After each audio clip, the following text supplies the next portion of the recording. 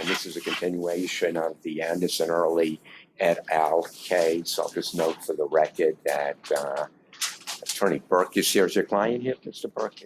Okay, she's Zooming, okay, and I believe Mr. Bourgeois may be Zooming along with his client. I noticed that Attorney Kiley and Attorney Fiero with their client, Attorney Visconti is here with his client. So I hope everybody had a good weekend and a good beginning of the week. So welcome. Do we have any house cleaning matters you want to address before we start? I do want to just state that Meredith was kind enough to do more research on the motion that I had filed regarding the directed finding, the conclusion of the evidence. I recall it. And obviously, you made a ruling on that, but I understand that there is a specific rule applicable to the commission, and we would intend to file our respective motions at the conclusion of the case. No, yeah, I look forward to reading them. Thank you. Just make sure you give it in a timely manner to the petition to allow them to respond. Okay, is there anything else? Just one item. I believe the commissioner noted that he had read the transcript of Judge Despotopoulos. I did. And he was awaiting something from Attorney General Sullivan. Counsel Sullivan. Right. Wasn't sure if he received anything, wasn't sure if the presiding officer was ready to admit the transcript into evidence. Have we got anything from? I have some information. Okay, thank you. Mr. Kiley, yeah. I had a communication with Mr. Sullivan. I received an email related to the general issue, and in it he indicated he would be filing something on that today. Okay. So I don't think, Yeah, I think I got that last night. I didn't read it until this morning. Okay, very good. You know, I told him he had to Wednesday, and unfortunately I didn't say 9 o'clock Wednesday versus 4 o'clock Wednesday, so that's on me. So having said that, you know, he may be under the belief he can get it at any time today. Once he gets it in, obviously I'll show it to you, and then we can discuss it at that point. Great, thank Okay. you. No, thank you. Just one other thing, Judge. Yesterday we filed a motion to file a witness affidavit under. I saw the motion. Do you want to be heard on that now? Sure. As I think, just as outlined in the motion, you know, respondent Early is entitled to present a vigorous defense. We outlined in the motion how this affidavit and this testimony is relevant to his defense. I think that'll become more clear if you read the affidavit, which I'd be happy to give you in camera and also give copies to the other counsel. Yeah. As far as the under seal aspect of it, you know, this does have to do with the private mental health information of an individual, which is protected under the public records law. Right. So we want to be sensitive to that, of course, while still ensuring that, you know, we present a vigorous defense for respondent Early, and this particular evidence goes to his state of mind and the relevant circumstances, and whether someone could conclude from his actions that he was influenced simply by the fact that this is a judge's daughter. This goes to his state of mind, what he knew at the time, and why he acted the way that he did. Okay, if you were to call her as a witness, then we're not doing that in camera, correct? Correct. That was. You know, so, you know, the problem is that, you know, you're asking me to do something to protect someone's, you know, mental health, which is notable, you know, it's appropriate, obviously. But if I deny the motion, the witness is going to testify to that, and it's going to be out there, right? That's why we were hoping to avoid that situation. That's why we filed. You see, you know, I'm just incredibly hesitant to, you know, look at something, you know, in camera in this case. And I'm informed, you know, from the powers that be in my office that, you know, if I look at it theoretically, then it becomes a public document. So, you know, that's what I've been informed. I'm not sure, you know, I'm not sure that's right or wrong. I'm not sure there's a lot of case law on this. But, you know, as I said, if, you know, I understand what you're saying, but, you know, it seems to me if I deny the motion, you're calling a witness, and the witness is going to testify to that. Now, is there a problem with the witness testifying to that? Do you have this same We're hoping to, then we would have to determine whether, how to proceed and whether to call this witness at all. And then theoretically also, it just seems to me out of fairness to the individual with the mental health concern, she should be notified and Absolutely. told what's happening, and she should be coming, in to testify to that, because she may not want, that to so I don't know what she would do, but out of fairness, that she should be contacted. Let me ask you this, is this, essential? It would seem to me it's not, but, I don't know what your defense is. I have an idea what your defense is, but, can't you get this testimony in? You're planning to call, Mr. Early, he can testify to this, so. Again, he could testify to it, but then it would be public information. So that's what we were hoping to avoid with the filing the affidavit under seal. And under the public records law, it's any record made or received by a government agency, not any records that you view as a. Well, I'm sensitive to that, and, if, the witness is gonna start testifying to that person's mental health, it seems that person should be contacted. I could be wrong, it just, out of fairness, it just We seems. have no objection to contacting her, and we're So, contemplating doing something like that informally. obviously, I'm all for shortening the need of live witnesses, and if we can get it in through an affidavit, candidly, I would prefer that, but I'm not sure it's doable in this case. I just go back to, how essential is this witness, especially since you're gonna call your client and he's gonna kind of testify to this. So, Yeah, I think we're just going in circles. It wouldn't be essential, except for we're trying to avoid it becoming public information. So, I realize that. Yeah. So I guess if this was a trial, I would make sure I would appoint an attorney, and I would say, contact your client and let me know what you want to do. This is a hearing, not a trial. There are different considerations, although I'm not sure they're all that different. So, I would ask you at a minimum to, if you want to get that in, to contact the individual with the mental health problem and see if you can ascertain what his view would be on this. Because if they would have no. assuming that it does not, are you denying the motion to file the affidavit under seal? Is that what I understand? At this point, I'm not ruling on it, so, for the reasons we just discussed. Right. So if we contacted this individual, which we may have already done informally, and the individual did not object to the information coming in under seal, Well, I think I just have a problem under seal, candidly. okay, It's an open proceeding. You're telling me you might call a witness, then that's gonna be an open proceeding. So then just to say, we'll avoid the, that route by going the seal route, I don't think, frankly. I think your decision might affect us from introducing this testimony at all, frankly. I mean, This decision could prevent us from introducing this evidence at all, frankly, because the recovery of this individual is more important than what's happening in this case, frankly. well, I'm sympathetic, obviously, and obviously I've been admitting just about everything from both parties, and it's been over objection or not objection. I've indicated my inclination. I've just indicated to you, I just have a real problem doing something under seal when, if I deny that motion, you're gonna call her and the world is gonna hear a testimony. Is the concern sealing? That's what, Is the concern the sealing? Yeah, that's what my concern is. Could we do an affidavit unsealed? If you did an affidavit unsealed, then it's out there, and then I can take. It's out there, but it isn't broadcast. Yeah, it's, I have no idea what the, the press would do, what others would do, I just don't know. It's their right to do whatever they want to do, obviously. So, but, if you want to file, the affidavit, if you will, then I would turn to the petitioner and see what her position is, although I can imagine what her position is, what his position is. So, and then I would just take it from there. Although, obviously, I think I've allowed just about everything into evidence. So, that would be my inclination. But I keep an open mind. I'd hear what the petitioner would say, what you would have to say. Okay. Sorry to make it difficult. I apologize.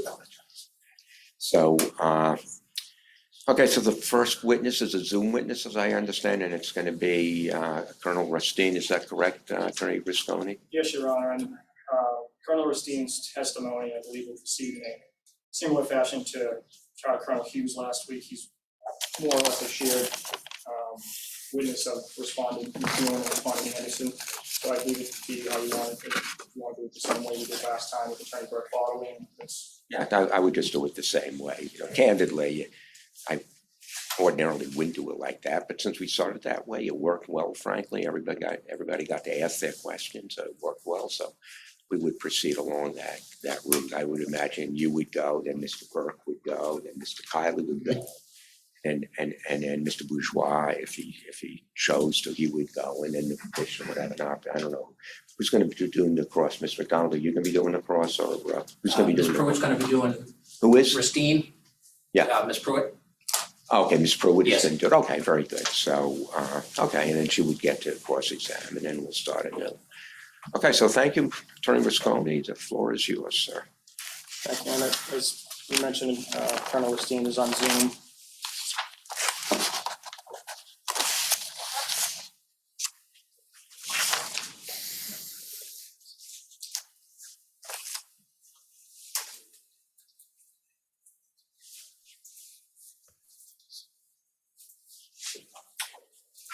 Colonel, good morning to you, sir. Can I just ask you to stand and just raise your right hand? I just have to swear you in, sir, okay? Okay, sir, do you swear to tell the truth, the whole truth, and nothing but the truth, so help you God? I do. Okay, sir, thank you very much. Okay. Ms. Risconi, the witness is yours. Thank you, Your Honor. Good morning, Colonel. Can you hear me okay? I can. If at any point in time you can't, or if connection cuts out or something, just feel free to signal however you see fit, okay? Will do. Colonel Rustine, could you introduce yourself to the commissioners? Yes, my name is Daniel Rustine. And what is your background with the Massachusetts State Police? I was on the state police from 1986 until 2018, retiring at the rank of lieutenant colonel. Could you walk us through your employment history with the state police, including any training, commendations, any to that effect?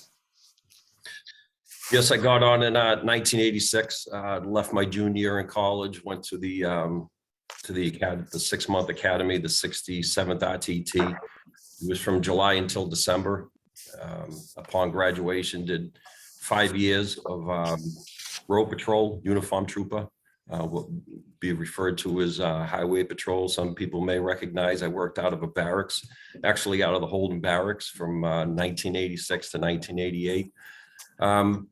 In 1991, I was transferred to the Division of Investigative Services. I worked in the gang unit until the year 2007. During that span, I was in there originally as a trooper. I was promoted through the ranks and stayed within the gang unit from sergeant to lieutenant. Worked in a federal task force for a portion of that, an FBI task force, working in urban areas and taking gang investigations to the federal level using the resources that we were able to obtain working in partnership with the FBI. And so extensive training that I received in investigations, narcotics, gangs, organized crime, thousands of arrests over the years, both in district court, superior court, federal court. So extensive training I received throughout there, and I received many commendations over the years from both within the state police and also from the U.S. Attorney's Office. So you said you started in 1986, and you said you had some familiarity with narcotics. Yes. Now, when you say narcotics, did you have familiarity with people that were suffering from substance abuse or narcotics users? Yes. Since your start in 1986, in your experience, has the direction of the department as to how to treat those individuals, and in some cases prosecute or decline to do so, changed? Absolutely. Can you get into that a little bit? as far as the law, I know there was one law change. It had to do with knowingly being present where heroin is under Chapter 94C. That was actually my first arrest in 1986.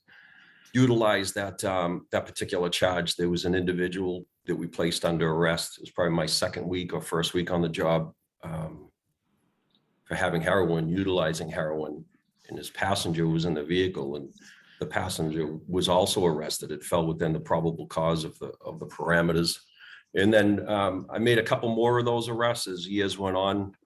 We didn't make too many of those arrests in the gang unit, but nonetheless, it was a charge that was repealed, just reflecting, I think, the overall change in philosophy on how to treat individuals that are battling substance use. And if you, I don't expect you to know the exact year, but that law being repealed, was that recent? Was that after you first started? Do you recall approximately when the law was repealed? I believe it was in the early 2000s. And your personal experience as far as your interactions with people suffering from substance abuse,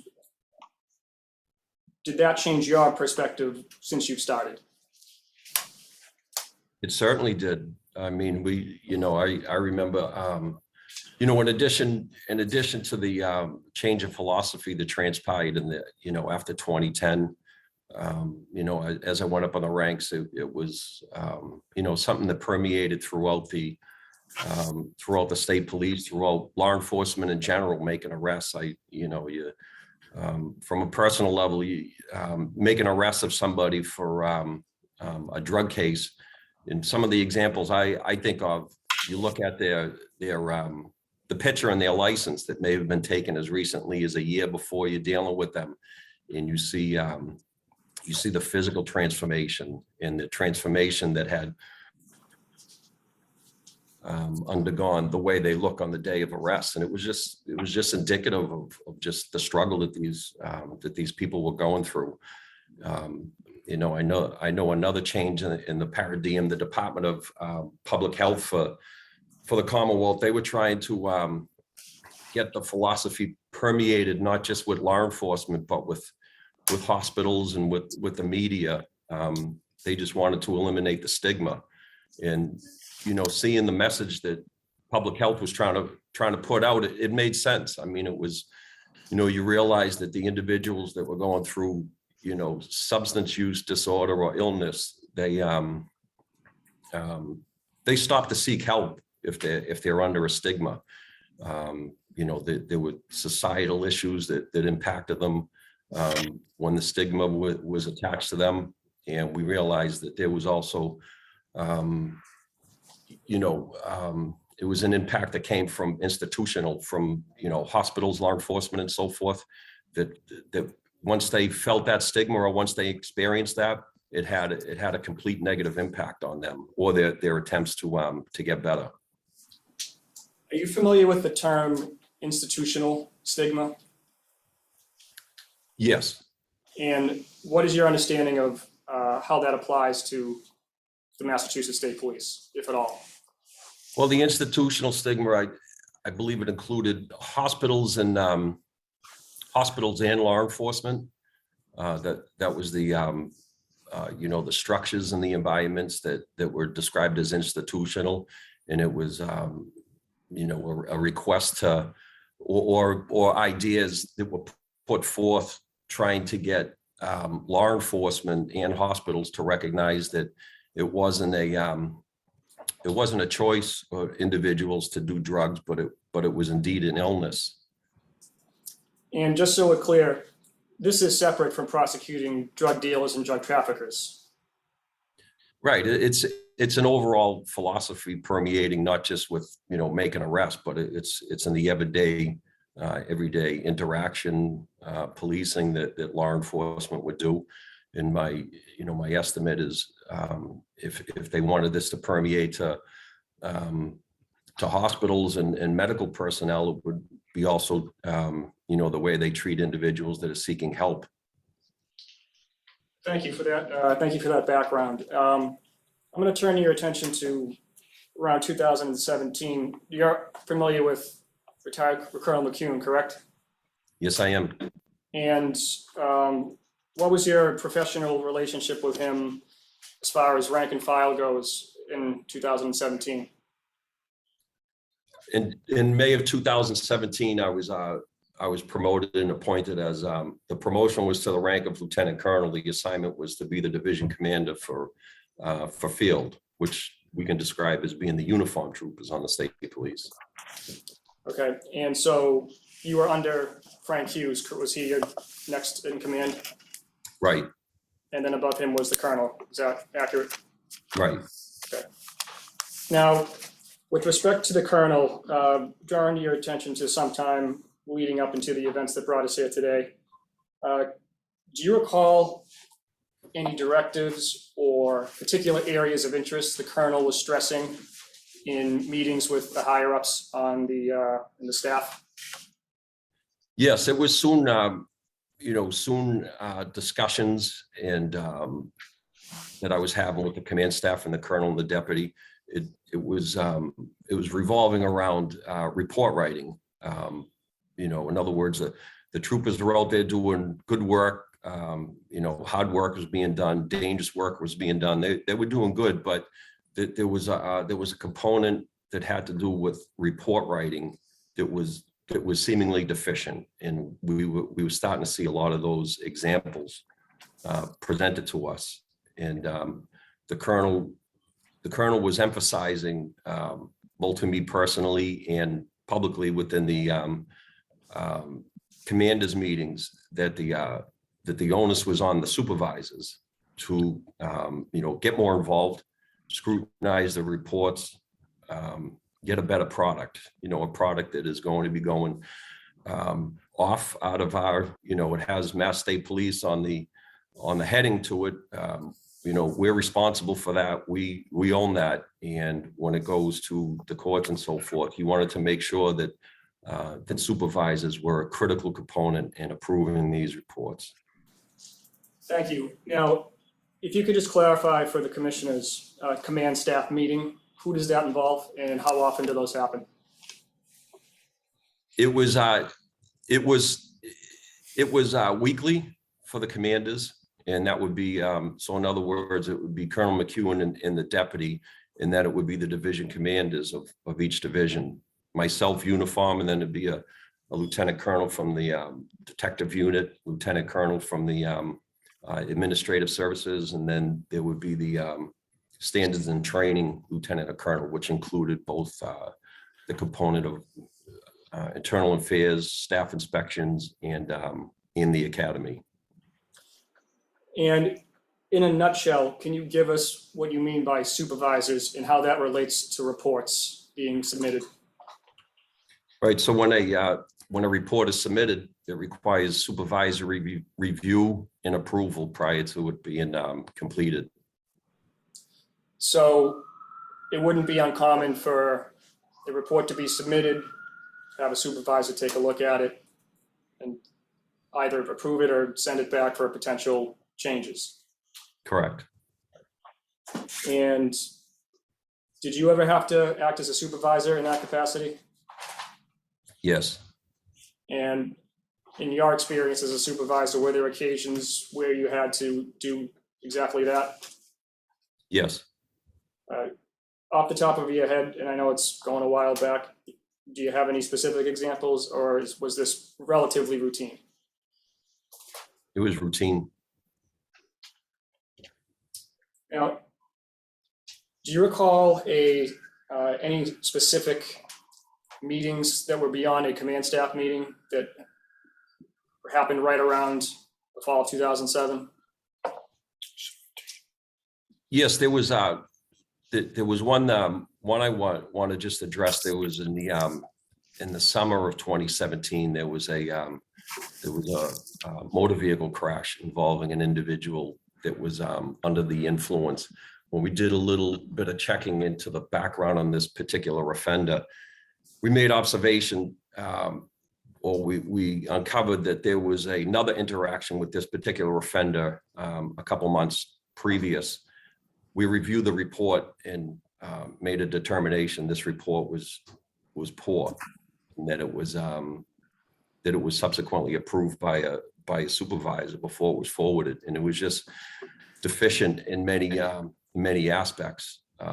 So we had a discussion about that, and ultimately the troop commander for A Troop Northeastern Mass issued an EES to the supervisor, and I believe the trooper for that deficient report. So that was that was another example of conversations that were along the lines of the report writing deficiencies and same, and getting the supervisors involved. Now, Colonel, you mentioned EES. Could you explain what an EES is? EES is in the employment evaluation system, and it just was a vehicle to recognize deficient behavior, and it was also a vehicle to recognize good behavior. For example, putting in a trooper for an award for exemplary actions. Now, is this also referred to as an observation report? Yes, SOR, Supervisory Observation Report. So if someone's issued an observation report, what happens with that report? It goes into a file. We expect that, when it's presented, that the person receiving it will review it and understand what it's for. Read it, understand it, have a conversation. So it wasn't just, it's a corrective action measure. And, so you want it understood. You don't want to just, put it to file.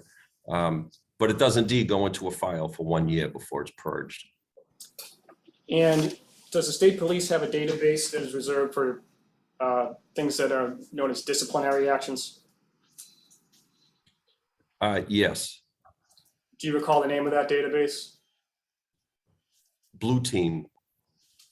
Does an observation report go into Blue Team? No, that's separate. So is an observation? Doesn't qualify for Blue Team. I'm sorry, I didn't hear that last part. Your internet is cutting in and out, but I think I got, you just repeat that. It didn't qualify for Blue Team, or it doesn't qualify for Blue Team, the observation reports. And is an observation report a disciplinary measure taken by the state police? No, it is not. Now, you mentioned an incident just moments before we got into the observation report.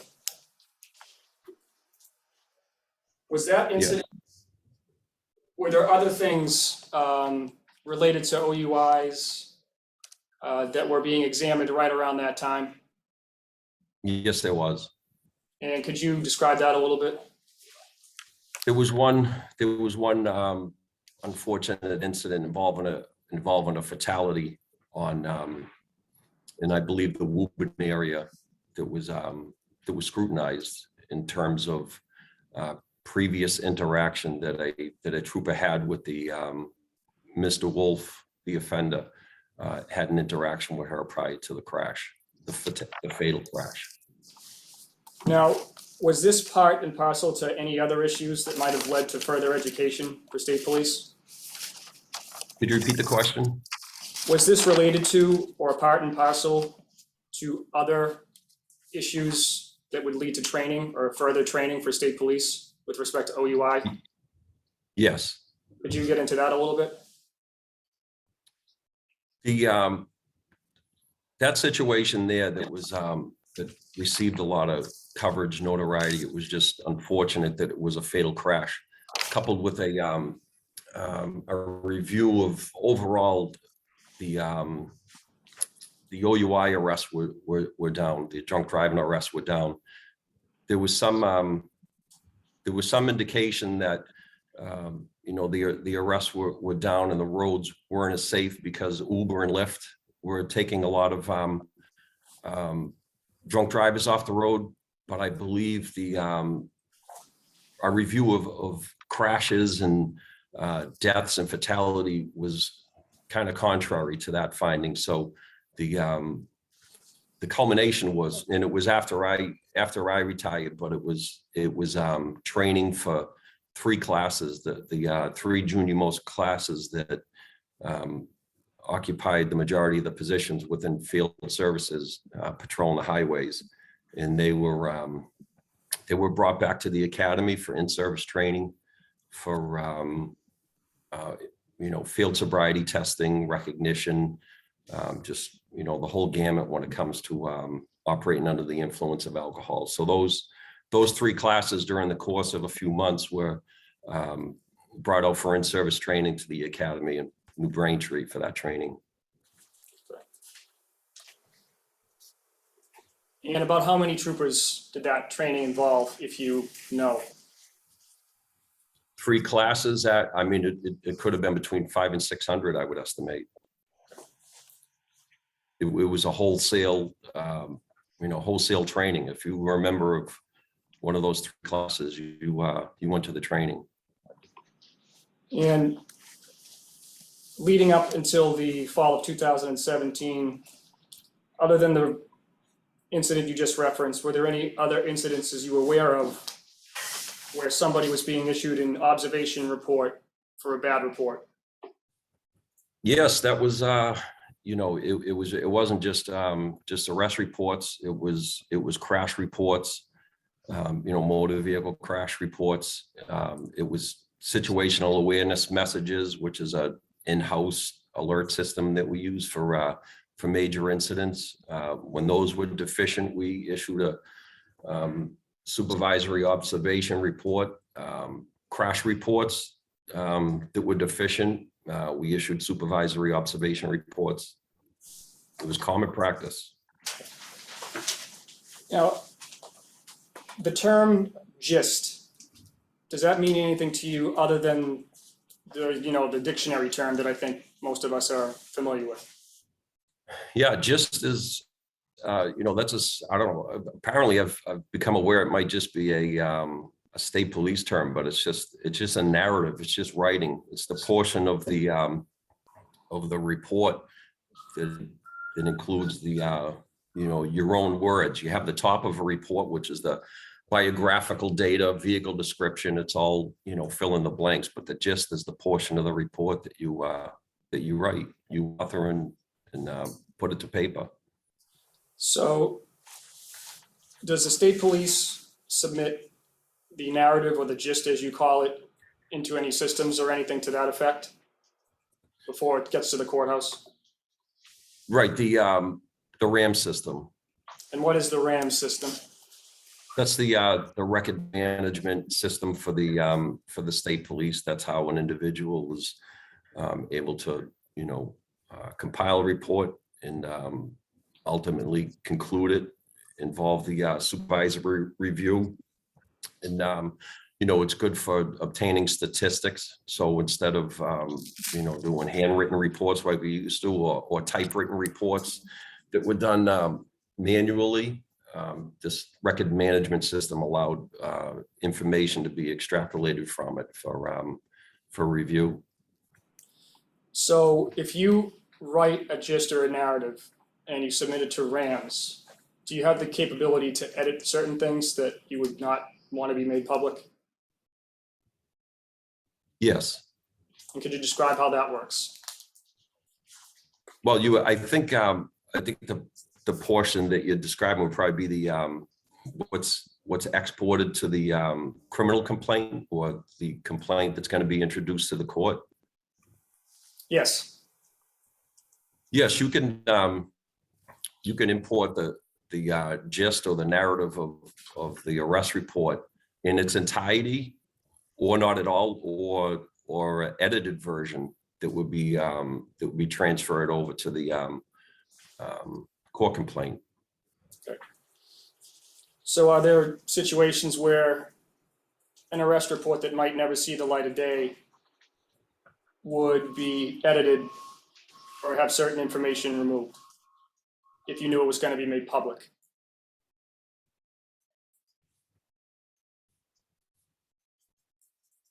I think we might be having some internet trouble. Right. I think we had trouble, but we may be back on. is there a situation, or can you think of an example of where you might edit something in the RAM system knowing it was going to be submitted to essentially a public forum?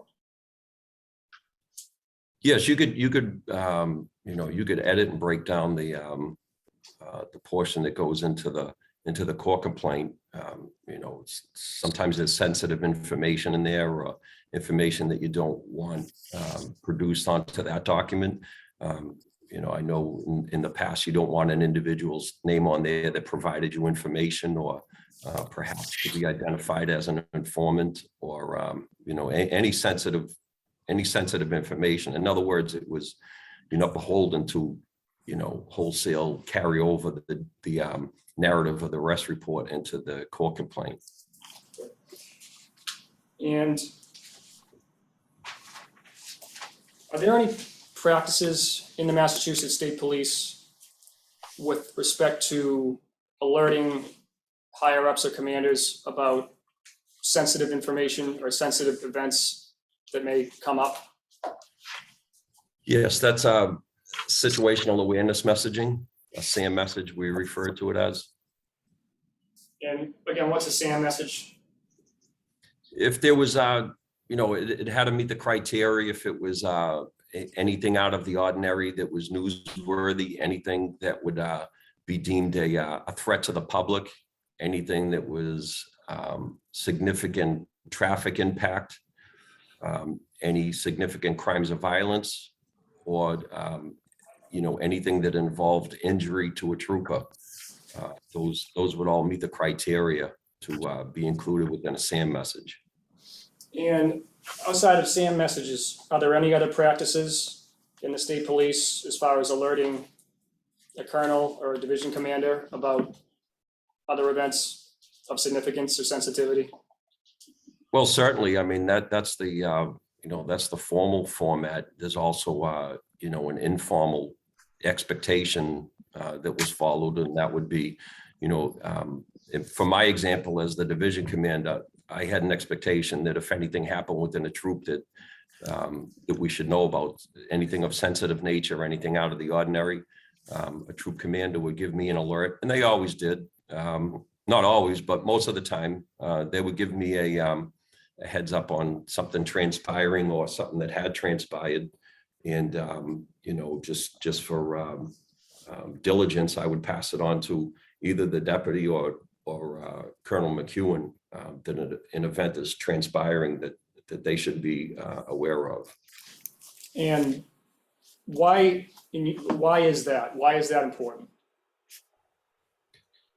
Well, for just so that you're prepared to respond, should there be any additional inquiries, just common practice. It wouldn't just have to be, in law enforcement, but in any, in any work environment, in any setting, you should just let the boss know when something's happening that's under their purview. Sure. Now, if I could draw your attention to the events that bring us here today. When were you first made aware of the young lady in question here, of her arrest? I believe it was on Tuesday, October 17th. And what was the context of you learning about that? Where were you? Who were you talking to? Who was around?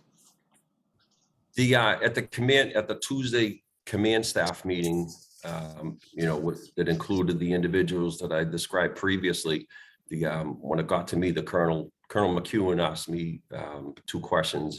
He asked if I had heard about a incident in a troop in which a Lynn police officer was arrested by troopers, and he asked me if I knew anything about a judge's daughter being arrested in Central Mass.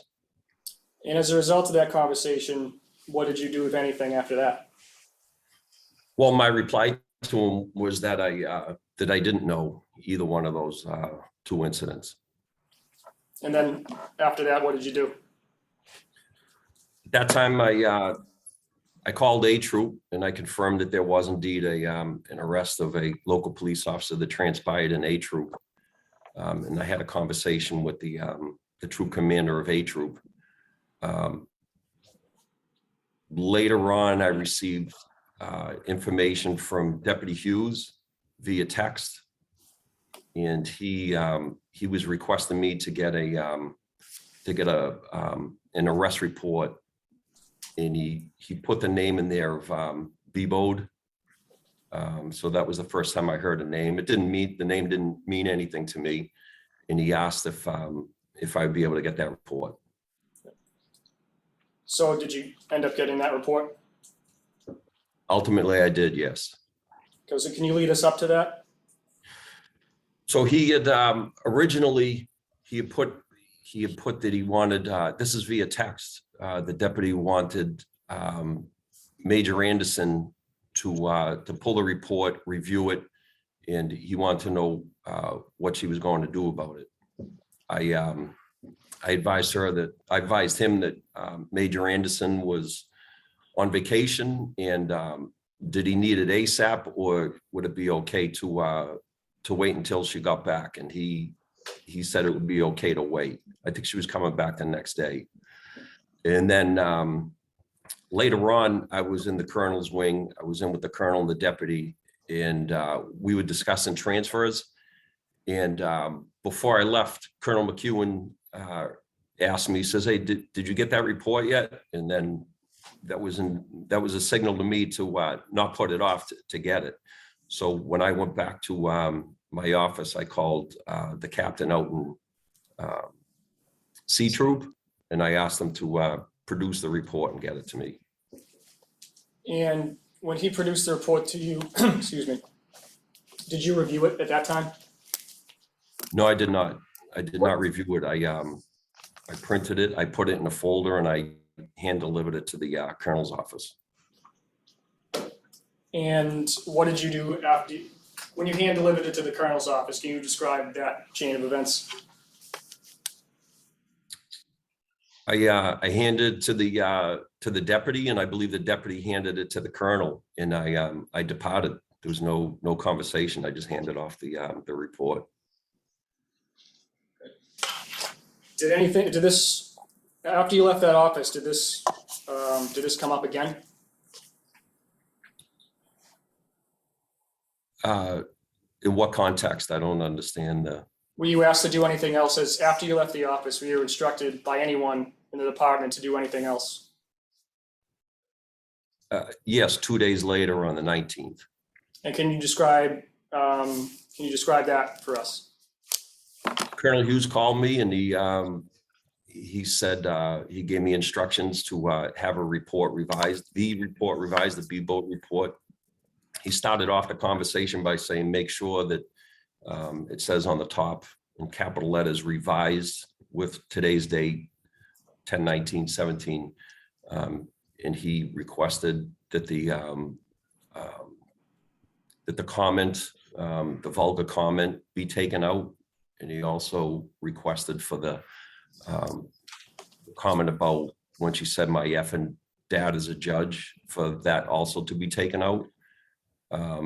His instructions also included to bring the report to the DA's office and have a copy brought to the defense attorney. And when you say that my dad's an effing judge comment, just so we're clear, is your recollection that you're aware that it was my dad's a fucking judge, he's going to kill me? Is that the Yes. idea? Okay. And then subsequently, the other comments, which I'll paraphrase, where she described the method in which she procured heroin for her and her boyfriend. Is that the comment, the other comment? Correct. Okay. What was your understanding as to why those were asked to be revised? Well, I know the vulgar comment, it was, it was all falling in line with the, philosophy that Colonel McKeon had about report writing, professional report writing, that it didn't fall within the parameters of, probable cause, that it was unnecessary, that it was a statement that, didn't belong in an OUI arrest. And, the comment about about her father wasn't necessarily that it was vulgar, but it was unnecessary at that point in time. Was there any issue besides it being unnecessary with the judge's daughter comment? About what any risk of anything or any danger of anything, if at all? Well, the pretrial publicity was certainly a factor, and that it was better left not in the report. And did that particular comment, did that relate to probable cause? No, it did not.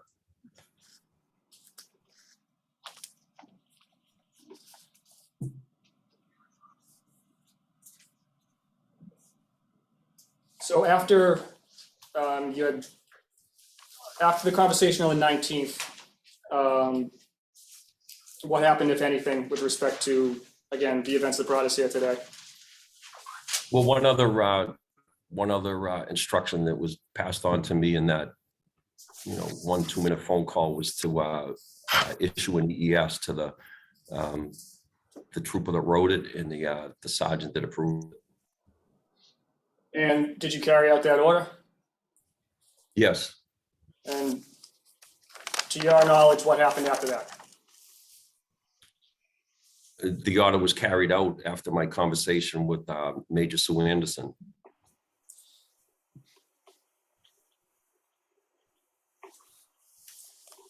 Now, have you had an opportunity to read the report itself? I read it once at when I was being interviewed by the attorneys for the Attorney General's office during my interview in December of 18. Did you have a react? I'm sorry, February of 18. Did you have a reaction one way or another after reading that report? Yes. And what was that reaction? Well, when you read it, you just see that it was totally unnecessary what he said about what he said about the female. If there's other ways he could have done that. I mean, here it is. It all fell in line with what Colonel McKeon would always talking about. He said, our seal is at the top of these reports. They have to be, they have to recognize that once the report's generated, it gets out there, and that just jumped out at me as being totally unnecessary, that comment. And it was in quotes too, within the report. Did you have any conversation with Colonel McKeon about the report? I remember a couple days afterwards during that week of the 17th, after the revision and so forth, we were having a transfer meeting. And he asked me, he said, he goes, do you have any knowledge why this trooper did this? And, I didn't have an answer for him. He was just shaking his head. I think he was disappointed in the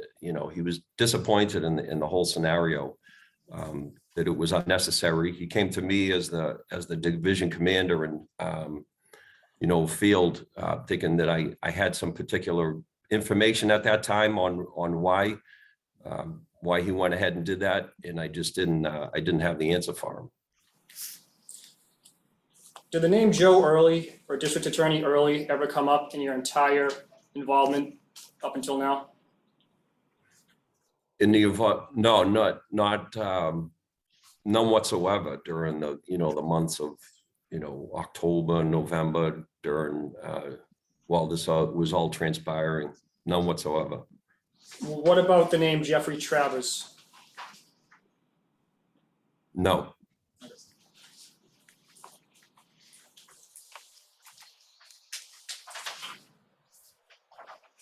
Now,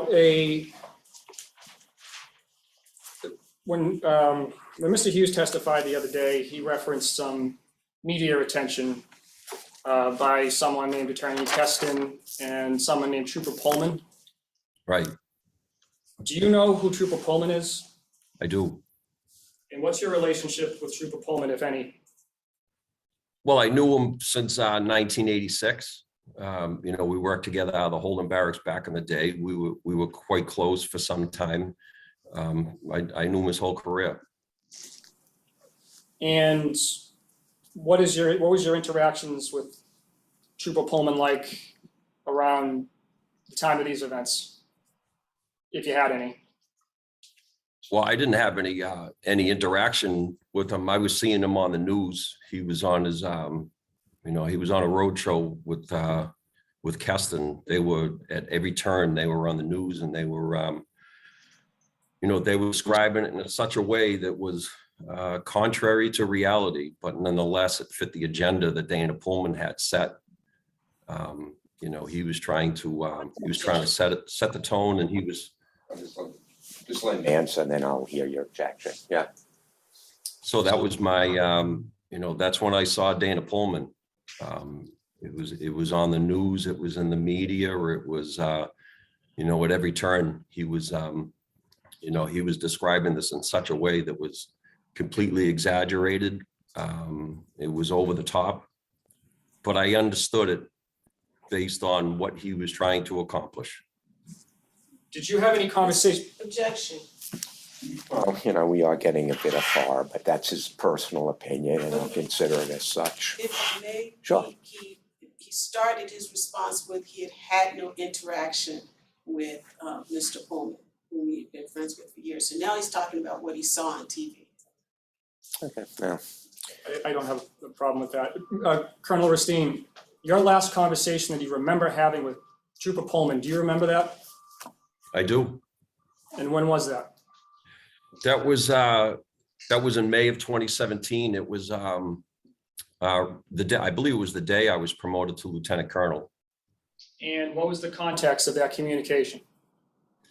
Well, it had a negative tone to it. He said good luck in a sarcastic tone, and he said, he goes, good luck to you. And he said Scarecrow has to go. And I asked him who Scarecrow was, and he said, well, that's McKeon, that's what I call him. So it was a derogatory term. And you know, he repeated again that he has to go. He says Scarecrow has to go, and good luck to you. That was in May. And you know, so it pretty much set the tone on what I knew Pullman was feeling in terms of Colonel McKeon. that's overruled, but why don't we move on? Certainly.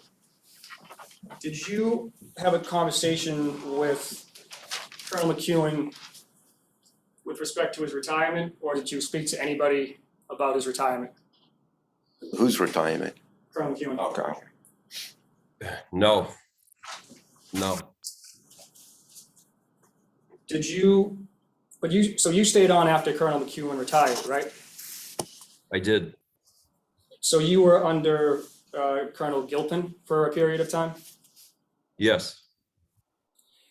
You were aware that a arrest report was leaked to the media in violation of an impoundment order, were you not, or are you today aware of that? I was aware of it then, and I'm aware of it now. What did you do, if anything, about that?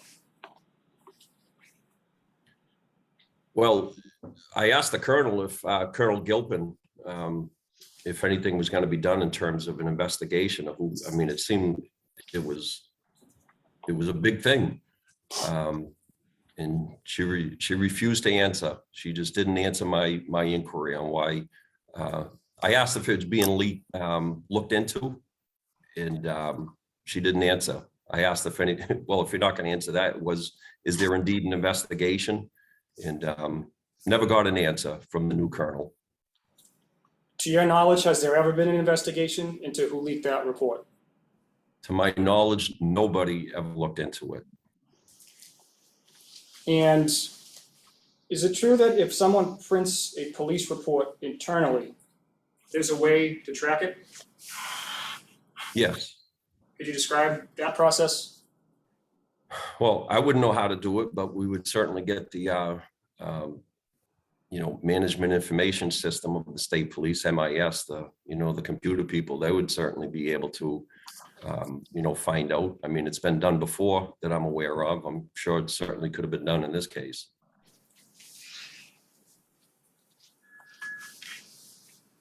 And to your knowledge, did Trooper Sevior, in his meetings with Major Anderson or anybody else right around the time of October 17th, did he have anybody else with him as a representative? Objection. Yes, Yeah, that's overruled. And who was that?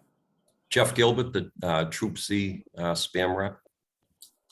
And who does Gilbert report to? Dana Pullman.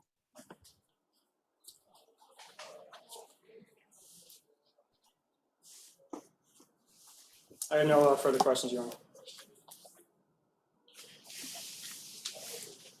Honor.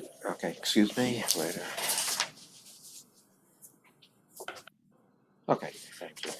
Yes, I just know for the record that Attorney Bourgeois is on, and he's been on for the vast majority of this witness's testimony. Good morning. Yeah, good morning. So, Ms. Burke, it's you're up.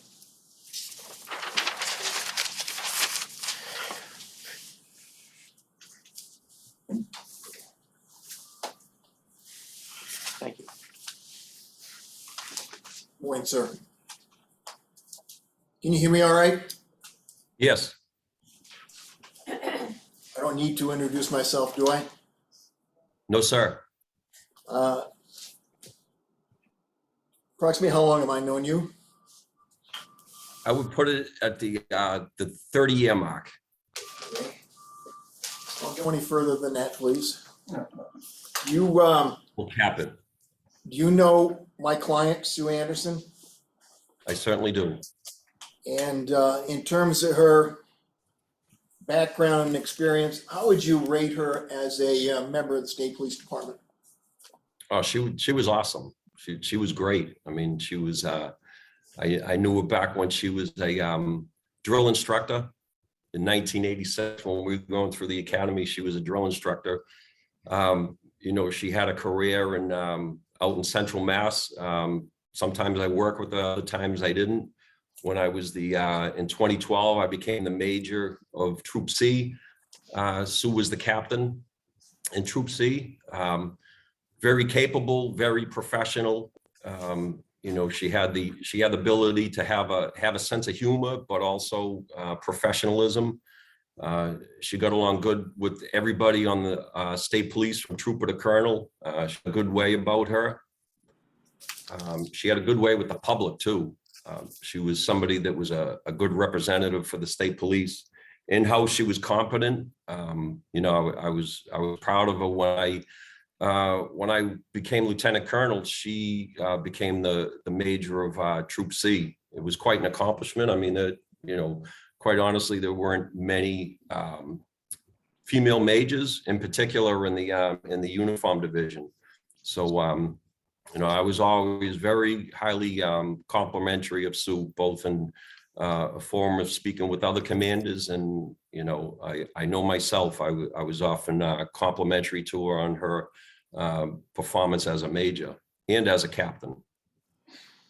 You were asked by Attorney Visconti regarding a conversation they had with her, I believe, on or about October 19th, 2017.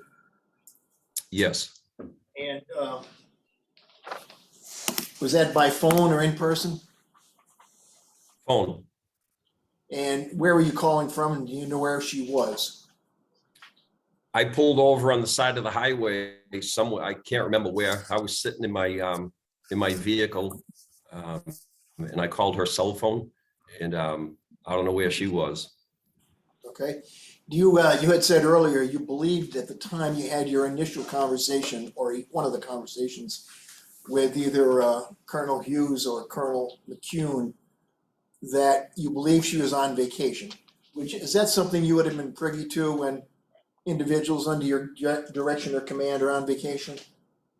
Yes, I knew she was on time off, and on the 19th when I called her, she was up and running. She was back from a couple of days off.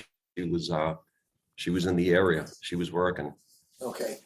Just so we can kind of bifurcate your involvement and separate it out from hers. she was not involved in any of the conversations that were had between yourself, Colonel Hughes, and or Colonel McKeon prior to your phone conversation with her, right? Correct. Okay. And she didn't play any role in terms of making any decision as to what, if any, statements are going to be removed at that point in time before you called to her, right? Correct. Okay.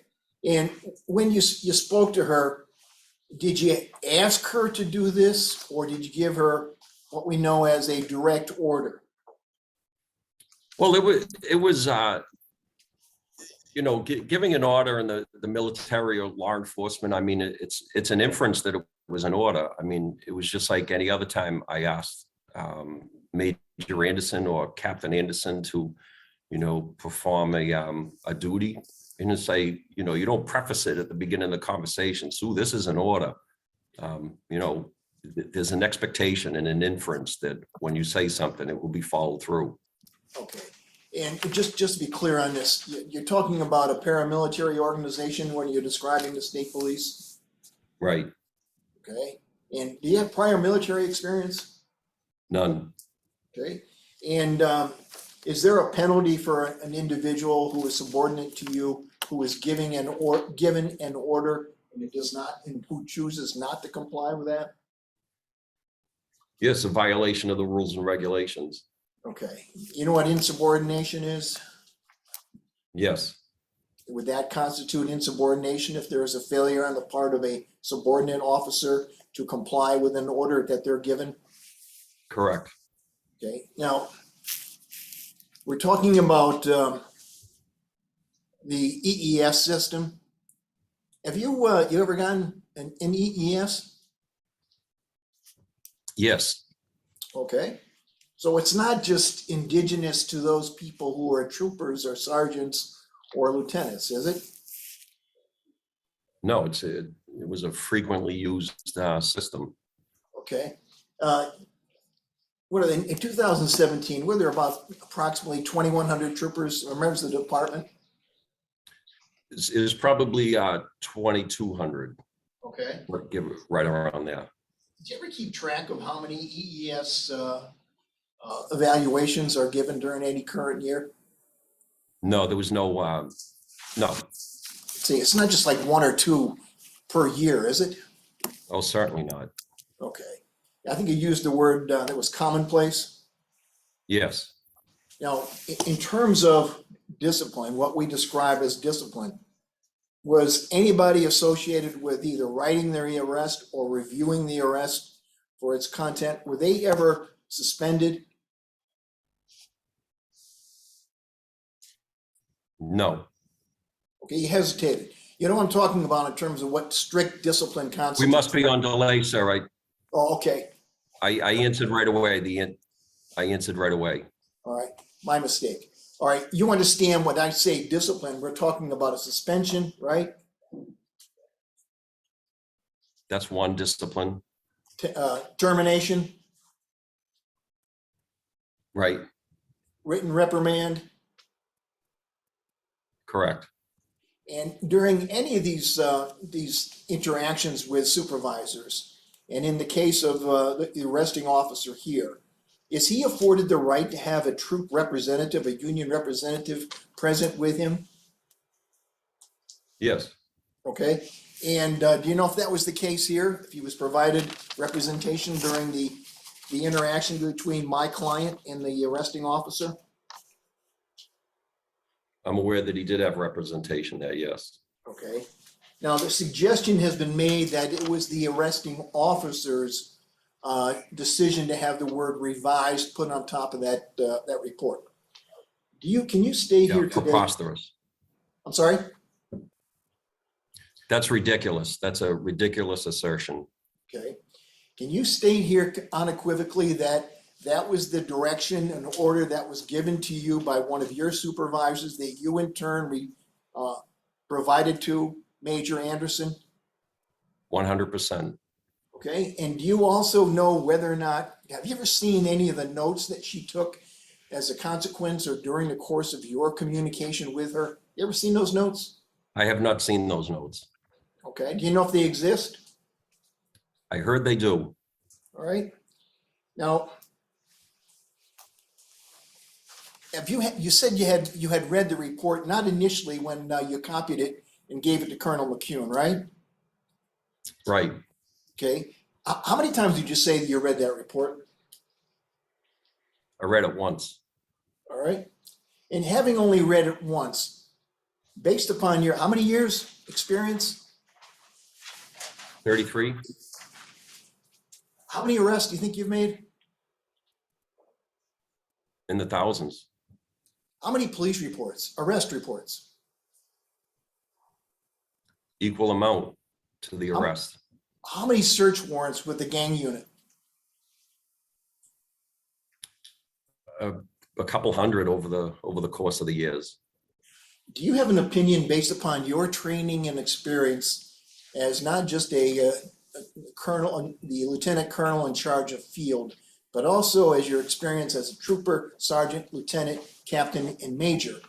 Do you have an opinion as to whether or not the content of those statements that were removed contribute to probable cause?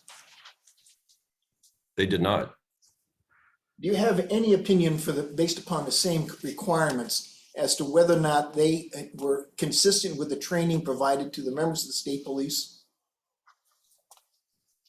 I would say they were inconsistent with the training. Now, you had told the commissioners that at some juncture, there were issues that had come to the fore regarding report writing, right? Yes. And the suggestion has been made in testimony here that the arresting officer and or the supervisor, I'm sure about that, were sent for particularized training to them alone. Is that true? Well, I heard the testimony. I heard a portion of Trooper Sebio's training. He described it. It almost sounded as if it was he was hand selected for it. And as I described to Attorney Rasconi upon question, this was he went to a training that involved 3 whole academy classes that had graduated, and it was an in-service training that was probably upwards of 500 to 600 troopers attended. I know it sounds nice that he was handpicked, but it's not the case. Is that true? That he was handpicked? Well, he made that assertion, but that's certainly not true. He was one of 3 classes, entire members of 3 classes that went to the academy for in-service training. Colonel Osteen, at the time you ordered these sentences to be redacted, were you aware that there had been a disagreement between the arresting officer and the bail commissioner on the night of the 17th of October? I'm sorry, the 16th of October? At the time, I was not aware. Okay.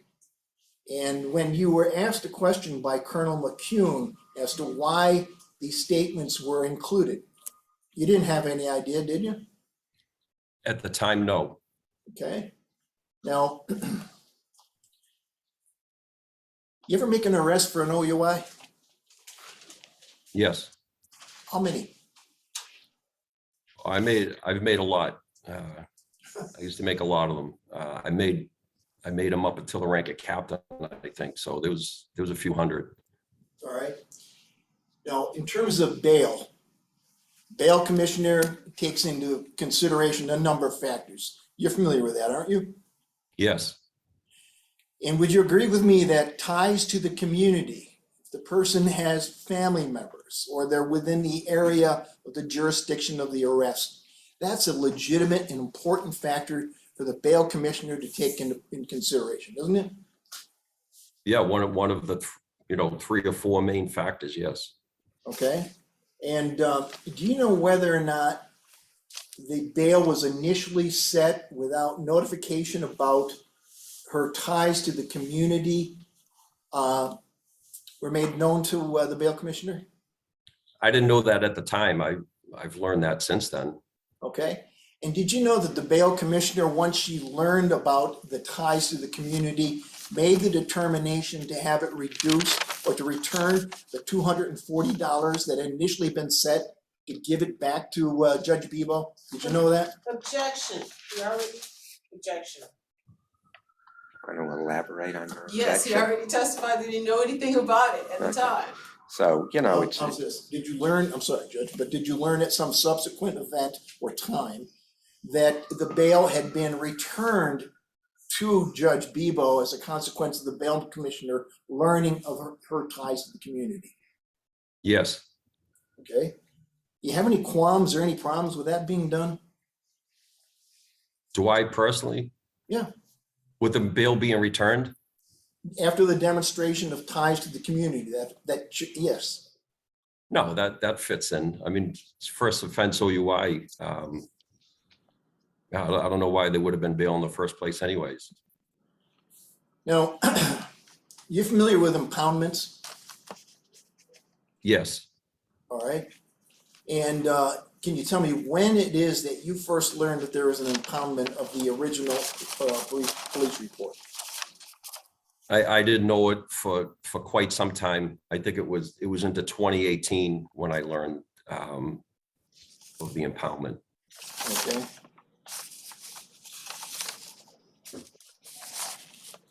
Now, when you were at the command staff meeting, you learned that there had been an arrest the night before for a couple of incidents of note. The Lynn police officer, right? Yes, And Miss Bebo's arrest. yes. Were you upset by the fact that you weren't notified by your subordinates regarding these two events? Can you repeat the question? Clipped Sure. out. You said that there is these are the types of events that you should have been notified of beforehand. Is that Yes. an accurate statement? Yes, I referenced that, yes.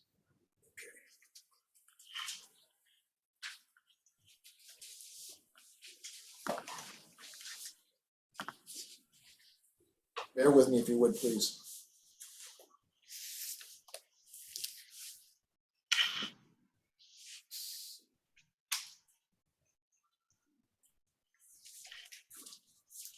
Just have a second, Judge. sure.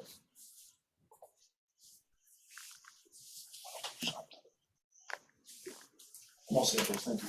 Thank you very much. Attorney Cog? This,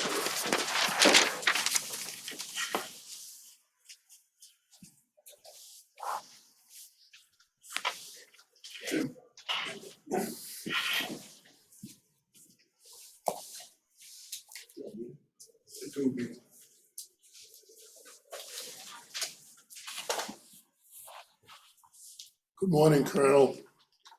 Good morning. We have met by Zoom on one occasion, correct? Correct.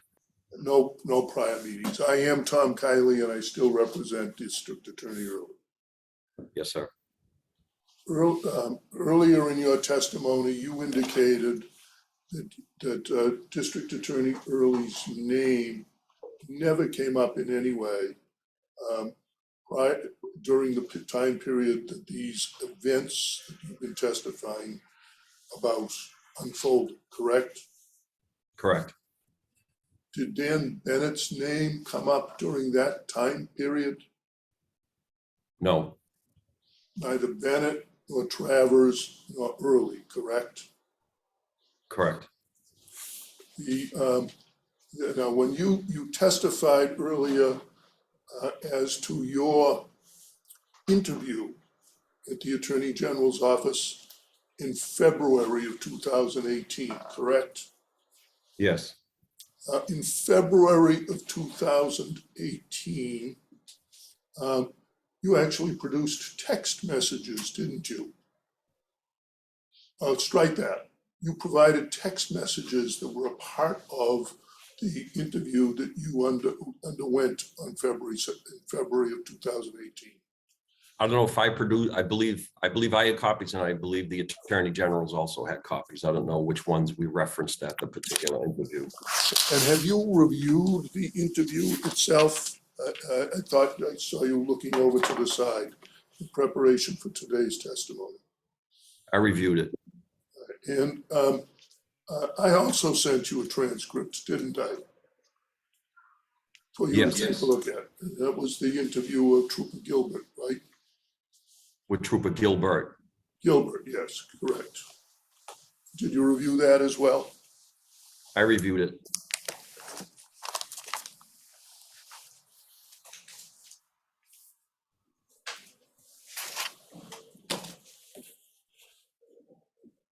In your interview, strike that. You observed problems with the reports yourself, didn't you? With reports plural other than this one? Yes, that you had observed, had you not, a problem with reports. Yes, And you talked about a command staff meeting. So when you heard the message from the colonel about at the command staff meeting, a large one, strike that, I think I'm confusing you. There was a large meeting in August of 2017, wasn't there? yes, And at that large meeting, there was a discussion of problems, multiple problems with reports brought up by the colonel, correct? yes, And as a result of that and your own knowledge of the deficiencies in report writing, you had a meeting with your troop commanders and field services, didn't you? Well, it was a scheduled monthly meeting with the troop commanders in September. And that was on September 26th, wasn't it? Yes, And an agenda item in the materials that you were interviewed about included report writing, correct? I believe it was item number 5 on the agenda. And that was so that you could impress on your troop commanders the need for more attention to report writing, correct? Yes, And the idea was to get the message through the commanders down to the sergeants and lieutenants, correct? yes. And the focus was on, If I may, I'm gonna object. If this is also Attorney Colley's witness, I'm wondering if he could lead the witness just a little less. Well, I've allowed cross-examination, so I'm gonna be, yeah, that's overruled. You can cross-examine the witness. you have do you remember the question, Colonel? If not, I'm gonna have it read back for you. Yeah, you asked if on September 26th, if it was through the sergeant, lieutenant, the supervisors that were pushing down the requirement for proper report writing. And was that the intention, to get the message out to the sergeants and the lieutenants? Yes, Sue Anderson at that meeting on September 26th yes, was the major, I assume major in charge of Troop A at the meeting on September 26th. I do believe, yes. And in fact, when you testified as to your own knowledge of EESs, you have previously testified, have you not, to particular EESs being issued in Troop A? Yes, In particular, an EES issued to Sergeant Shunu with respect to his failure to properly deal with an arrest with a report. yes,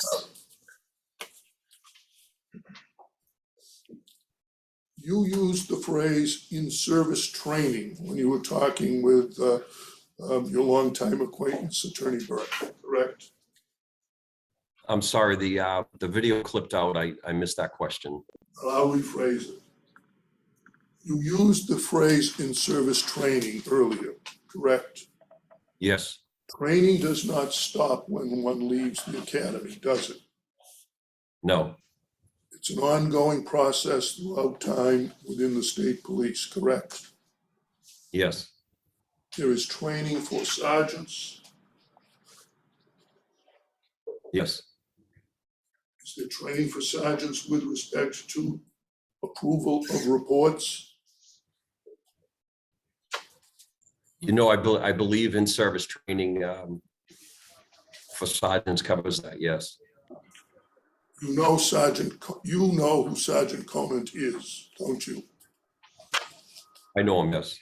You know him independent of this particular matter, correct?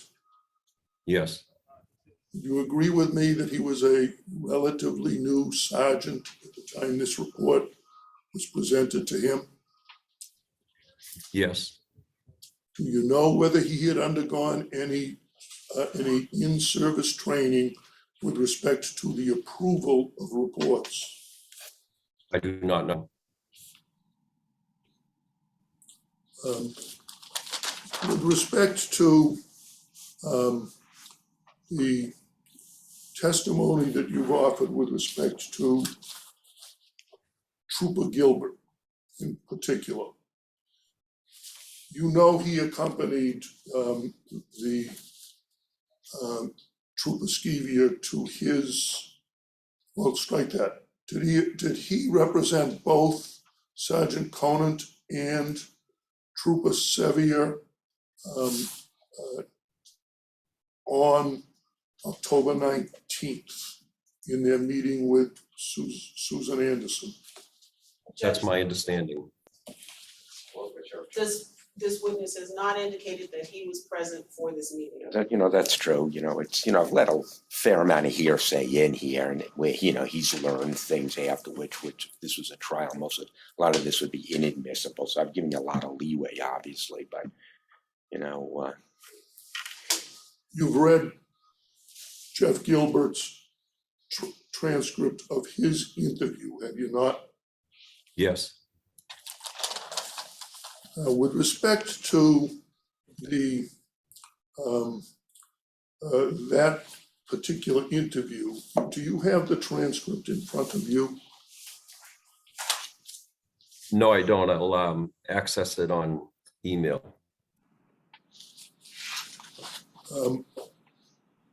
Mr. Hearing Officer, I provided this to Arthur, Mr. Shaw last night, but I only provided Bates numbers. I didn't provide the actual document. I am going to ask questions with respect to this interview, well, is he in a position to know it? Or are you just gonna ask what his opinions are on certain things Gilbert said? I'm going to ask some specific questions that relate to Mr. Pullman and Mr. Gilbert. Okay, well, I would ask that it be within his knowledge rather than, he read something and then, that's how he learned of it. So I think I anticipated your objection. What was Dana Pullman's position in 2017? He was the Spam Association president. Were you aware that there, other than from the scarecrow comment, that there was a rift involving the union and management of the state police? There was no secret about that. It was well known. Jeff Gilbert was a trooper in 2017. Yes, He answered up through the chain of command to a number of individuals, ultimately to the colonel, correct? within the state police. Yes. Yes, With respect to his responding to President Pullman, did Mr. Gilbert have a particular position in 2017? Trooper Gilbert was the Troop C rep.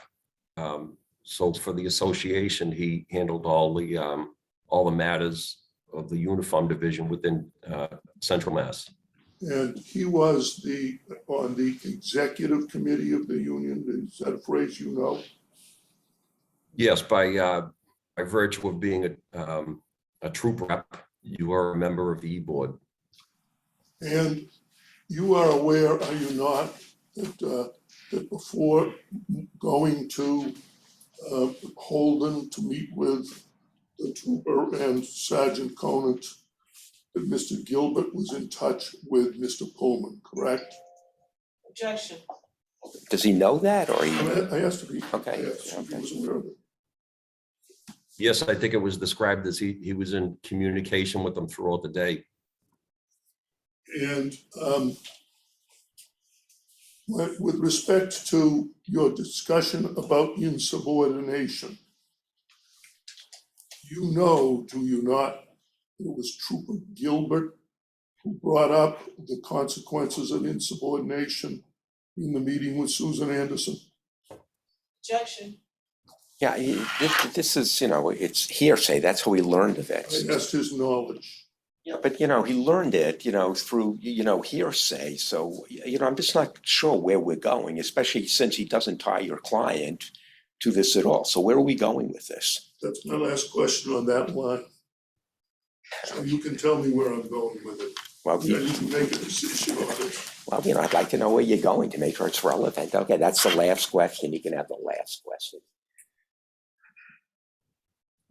Yes, I learned that Trooper Gilbert is the one that presented that scenario to Sevier, not Anderson, not Major Anderson.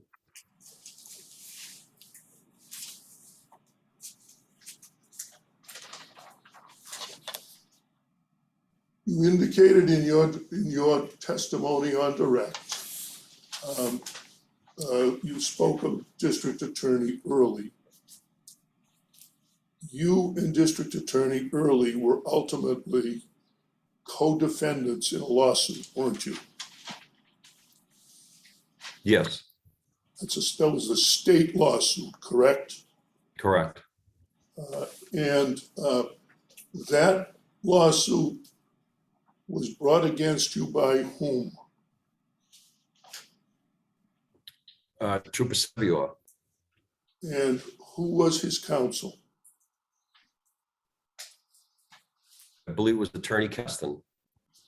And that complaint accused you of entering into a conspiracy with District Attorney Early, correct?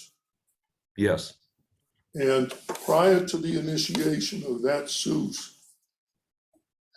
how many conversations had you had in your life with District Attorney Early? none. The complaint alleged that you were trying to swap out or switch documents in the court, correct? Yes, Did you ever discuss switching out, swapping documents with anybody involved in this matter? no. What was your understanding with respect to what was going to happen with the document that you directed, that you passed on instructions about when it went to the district attorney's office? Yes, Did you have a particular understanding about what would happen?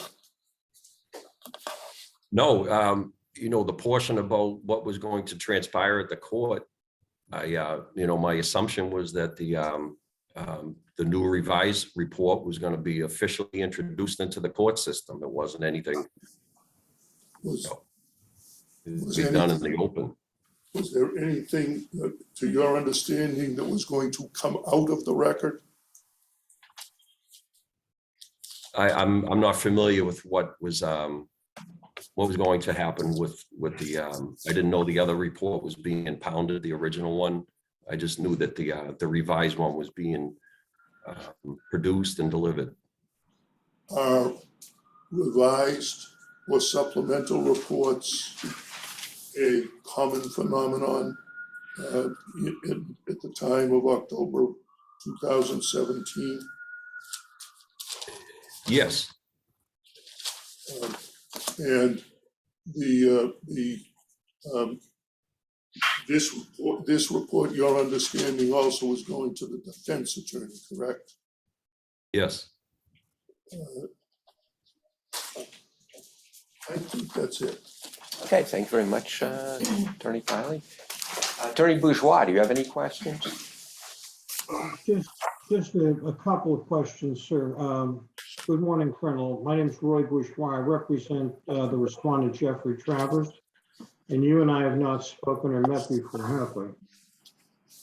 I think I knew you when you were a young attorney out in Worcester District Court, probably in the late 80s. It's a long time ago. Just to clarify, the civil lawsuit that you talked about briefly in response to Mr. Kiley's questions, was my client Jeffrey Travers involved at all in that lawsuit? I'm sorry, I can't. I don't think he was, but I can't be 100% on that.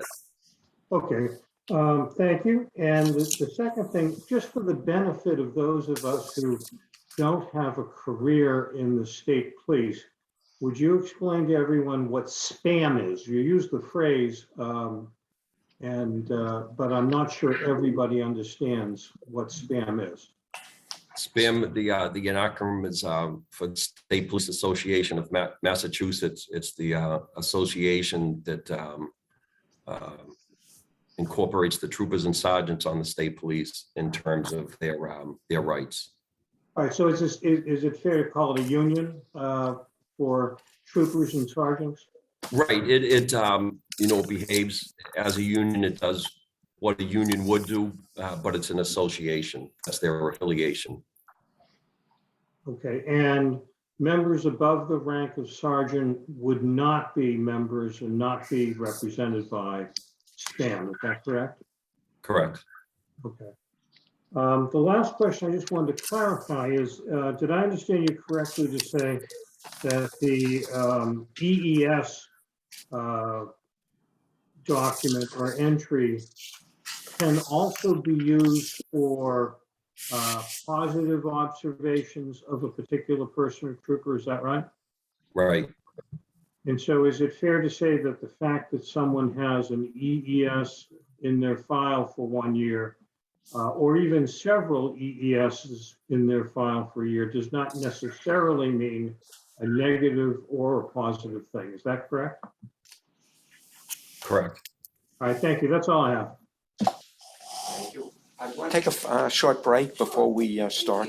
Once again, there's no rush at all. I just for timing purposes, about how long are you going to be, if you know? And I don't want to pin you down here.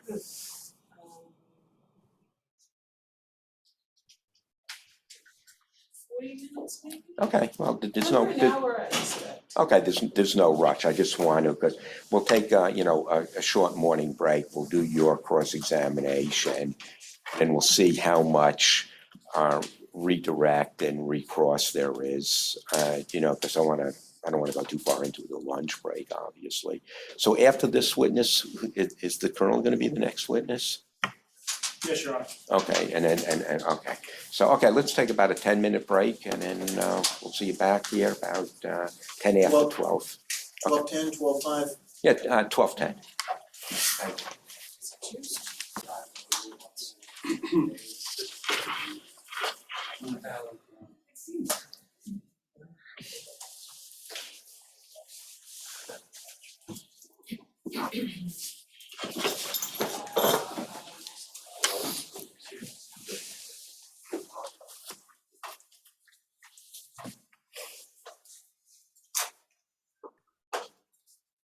Okay, everybody's here, and Ms. Pruitt, the witness is yours. Candice Pruitt, representing the petitioner. Are you able to hear me, Colonel Ristine? Yes. And how would you like to be referred to? Colonel Ristine, Mr. Ristine? What's your preference? No, just Mr. Ristine is fine. Mr. Ristine, okay. Now, you asked some questions on direct about the way that the state police addresses the opioid crisis, if you will. Do you remember that line of questioning from Mr. Rasconi? Yes. All right.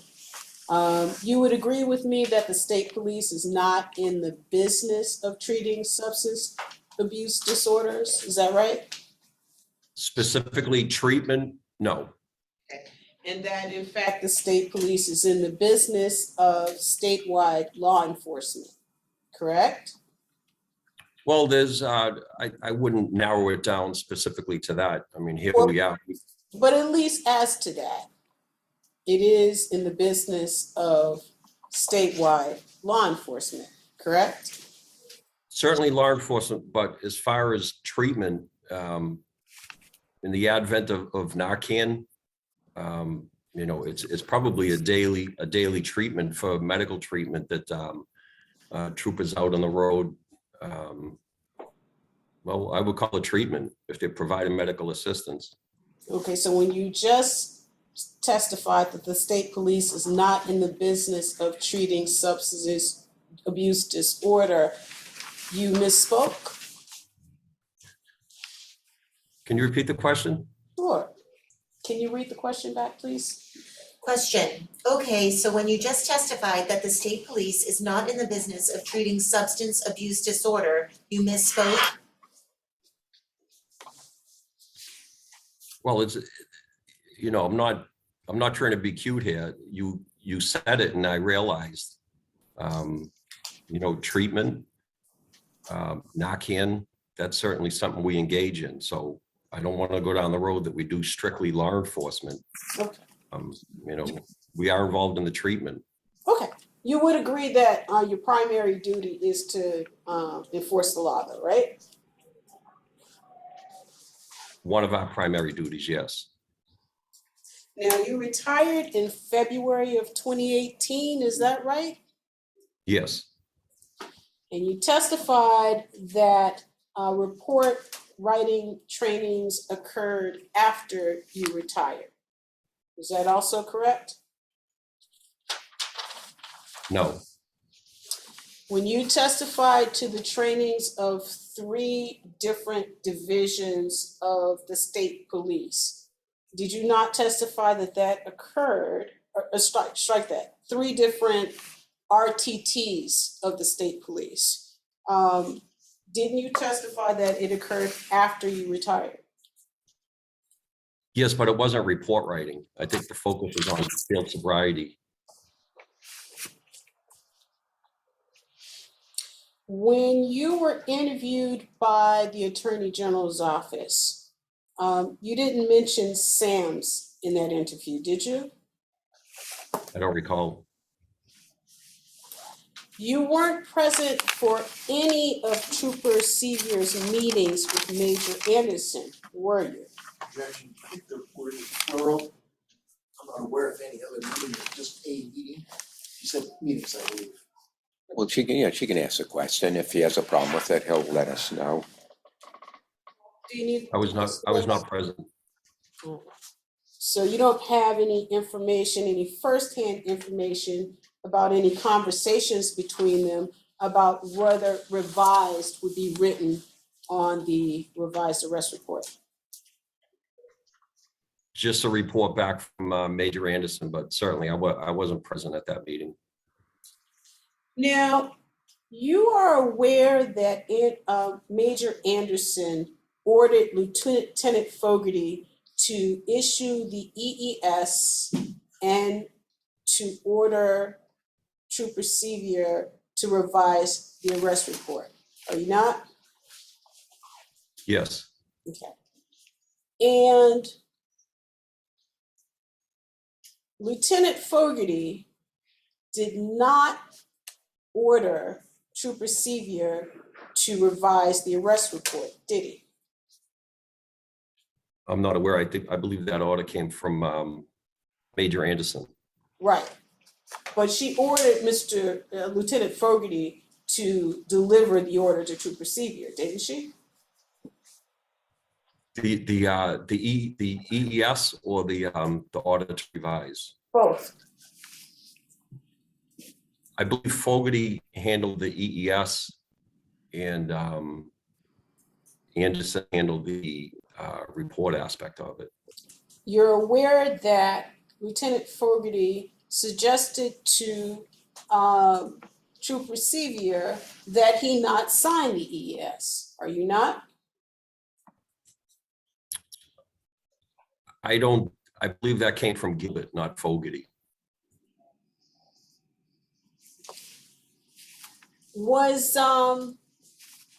Was Lieutenant Fogarty issued an EES for his interactions with Trooper Sevier regarding the arrest report?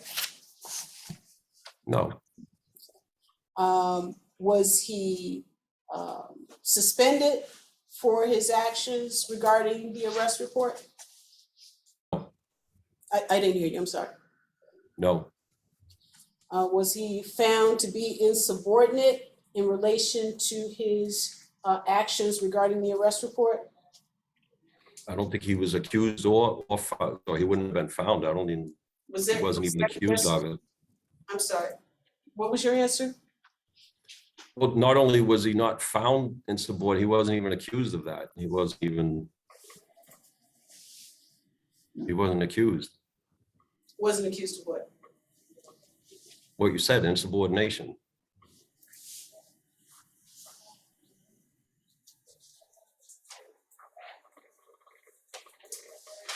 Attorney Kiley asked you some questions about the state court lawsuit of which you were a party. Do you remember that line of questioning? Yes, That lawsuit was settled, is that correct?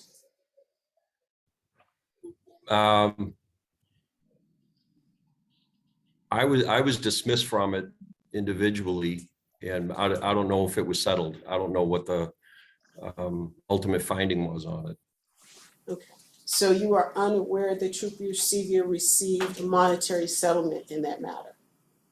I understand that there was a monetary settlement, but I don't know if it was dismissed. He received money. I don't know what the ultimate finding was, but I have indeed heard that Trooper Sevier was given a monetary payout. Okay. Now, one of the last questions that Attorney Kiley asked you was about supplemental or revised arrest report. Do you remember that last question? Yes, Now, a supplemental arrest report is commonplace, correct? yes, Okay. But a revised arrest report on which probable cause is found in the district court, that's not commonplace, is it? it's less common than supplemental. Let me ask a few additional questions. You listened to some of the testimony in this adjudicatory proceeding? There was a video clip out. If you could just repeat the question. Oh, I'm sorry. I asked you whether you viewed any of this adjudicatory proceeding. Just a minor portion of it. Sure. What minor portion did you view? Pretty much the introduction on day one, and then probably about 10 minutes of Trooper Sevier. Anything And else? that's it. I didn't see any more other than that. You didn't listen to Colonel Hughes's testimony? Not a word. Okay. Now you're good friends with Colonel Hughes, is that right? Yes, Fact is, you told the AG that you're as close as two people are going to be. Is that correct? as far as friends, yes, And he was your immediate supervisor in 2017? yes, Now regarding the AG interview, that occurred February 2nd, 2018, is that right? yes, And you appeared voluntarily? yes, You were represented by counsel? I was. You told the truth during that interview? Yes, And that interview in February of 2018 was closer in time to the arrest of the judge's daughter, is that right? yes, So now you testified that you first learned of the arrest in October 2017? the The first line of arrest. Could you repeat that, please? You first learned of the arrest of the judge's daughter on October 17th, 2017, is that right? Yes, And when you were interviewed by the Attorney General, you told him that it was based on a text from Colonel Hughes, is that right? what was a combination of, my initial awareness of it was in a conversation in the colonel's office and then an update via text. In that text that you received from Colonel Hughes, he told you to have Major Anderson research the arrest report, right? Right, Provide the arrest report and the ID, right? yes. And I don't know advise, what ID means. I don't, arrest report, yes, I don't know ID. well, you wrote ID, right? Wrote it, I don't understand the question. Sure. Would you, Mr. Jean, could you please pull up Mr. Ristein's interview with the Attorney General? Is Mr. Bourgeois going to be able to see this? Yeah. He will, okay. Enough, you could direct him to page 16.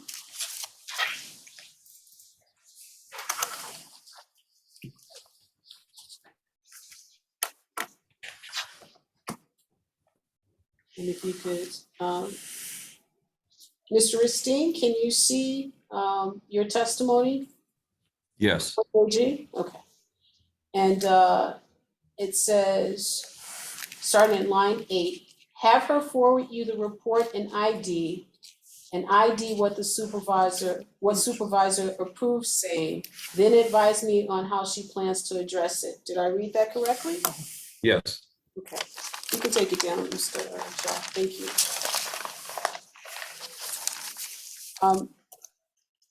In this text, Mr. Hughes did not give you any direction on what should be done to the arrest report, correct?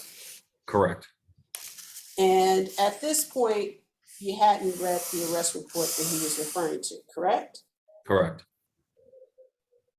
In a reply text, Mr. Hughes said that he was curious to see the report. Isn't that right? Yes, You then had a meeting with Colonel McKeon and Lieutenant Colonel Hughes. Is that right?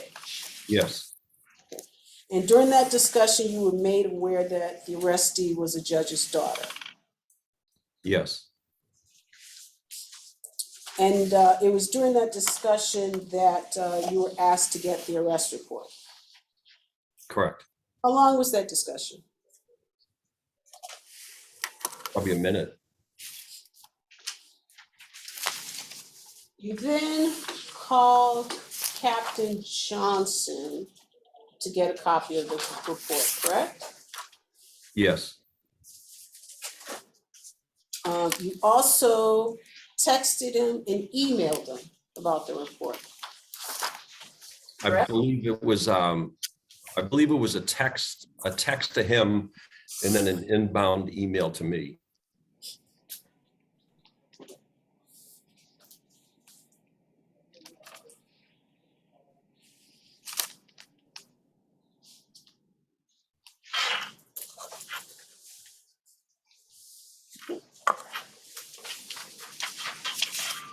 Captain Johnson emailed you a copy of the arrest report. Yes, You printed, stapled it, put it in a folder, and delivered it, correct? yes, You delivered it to Colonel McKeon.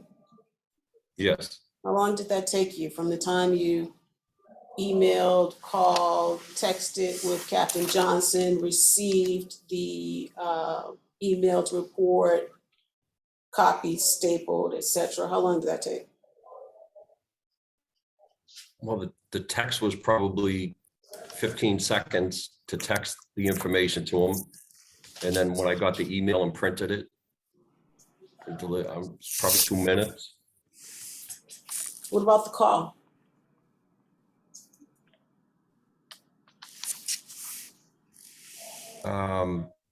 Very short. How long was it? I don't know. It was short. 5 minutes, 10 minutes? Certainly not that long, no. I mean, if I had to say, it was probably under 1 minute. And at this point, you still hadn't read the arrest report, correct? Right, So now on October 19th, 2017, you received a call from Colonel Hughes about removing statements from the arrest report. Is that right? right. About how long did that call last? It was probably a minute. So 1 minute to tell you that he wanted certain contents removed from the arrest report. That's your testimony? Yes, Did he also say to have a Captain or Major Anderson review the arrest report to remove any additional unnecessary statements, according to him, additional? yes, he wanted the captain to review it. And and after this conversation with Colonel McKeon, you still didn't read the arrest report, right? Right, So then you called Major Anderson and provided her with the instructions that Colonel McKeon had provided to you, yes. correct? How long did that call last? I put it at about maybe 1 minute and 30 seconds, right around that time frame. So now were you driving at the time that you contacted Major Anderson? I was in my vehicle. I had pulled over. So you weren't driving at the time you were speaking to Major Anderson? Your answer is no.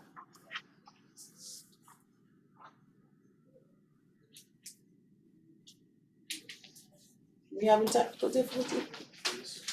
I think so. He may not have heard your question. Was it a question? I can hear now. Okay, Can you hear me? I can hear you now. The judge's daughter's arrest report was revised on October 19th, 2017, is that correct? Yes, You received the revised arrest report and you gave it to Colonel McKeon, is that correct? I believe my memory is not too clear on that, but I believe the revised report was forwarded to the colonel, yes. So, Mr. Jha, could you please pull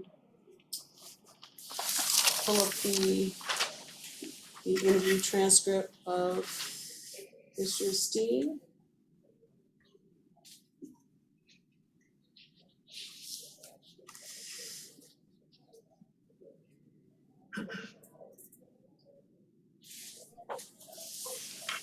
And direct his attention to page 32.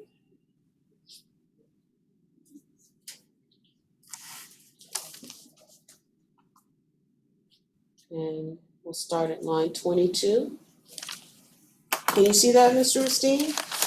Yes, It says, I believe somehow I printed it out or I received the revised report and gave that to the colonel.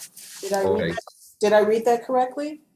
yes, All right. And at this point, you still, even after giving it to the colonel, you still didn't read the arrest report, is that right? correct. Now, it is your understanding that Trooper Ali Ray's drug recognition expert report was placed in the State Police Administrative Journal, isn't that right? Yes, And the removal of that report is something that Major Anderson did without orders from the colonel, correct? I'm sorry, did you say the rule of that? I didn't. The rule of the removal, report? I'll repeat it. The removal of the DRE report was something Major Anderson did without an order from the colonel, isn't that correct? Correct, And she did so without giving orders to Trooper Ray, isn't that correct? I'm not too sure how how it was accomplished. I don't know how it was accomplished. All right.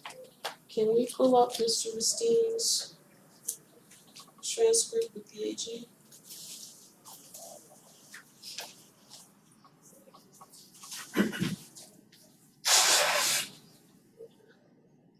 And if you could direct his attention to page 53.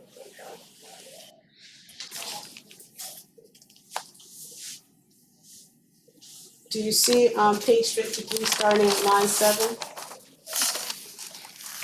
Okay, Okay, and this is your statement. I believe it was later on the 19th, Major Anderson called me and said that she discovered that Trooper Gray had put the entirety of the DRE report into the administrative journal, and that she reported to me that she took the notes out of the journal and that they would be, of course, Ray's report would be submitted in the proper way. Did I read that correctly? yes, Okay. And Major Anderson did this without going up the chain of command, correct? right. It was the notification was post accomplishment of that. And the language that was in the DRE report is the same language that was in the arrest report at issue in this matter, correct? I'm not sure. Trooper Ray was not issued an EES, was she? I don't believe she was. And you thought that Trooper Ray was confused about what to do with the DRE report, is that right? Yes, and that it made it into the journal. Okay, but you didn't think it was a teachable moment for her to receive an EES, right? No, but I wasn't aware of it until afterwards. Your retirement, it came after a formal request for investigation made to Internal Affairs, isn't that right? It was that. Could you repeat the question? Sure. Your retirement came after a formal request for an investigation was made to Internal Affairs. Internal Affairs didn't conduct an investigation. It was by the Attorney General's office. Sure. There was a request, however, to the state police for an investigation by Internal Affairs, isn't that right? Are you referring to the Dana Pullman letter? I am referring to a request to the state police and Internal Affairs for an investigation to be conducted. You are aware of that, are you not? I'm aware of there was a no, I don't think it ever made it into the purview of Internal Affairs. I think it went direct to the Attorney General's investigators.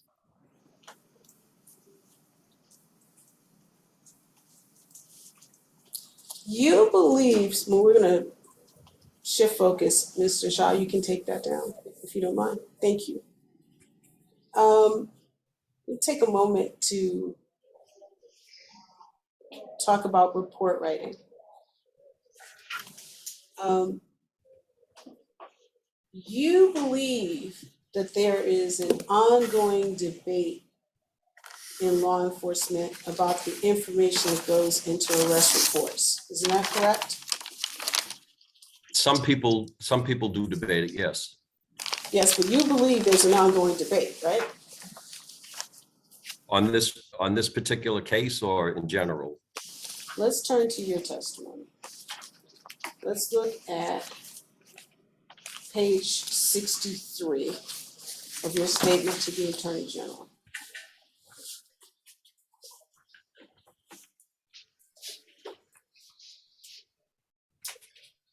Yes, Mr. Shaw, you can put that up, please. Thank you.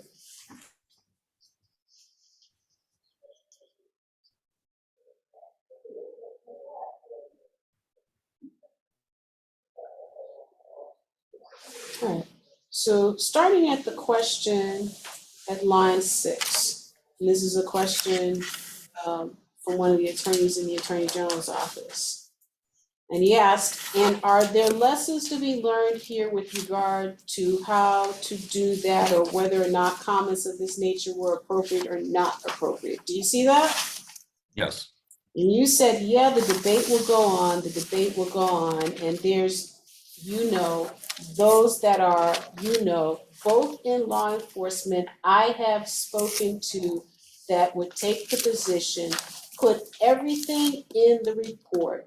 And then there's also the philosophy that if it's vulgar, unnecessary, embarrassing, if it doesn't have anything to do with the elements of probable cause, leave those statements out if they're not needed. Did I read that correctly? Yes, And so you indicated that there is an ongoing debate about that. yes.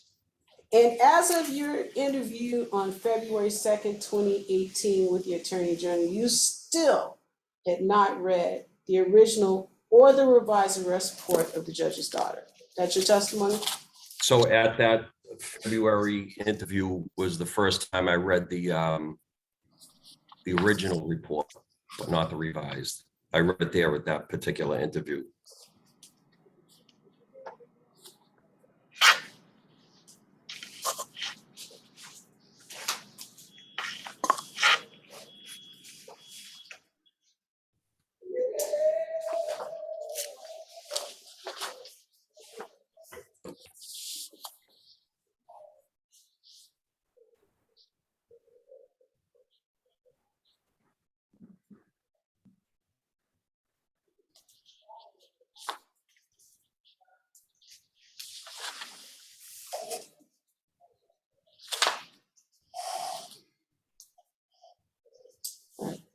If I can direct his attention to page 62. Line 19, start at 19. I take it at this point, this is the question, you have read Sevier's report relating to this arrest, and your response, no, I haven't. Question, never read it? No, not the original nor the revised. That's your statement to the Attorney General in your interview with him, right? Right. Okay, if I could just have a moment with, Take your time.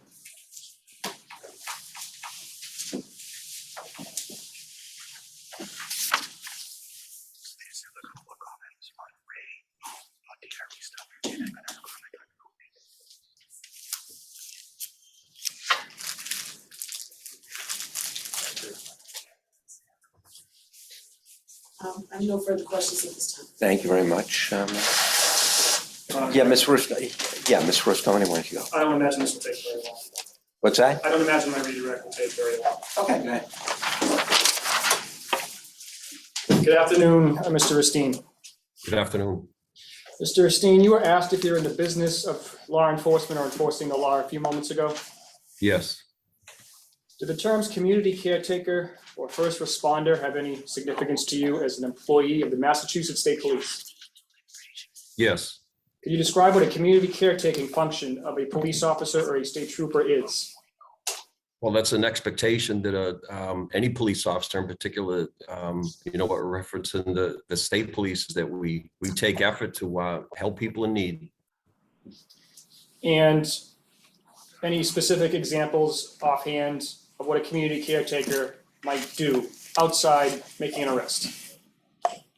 Yeah, I think I referenced the McKeon. I mean, on a daily basis, the troopers are out there and they're helping people in so many different ways, especially the ones in the urban environments that are working, beach areas, Revere Beach, Carson Beach. They're there on a daily basis helping people out. And specifically McKeon.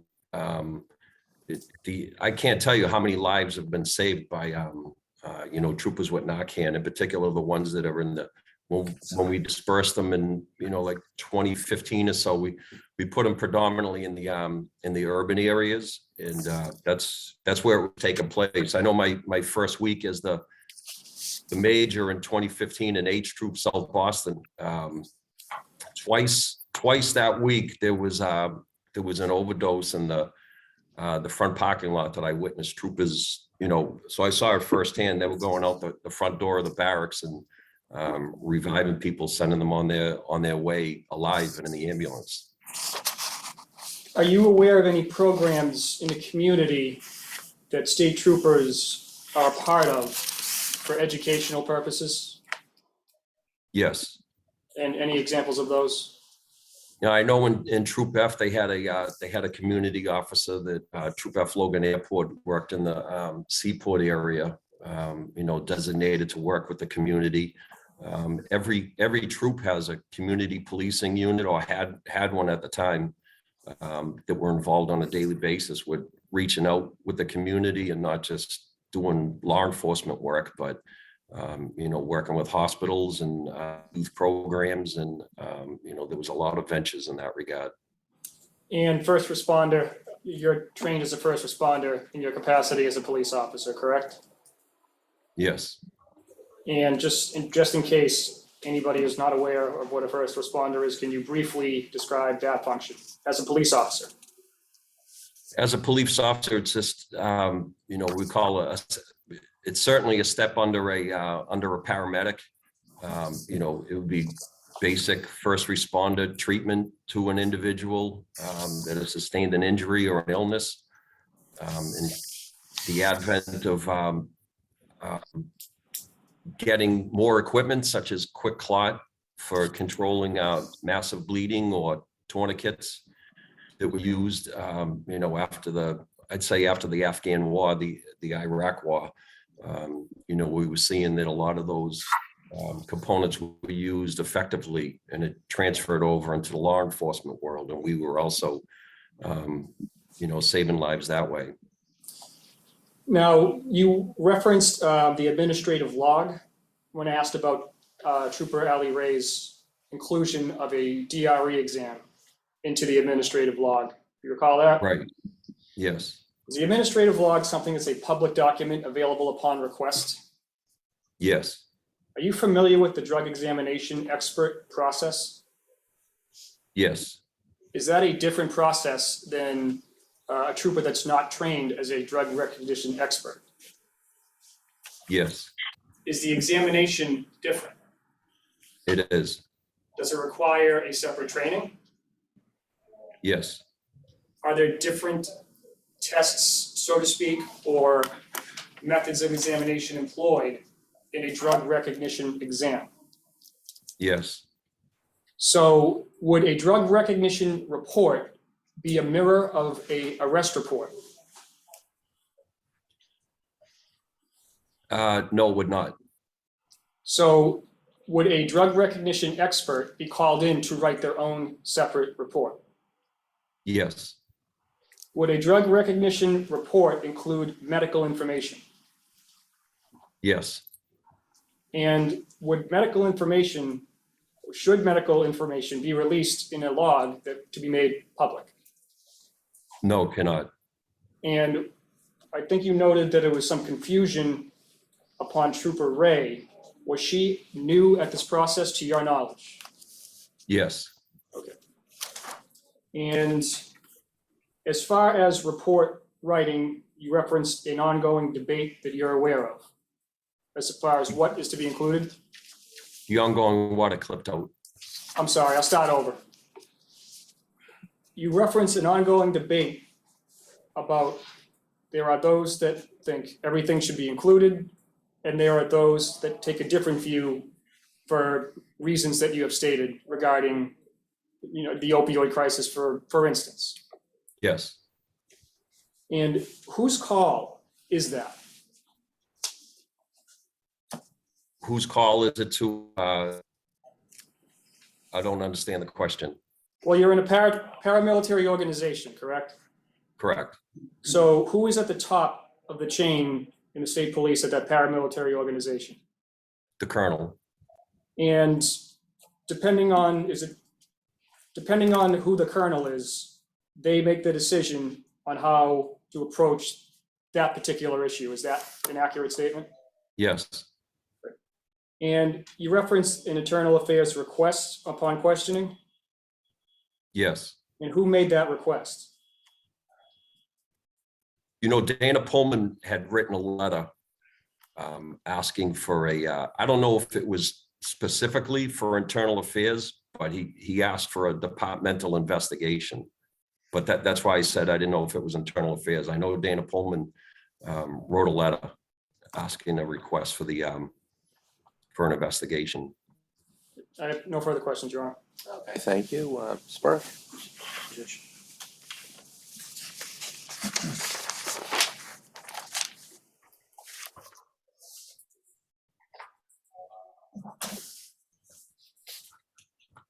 Sir, can you hear me all right? Yes, Colonel Rustine, you ever hear of the Lexington case involving administrative journals? no, Do you know whether or not well, first of all, what is an administrative journal intended to do? it's intended to document and summarize, keep record of events that transpire during the Alright. course of a 24-hour period at a station. All right, and this is something, a journal, administrative journal. I asked you about the Lexington case. Do you know whether or not that the public and news media have access to the administrative journal? I know they do. Okay, and this is the efforts that were made by my client to have the information put into the administrative journal. That would have been on the 19th, right? Yes, And do you know when the impoundment order was issued? for the entire report. Well, yeah, initially, all right, put it this way. Do you know whether or not the defense attorney for Ms. Bebo filed a motion to impound that was allowed on or about October 17th? Yes, that's my understanding, is that it occurred right at the arraignment on the 17th. All right, follow along with me. All right, so that there's an impoundment order that's in place on October 17th, right? Yes, And you were asked on examination by Ms. Pruitt whether or not the content of the police arrest report that was objectionable, that was the basis for that motion to impound, was also put into the administrative journal, right? yes, I believe the contents were put in the journal. All right, so having in mind that a court has already issued an impoundment order, do you see any problem with Major Anderson removing information that was put into an administrative journal that would have circumvented a pre-existing impoundment order issued by a court?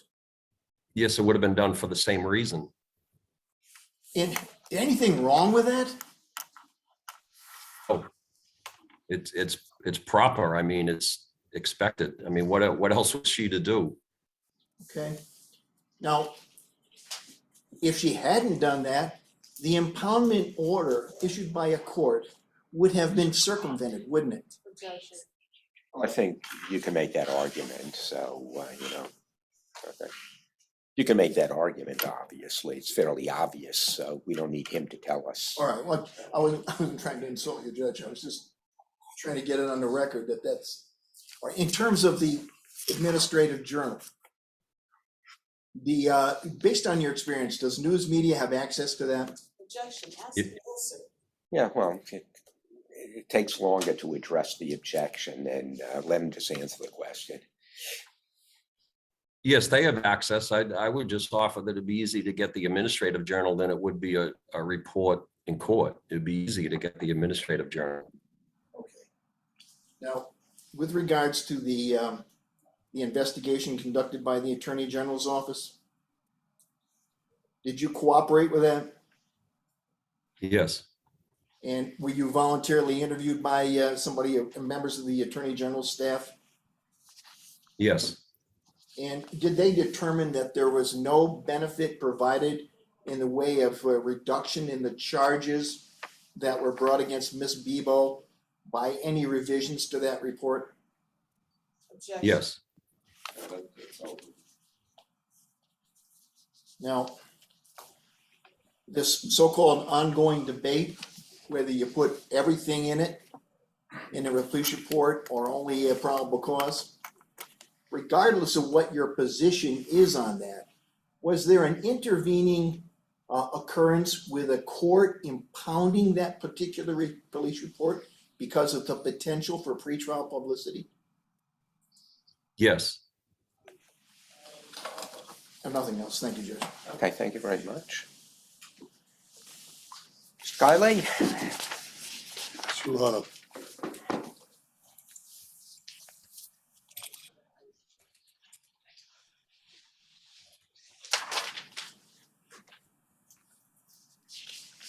Is there within the state police a coordinator for DRE purposes?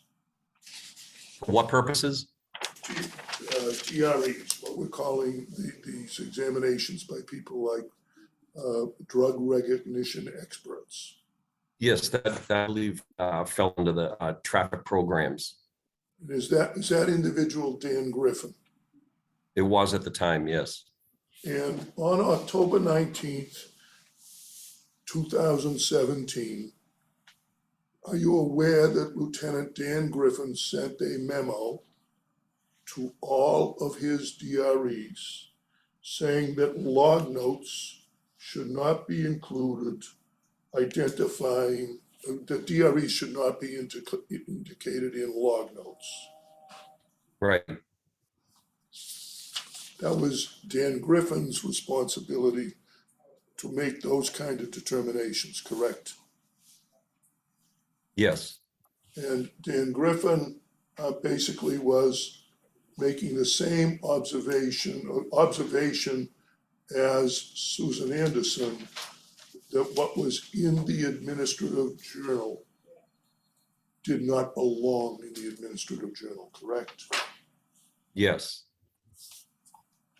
That authority that Dan Griffin had derives through the chain of command from the colonel, correct?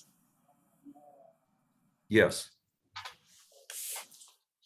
If I can go to if I can have page 63 of Mr. Rustein's interview with the AG. And I want to direct you to page 002765, Mr. Shaw.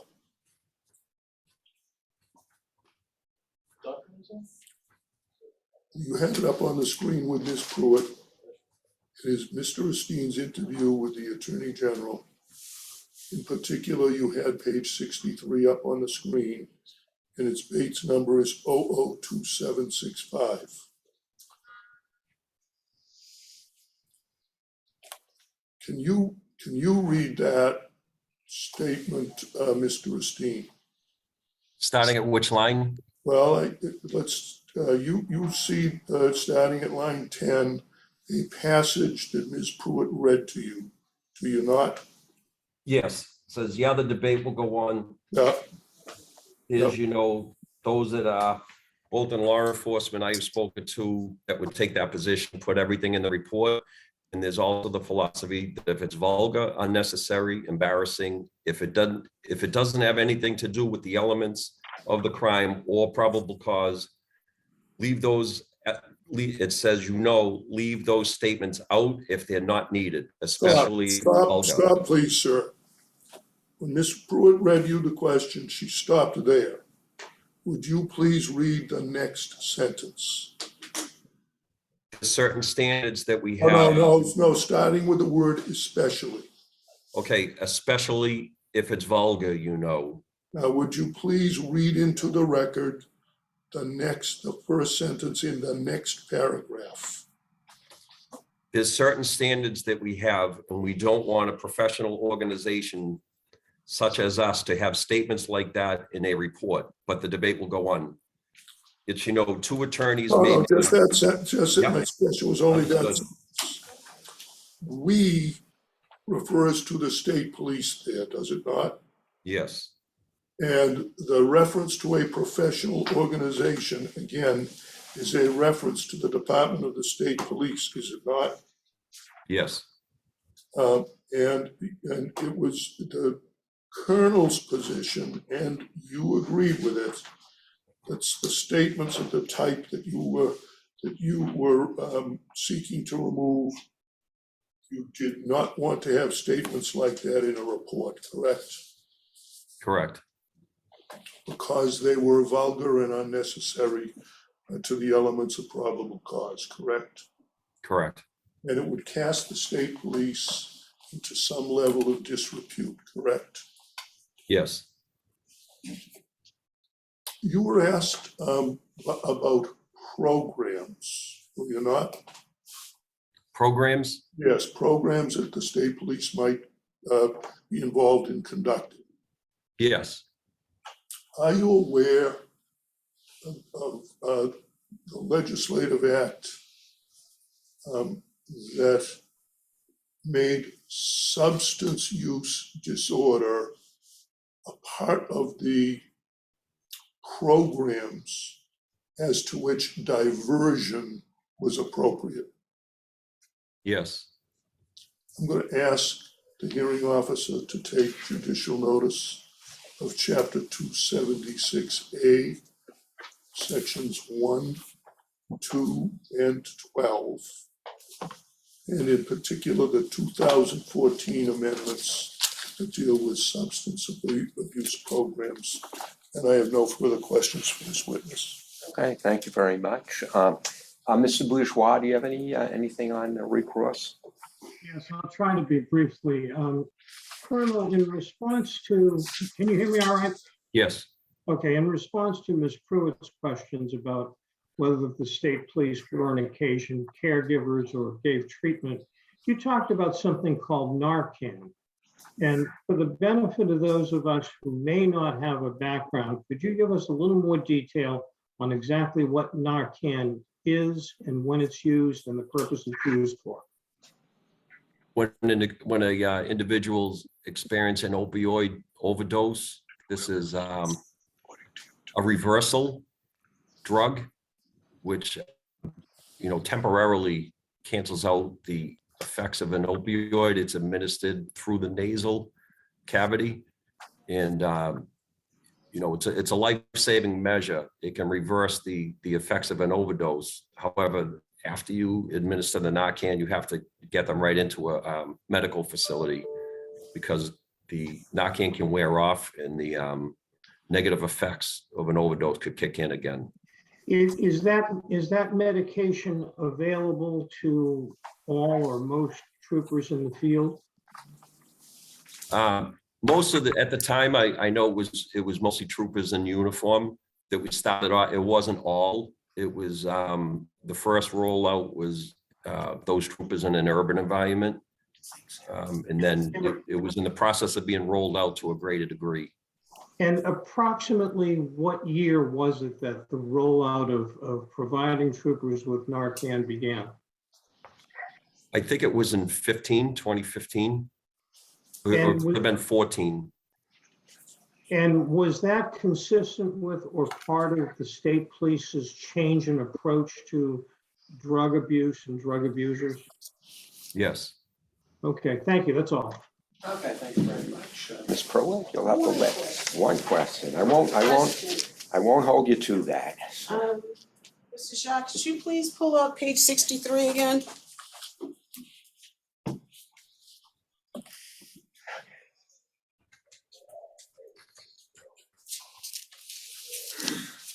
You see page 63? Yes. All right.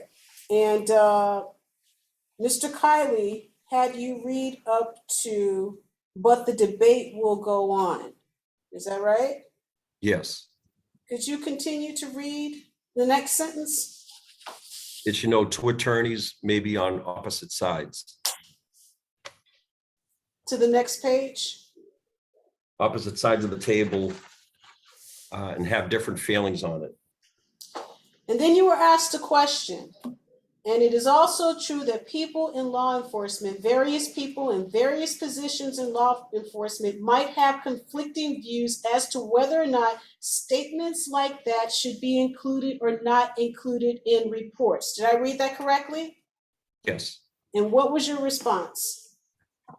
I responded, I would agree with you, Okay, that's all I have. meaning it's not 100%. I think you answered my question. Thank you. Okay, thank you sir, thank you very much for your time and your testimony here today.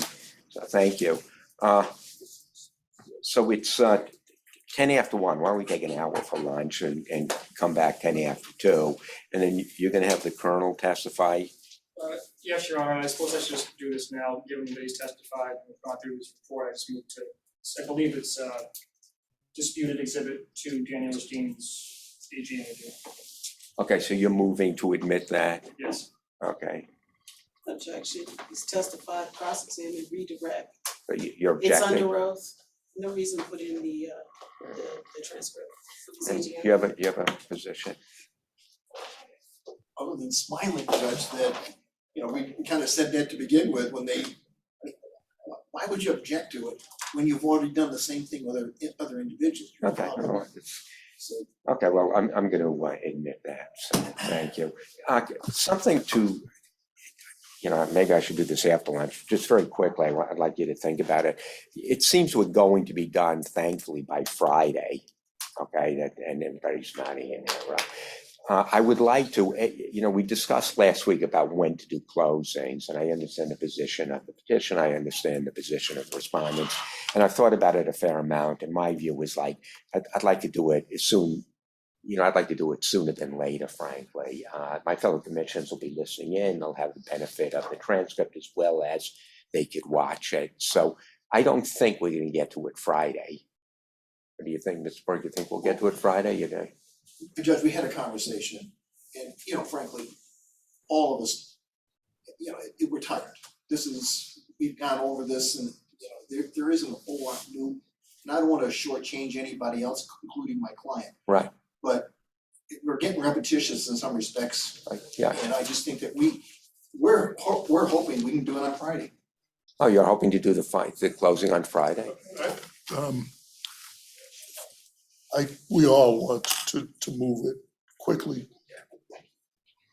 Immediately after this week, if we don't get to do it Friday, I'm not gonna be able to do it next week. Okay. So I'm making adjustments in order to try and make it possible Okay. that we can close on Friday afternoon. Well, it's gonna depend, obviously, in a large part on the witnesses you call and the questions that are asked, and I'm not gonna tell anyone, but if we can get this done Friday, that would be, I would like that if possible. Can I move for another transcript to go in now? I'd like to move the transcript of Daniel Bennett in now. Okay. And again, that would obviate a witness. It might make what we're trying to accomplish possible. Screw it. Can be heard on that. No, you No don't. objection. Okay, well, that's, okay, so that's another exhibit. We have to give them to the court Yes. report. Well, yeah, it was a disputed exhibit. Okay, so both of those exhibits are going in, okay? Okay, so this would be Christine, which would be Okay, exhibit 47, is that correct? Yes, that's what I have from Linda that was here last time. And the number of Mr. Bennett's is, what is that? That's disputed? Didn't plan on doing this, I'm not sure. Yeah, we don't have it with us. Okay, why don't we just do it after lunch? Looks like it's number 20. What? Disputed exhibit number 20. okay, Disputed exhibit number 20? that's That's what I'm the reading. Attorney General's interview of Daniel Bennett. Correct. Okay, Okay, so this would be 48.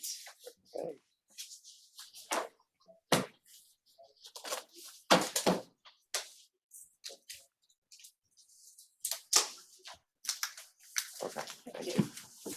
Thank you, thank you. Give her a second. Okay, so have a nice lunch. See you Oh, in a no, minute. I'm sorry. Wait a minute. I'm sorry. Okay. I don't wanna, No, I don't wanna misunderstand what I heard or what the presiding officer Sure. was proposing or what Mr. Kylie was Sure. alluding to.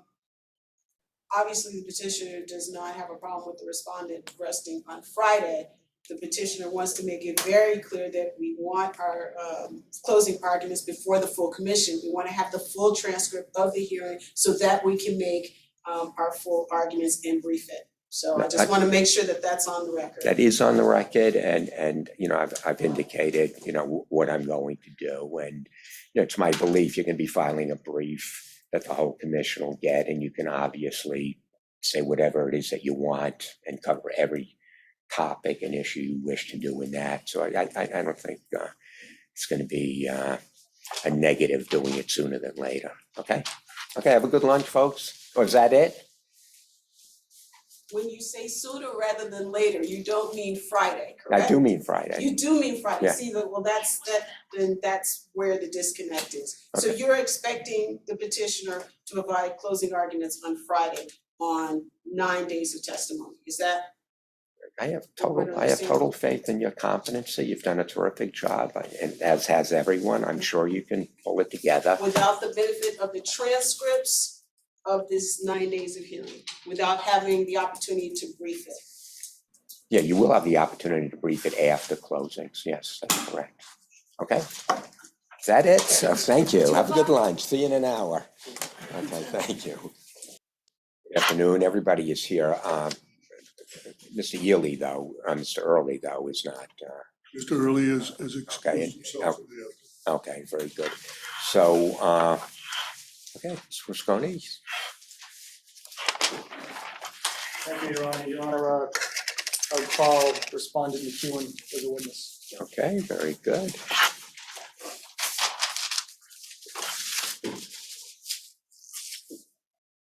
Thank you. Good afternoon, sir. Can you raise your right hand? You swear to tell the truth, the whole truth, so help you God. I do. Thank you very much. Please have a seat. Do you need some water? I'm fine, sir. You're fine. If you Thank need you. some, you just let your attorney know. He'll Okay. grab it for you. Thank you. Thank you. Thank you. And, Your Honor and Legal Advisor Duke, we will at some point be moving to admit disputed exhibit number 15. It's identified as McKeon exhibit, state without stigma. Just, I'd ask that you have that ready at some point. Okay, thank you. Your Honor, may I inquire? Please. Good afternoon, retired Colonel McKeon. Could you introduce yourself to the commissioners? Yes, my name is Richard McKeon. My last name is spelled McKeon. And what is your background with respect to the Massachusetts State Police? Well, I entered the state police in the academy on July 19th of 1982. I graduated on December 3rd of 1982. After my graduation, I was transferred to the uniform branch of the state police out in Troop B, Northampton. And I patrolled many of the barracks out in Western Massachusetts.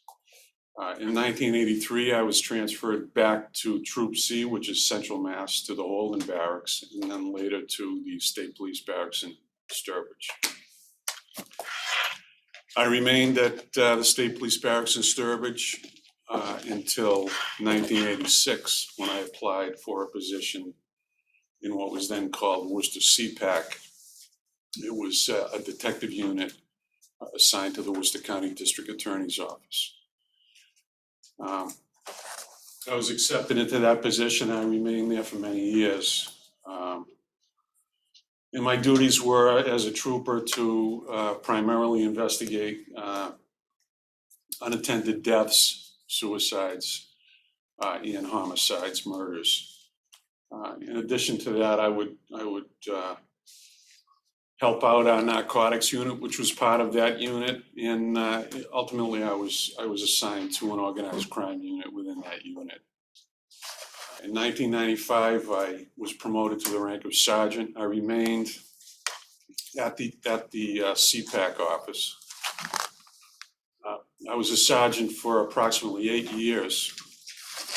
In those duties, I would review reports on a regular basis. In addition to my administrative responsibilities, I would also investigate various crimes.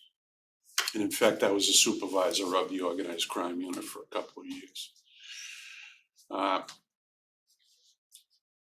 In 2003 or in 2002, I transferred to Troop C Holden due to the lack of an opportunity, since I was on a lieutenant's promotional list, and there was not a vacancy at the CPAC office. I worked in Holden for approximately 1 year until I was promoted, at which time a vacancy did open up, and there was a major investigation that had been ongoing, and I had experience in that, and I was transferred back into the CPAC office as the executive officer. I remain in that function for approximately 2 more years, at which time there was a transition from that district attorney, which was District Attorney Conti, to a new district attorney, and that would be District Attorney Joseph Early. Also during that time period, District Attorney Early wanted to make a change in the unit commander. He asked me if to come in for an interview. I interviewed with him, and ultimately I was appointed as unit commander of the State Police Detective Unit. Approximately 1 year later, I was appointed to detective lieutenant. And in 2006, I was promoted to the rank of captain, at which point I was transferred to the office of the superintendent of the state police at General Headquarters in Framingham. I was there for a very short period of time, and I was transferred back to the State Police Detective Unit. I remained there as unit commander until 2011, when I was promoted to the rank of major. Again, transferred back to General Headquarters in Framingham, and I was assigned as Deputy Division Commander of the Division of Investigative Services. On July 13th of 2015, I was appointed by Governor Baker to a position of superintendent with the rank of colonel, and I remained there until my retirement on November 10th, 2017. Thank you, Colonel. Can you describe any changes with respect to the department's approach to people suffering from opioid addiction throughout your tenure? Yes, when I first became a state police officer, it was just arrest, and it was a segment of society that it wasn't treated with empathy or sometimes without compassion. And that evolved over the years. And ultimately, I was assigned to a commission on opiate abuse. Can you describe that commission?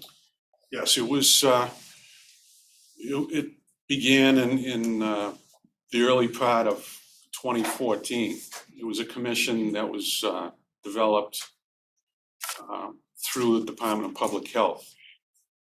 I was assigned in my position as a major, as a state police officer, but it included judges, political people, legislators, but it also included other police officers, included families of parents of substance abusers, and also people that had recovered from substance abuse. And I'm sorry, so I just want to make sure I had the timeline straight. When did you get appointed to that? Did you say 2014? It was 2014, I believe it began in March, and we were given the directive to accomplish certain goals within a 60-day time frame. And when you say certain goals, what goals? Well, because of all the different entities, we were assigned to focus groups, which our specialty really was. And I obviously was in law enforcement. I was assigned to the specialty group on law enforcement and how we could address what had become, an epidemic with opioid deaths. And I shared a great deal of data with the Department of Public Health as far as death investigations. And in return, I was hopeful that I would also in turn receive data that would be beneficial in our focus investigations geographically, where we could give our best attention.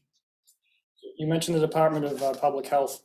Are you familiar with the directive from the Department of Public Health as contained on the mass.gov website called #StateWithoutStigMass? Yes, it's a state without stigma in Mass. And are you, yeah, personal, social, and institutional stigma, do those ring any bells to you? Yes. Can you describe those? Yes, those are, we were educated on the barriers that that those stigmas present when dealing with substance abusers. And the first one was their personal interpretation on how they were treated by society and how we could view those attitudes to try to improve their situation when we were dealing with those. Secondly was society, how society viewed substance abusers. And lastly, there was institutional stigma. And that stigma was more or less directed at the media as well as law enforcement. And I fell in that institutional stigma section. Your Honor, at this point, I'd like to move to admit the disputed exhibit number 15 that the Colonel has just described. Petitioner would object to that, Your Honor. It's really not relevant to the case. He's not an expert in this area, so the petitioner would object to the admission of that exhibit. It's simply just a printout from a internet source. Okay, over your objection, I will admit it. Can you do me a favor and just pass it to her, please? Thank you. This is exhibit number 49. Thank you. Will he have to refer to this or? No. Okay, thank you. Colonel, I'm going to draw your attention to your tenure as the Lieutenant Colonel of the State Police around 2017. What issues had you identified as being particularly important or of interest to you at that point? Well, at that point, in 2017, there were a number of issues. Primarily, it revolved around supervision. And within that supervision was the issue of report writing. And as part of that package, if I can refer it back to 2014 when I was on that opioid commission, part of what we brought to the state police was naloxone, which is, and its brand name is McKeon. And so with that and working with the people and investigating the deaths and dealing with families as I have over the years, the attitude toward refining police reporting, particularly in that area, was a focus of mine. And I felt that that should certainly be considered, and it was considered in many of my decisions. When you say refining, what do you mean by that? Well, it's just that if I were going to carry on with this message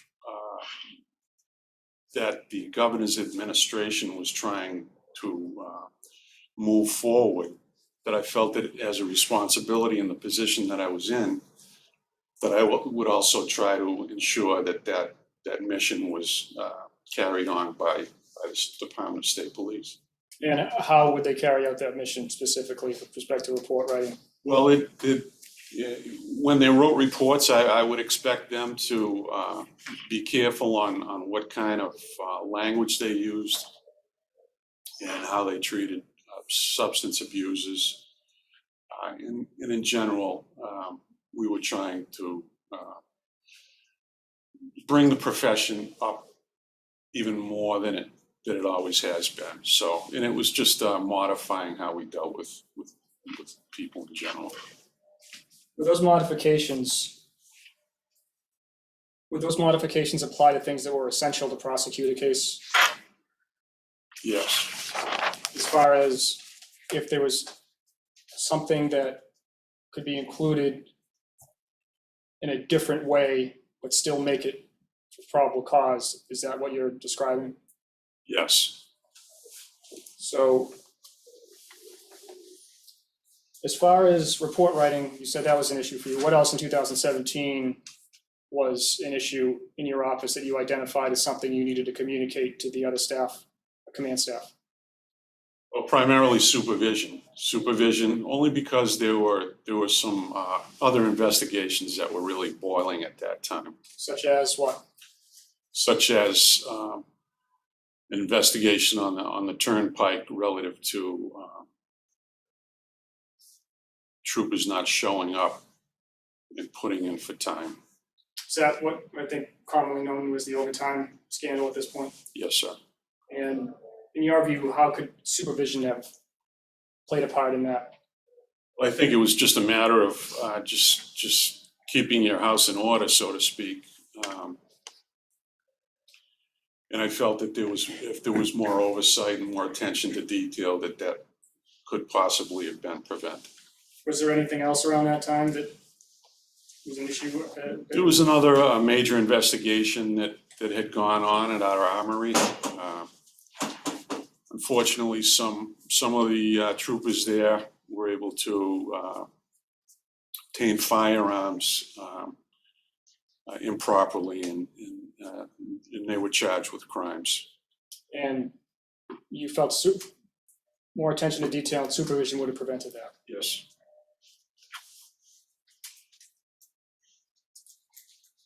Now, do you know Judge Timothy Babode? Yes, I knew Judge Bebo from when I was assigned early on, and that was to CPAC. And when was the last time you spoke to him? I would say probably between 10 and 15 years ago, or at this time, probably 20 years ago. So from today, 20 years ago? Today, yes. So do you have a personal or familial relationship with him at all? No. Okay.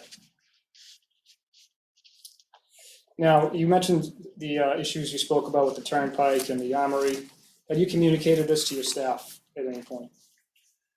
Yes, I communicate about it frequently, but one in particular at a major command staff meeting, which includes all the division commanders and majors. They are considered command staff, that rank, those two ranks. I discussed about police reports and particularly emphasize supervision in reviewing those kinds of reports and things. Now, is that what we've been referencing? I'm sure you've heard it more than once, the Maynard meeting? Yes. And in addition to the Maynard meeting, though, how often would you say you have these meetings where you emphasize things that need to be brought to your attention? Well, it would have weekly command staff meetings, and I would want to be made aware of issues regarding supervision primarily, in addition to the reports. But inclusive with that would be being notified on sensitive events or anything that if I were questioned about, I would hopefully have an answer to it. So turning to October 17th, 2017, or thereabouts, was that about the time you first heard about the young lady in question being arrested? Yes. And how were you made aware of that? I received a call from District Attorney early in the late afternoon or early evening. And what was the substance of that communication? I answered the phone and he said, how about that report? And I said, what report? And he explained to me that there was an accident on Route 190 in Worcester. It appeared to me that he didn't have the report in front of him.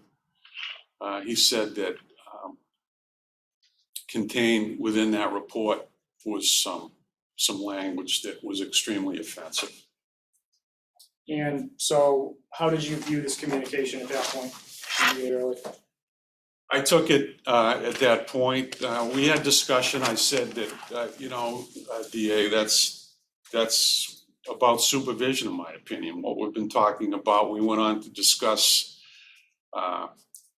the issues surrounding opioids because he told me that the person was arrested for OUI, drugs and alcohol.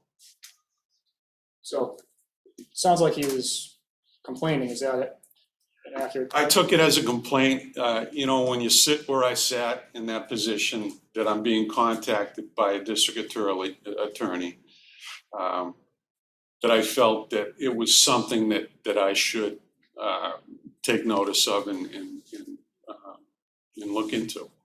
So again, so you didn't seek this out, it was brought to your attention. Correct. And as a result of the conversation with District Attorney Early and what you've just stated, at that point, did you have anything going on in your mind, at least, as to what might happen next, or any thoughts you might have had? I said I'd look into it. At that point, were you aware of the specific quote or the specific comments, or was it just a generalization? No, the district attorney told me what he believed the quote to be. What was your reaction to that?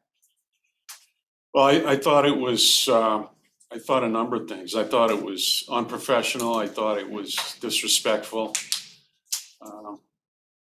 And I didn't see the point of having that kind of language in that type of a report, in that format. So after you had this conversation, what, if anything, did you do next? Well, it wasn't, the conversation didn't last all that long, but I wanted to look into it, and I tried to seek out the deputy superintendent, Lieutenant Colonel Frank Hughes. And where he sits at his desk was just down the corridor. Let me just stop you there. When did you first make contact with Lieutenant Colonel Hughes or Deputy Hughes? It was the following morning. So that would be October 18th? Yes, sir. So can you describe that interaction? Yes, I was just walking in the morning. I observed him seated at his desk. And I said to him, Frank, have you heard anything about a judge's daughter being arrested out in Worcester County? And what happened after that? And Frank said, no, I hadn't heard anything about that. He said he'd look into it. And I said, okay. Now, after that conversation, what exactly happened next? Well, as the day went on, that was the day we had a scheduled command staff meeting, which happens in my office at a conference table. And the division commanders came in and we met. And what was the substance of that command staff meeting, if you recall? There were discussions about notifications, about certain incidences. I brought up an arrest of a Lynn police officer by a state police officer, and I hadn't been aware of that. And I learned about that through the newspaper or through the media. And I mentioned that again. I said, these are things that I'd really like to be notified about in case there's inquiries. And what else came up at that meeting? And in that meeting, again, supervision, and then we just went around the room and spoke about the different matters that were going on in each division. And after that, what happened? After that, I said to Lieutenant Colonel Hughes and Lieutenant Colonel Racine, let's meet after the meeting to discuss something, which was a common practice if it didn't involve other divisions. What was the substance of that conversation? I asked Colonel Racine if he had heard anything about the judge's daughter being arrested. And to your knowledge, do Colonel Racine or Colonel Hughes have any idea who Ali Babot is? No. As a result of that conversation, or what came about when you asked Colonel Racine that, what happened? Colonel Racine said he would go look into it immediately. He had no knowledge of it before I asked him that. So after he leaves, what happens, and when's the next time this issue comes up? During that meeting, I had a brief phone call from District Attorney Early. I told him that I was in a command staff meeting, that I really couldn't speak to him. I did answer the phone. And then later on, I told him I'd call him back, and I did call him back later that day. So this is on October 19th still? This is October It 18th. was October 18th. And what was the conversation with District Attorney Early like when you called him back? Or did anything happen in between the time you called him back and when he first called him? No, I was waiting for the report. I don't believe I had received the report, or I know I didn't receive the report prior to me calling him. But I was concerned about that language. So what was your second conversation with DA Early like? The DA told me that they were going to move to redact a statement that was made in there. I told them if I had known what was in there prior to this going forward, prior to the 17th, I would have, taken different action to it. But because it had gone in, I said I thought that ship had sailed, was my quote. And why'd you think that? Because it had been with the court, and I didn't know that really what the status of it was going to be, so. But you then learned of what the status was at that point. So does that, Yes. did that change anything for you or no? Yeah, so my discussions with him, DA, we discussed that there could in fact be something done.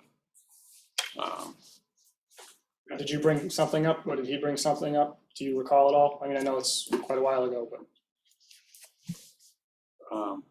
Just that they were gonna move to redact, and that it was a proper thing to do. When I said that I wanted to remove that language, he said it was proper and it was the right thing to do, and I agreed that it was the right thing to do, and I felt I was doing the right thing.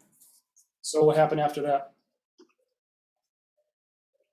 After that, the report had been delivered. I don't know that I'd read it. I think I read it later on that day or early the next morning. After I read the report, I contacted, which would have been the following day, I called Lieutenant Colonel Hughes. And what was the substance of that conversation? I said, Frank, let's get this moving. I'd like to issue observation reports to both the sergeant and the trooper that was the author, as well as the sergeant that had approved that report. And why did you issue those reports? Because I felt that there wasn't the attention to those details that I expected. I felt it was unprofessional. I felt it was disrespectful, vulgar language that had no business in a report. When you say in a report, was it a report in general, or was it this report? Well, it was this report in particular. And what was the reason for that? Well, the reason was the language. When I read it, it was in your face. It was vulgar. It was profane, and it was unnecessary, in my opinion. But again, you said it was unnecessary. What's in your legal or your professional opinion, why was it unnecessary? It was unnecessary because it didn't contribute to probable cause. And that refers to Operation Public Way and impairment? Correct. And did you have any other directives regarding the conversation with Deputy Hughes? Not that no. So after that, what, if anything, do you recall, or as far as this coming up again? I had a conversation the following day with the district attorney. And I told him that a change had been made and that it was going to be delivered to the district attorney's office in, I believe, to the clerk's office as well. And is your understanding that that is what occurred? Yes, And as far as the observation reports being issued, what is your understanding about that, how that went? well, they were issued, and I understood that the trooper and the sergeant refused to sign the observation report, which is asked of them when it's issued. Now, the observation report, is that a disciplinary action? No, not at all. I mean, what is an observation report? How is it used?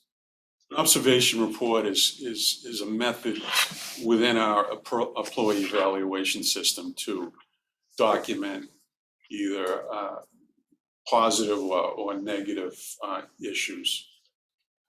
Now, as you see here today, has anybody found that to be an unlawful order that you gave the observation report? No. Now, after you issue the report and after you speak to DA Early, what, if anything, did you do next? Or was that the last you heard of this for a few days? That was really the extent of it. And at the time, I must say that it wasn't a major issue for me. It was just business. And I must say that when you're responsible for more or less 2,600 employees, 2,200 would be sworn, and maybe 400 to 500 civilian employees. There's a great deal of issues that occur. Now, we'd referenced professionalism. Why is that important to be imparted to a young trooper? Well, it's a standard that we expect that I have always taken a great deal of pride in being a Massachusetts State Police officer, and I expected that level to be carried forward. So what about those comments being in the report raised a concern for you if a trooper included those and they made it its way to the courthouse? Well, I felt that, and I knew that both of these in one in particular, the author of the report had only been on the state police for a little over a year. And I had concerns that young troopers going into the district courts may be viewed not so positively by court personnel or even judges in their matters. So I wanted them to, I more or less thought that I was, in a couple of words, saving him from himself in a way. So as a result of that, you mentioned you had a lot of other issues to attend to. When do you recall this particular arrest coming up again, if at all? Well, I know that a media blitz ensued. And there were a number of articles, and there were accusations made in some of those articles. I was also notified about a lawsuit. And then after reading some of that information, I noticed that there were a lot of, in my opinion, false information and really untruths. And so, again, you've gone through the Attorney General's office and participated with them in some interviews, right? Yes, sir. So you haven't been charged with any criminal conduct, right? No. And what's your understanding of, so let me back this up. You heard Colonel Rustine say something to the effect that he received a phone call from Trooper Pullman with some negative comments towards you. Yes. To your knowledge, why would Trooper Pullman have an animosity towards you? I think it generally was against management, but in particular, in my situation, Trooper Pullman had been on a work status called restricted duty due to a condition that he had. Restricted duty means that he was prohibited from certain activities that a full-time state police officer would conduct. Did you place him on that duty? No. Okay, so if you could elaborate on that just a little bit. So state police officers are required to attend a physical every 2 years.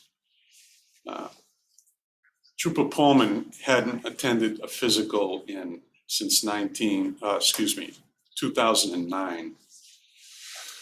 And when you learned that, what did you do?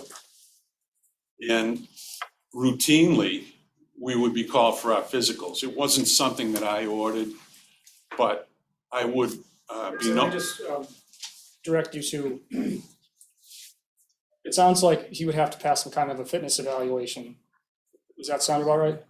right. No, if you can't pass your physical, you can't pass a fitness test. And so why was that an issue for him? Well, it's an issue because if you can't pass your fitness test, then you can't qualify with a firearm or carry a firearm. And you can't conduct business as a state police officer. And the second part after restricted duty is no duty. And he was placed at the recommendation of the Surgeon General of the State Police. His name was Dr. Kohana. And it was my decision to place him on no duty. And to your knowledge, did he ever take a fitness test after? Not that I'm aware of. So you were the first one that saw that this was an issue and identified it? Yes. Now, were there any other issues brought to you directly by Trooper Pullman? I had, one time I had a meeting in my office in the presence of Lieutenant Colonel Hughes, as well as a SPAM attorney, State Police Association of Mass attorney, and another SPAM representative, the SPAM representative on the Turnpike. And in regards to that meeting, there was one trooper in particular that was a focus of that overtime investigation. And because of that investigation, we were moving to terminate that trooper. Trooper Pullman came in and he emphatically asked that that trooper be given not termination, but 1 year suspension without pay. He said that if that were not to happen, that it would be a house of cards, meaning that others were going to go down. And I said to him, well, if there are others involved in that type of activity, then so be it, we'll investigate it. And is that what led to this Turnpike scandal as we know it now? Yes. Now, your main concern about this whole, Ali Bobo report seems like it's the supervision. It's supervision. It's the message that I had been given due to my involvement with the Opioid Commission, my past experience dealing with victims of opioid related deaths, and the message that the governor's administration was trying to convey. Now, did the fact that this girl's father was a judge have any bearing on your decision making? Not at all. Did you do any of this because Joe Early told you to? No, sir. If this were brought to your attention and it was not the child of a judge, say a trucker, a custodian, anybody, would you have acted any differently? I would have had the same concerns. Now, at some point shortly after this, I think you said November 10th, 2017, you retired. Yes, I did. Before you retired, did you have any other conversations with anybody about other measures related to this report writing scenario? Yes, I did. And who was that conversation with? I was contacted by Secretary of Public Safety and Security, Daniel Bennett, one afternoon. And what was the substance of that conversation? Secretary said to me, I have two requests. He first said that he would like to see me develop a policy regarding report writing, You say policy, you mean like a written formal? a written formal policy that would more or less be more of a guideline for report writing. And what else? And I said that I would certainly try to accomplish that. It would take me some time. I said that was a big task, and I would start to accomplish it. And it was a big task. Why? Well, developing policy is always it's an administrative process. So when you say administrative process, you mean it's not something necessarily that you can just informally implement. It's going to take some training and money and things like that. Well, the policy itself, just that it has to go through our the people that write policy, and then with my input, it could have been developed. It wouldn't take all that long, but it would be something to put some serious thought into. Sure, and what's the second thing? Second thing was that he said that also, he said they want you to take out the observation reports regarding the Bevo matter. And who's they? I didn't ask him who it was, and he didn't tell me. And what was your response to that? I said, Secretary, or I may have said Dan, I said, that's a tough request. I feel as though I'd lose some self-respect. And in my mission trying to convey my message about supervision, it would be detrimental for me to do such a thing. And I told him that I don't think I can do that. Why would it be detrimental? Because it would diminish my authority as colonel, in my opinion, to do such a thing. And in your opinion, as you sit here today, would you have changed the observation report? Would you have changed anything you did? No, he gave me some time. He said, I'm tied up at the moment. I'm not going to be available for 3 or 4 hours. Would you please consider that? And I said, I'll think about it. He called me back in about 4 hours, and he asked me again. And I said, no, Secretary, I can't remove that. And after that, what, if anything, did you decide? Well, in light of that, I felt that, in order to really emphasize how to correct some of the issues that were going on in the state police, that, and if I wasn't going to get the support that I felt that I needed, that it was probably best that I leave the position to someone else who could accomplish that. And you did that voluntarily, right? Yes, I did. And did you write a retirement letter? Yes, I did. Your Honor, may I approach a witness? Sure.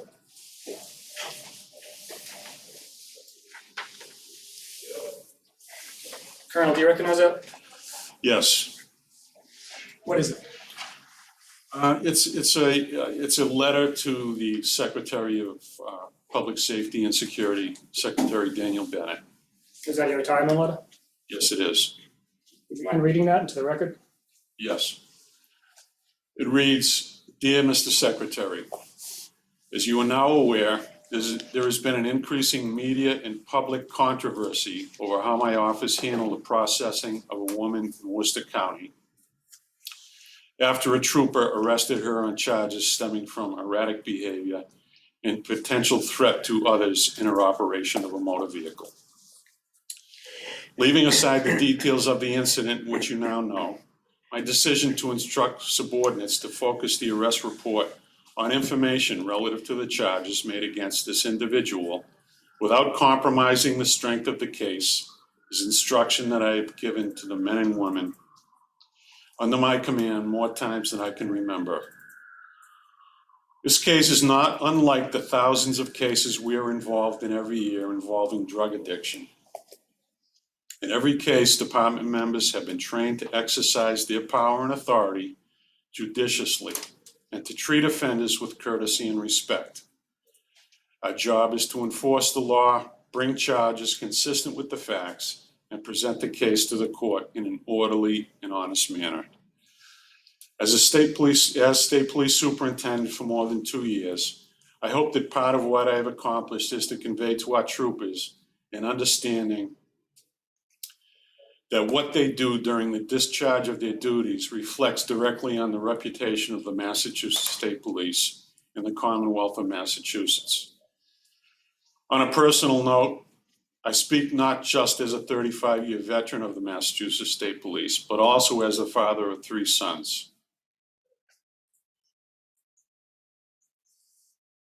I have not experienced the pain that thousands of parents in Massachusetts have suffered as a result of losing their children to opioid addiction, and can only imagine the pain they have endured. In our law enforcement role, our first duty is to enforce the law and protect the public, but that doesn't preclude us from being empathetic towards those in need. I want to thank you and the governor for your support during my tenure as superintendent, and for your support of the campaign that we were all engaged in to halt the rampant abuse of opioids and the heartbreaking strain that it puts on thousands of families in Massachusetts. With respect, I have decided to retire from the Massachusetts State Police in my capacity as superintendent. It has been an honor to serve the Commonwealth. Sincerely, Richard McKeon, Colonel Superintendent, Mass State Police. Thank you. Your Honor, at this time, I ask that be admitted as the next numbered exhibit. No objection. Okay, thank you. Could you just give it, please, to, And I have no further questions. okay, thank you. What's that number? 50? Yes. As I understand, that's exhibit 50. What was the number, Judge? 50, 50.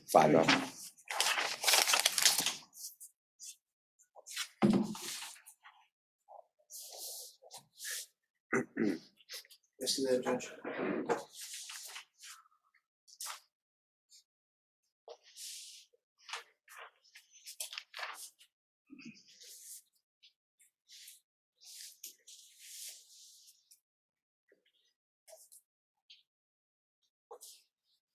This is dated, first of all, good afternoon, sir. Good afternoon, Mr. Burke.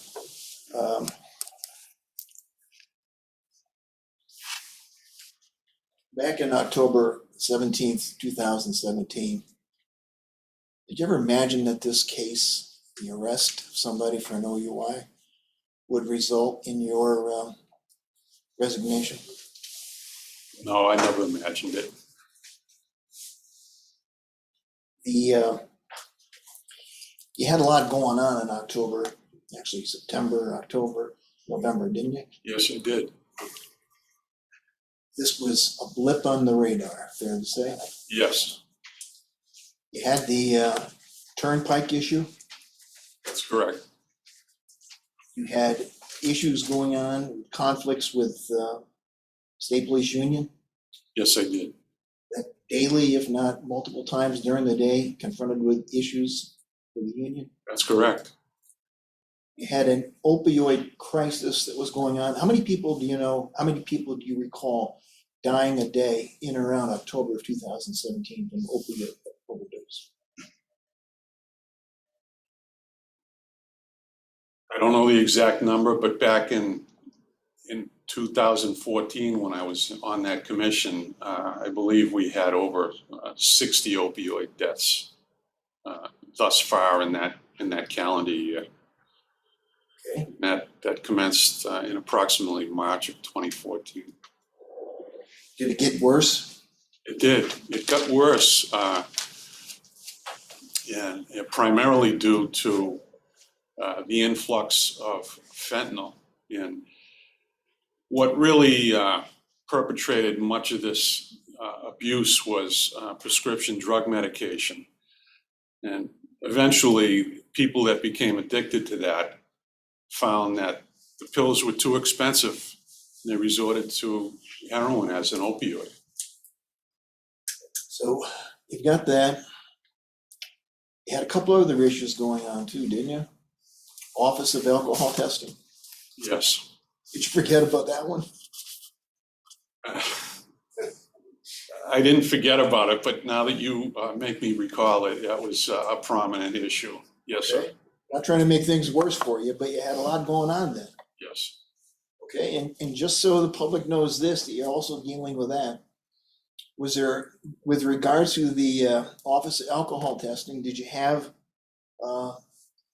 judges determine that breathalyzer test results weren't going to be used in the prosecution of OUIs? Yes. Have to deal with that too? Yes.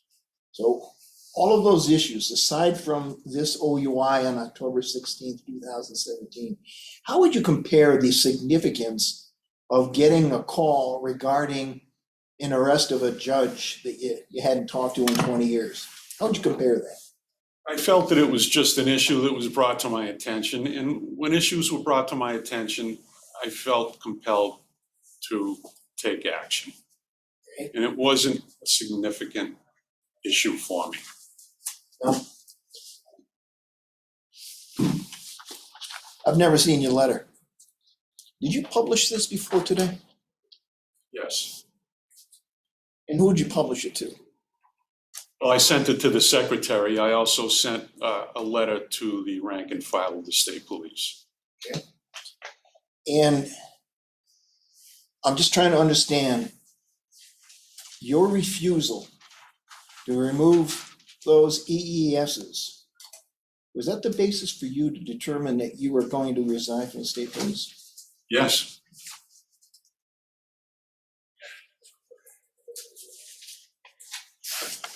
You weren't disciplined, right? It was not discipline. Tell me why you would give up your career rather than remove those EESs from the record. Well, I felt that I didn't at the time, and still don't think that people that were so concerned about it really understood what an observation report was. And really pursuant to the guidelines of the employee evaluation system, particularly in my position, if I was going to interact with a trooper on an observation, that should be documented on an observation report. Well, sir, all you had to do was just simply remove those EES reports, continue with your career, right? I probably could have some length of time. Now, let me just go back to, obviously I represent Sue Anderson, right? Yes, sir. Did you play any role in her promotion to rank and major? Yes. Why'd you do that? I actually promoted Captain Anderson to the rank of major. I wanted to create more opportunities for women on the state police, and she was an excellent candidate. And I took the opportunity, and she did a fine job. Okay. And you've been sitting here for the most part of this. You understand, obviously, the importance of complying with orders that are given by supervisors within the chain of command. Yes, I do. Did she have any option not to obey that order? She really did she had no option. And you're familiar with the case that I cited over the airport when the Civil Service Commission reviewed a disciplinary action taken against somebody who refused to obey a lawful order? Yes. You're familiar with that case, right? Yes. Okay. Do they uphold the fact that under the rules of the department that you have, that subordinates have an obligation to obey a lawful order? Yes, they did. And you mentioned that you participated voluntarily with the investigation conducted by the Attorney General's office. Did they determine that there was any benefit in terms of the diminishing of the charges brought against Ms. Bebo as a result of removing those 2 or 3 sentences? They determined there was no consequence to diminishing that language. Okay. And you're married, obviously, Yes, sir. you have 3 children. Yes. You were asked by Attorney Moscone whether or not you had done this for anybody else regardless of their status. Did the fact that this was a judge's daughter, did you do that because he held the rank or position of a judge? No. Why did you do it, Colonel? I thought it was common decency, and it ran along the lines of my value base and in my knowledge and my past experience on the state police. When you were making this decision, were you aware that there was this byplay between the arresting officer and the bail commissioner, the female bail commissioner? Not initially, no. You know what I'm talking about, right? Yes, I do. What do you know about that now? I know that the trooper had a conversation with the bail commissioner, and somehow the bail was set at $240 Initially. Yep. And then the bail commissioner reported to the barracks after the money was made available and noticed the name on the bail form or whatever paperwork they had that indicated that she was familiar with that name. And that name was a daughter of a judge. And she asked the trooper why he didn't tell her that. You think that would have been important to know? I think so, yes. Because he's a judge or because of the community connection? I think it's because it's primarily the community connection, but obviously a judge is going to ensure that someone he bails is going to appear. Okay. And did you know that Judge Bebo the following day actually contacted the court and told them to default his daughter? I learned that, yes. Wasn't asking for any special treatment, was he? No, he wasn't. Defaulter could have issued an arrest warrant, right? Correct.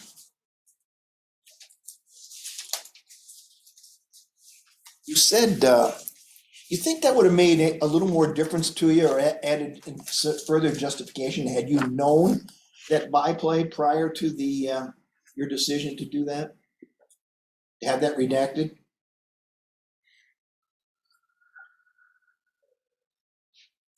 I don't think so.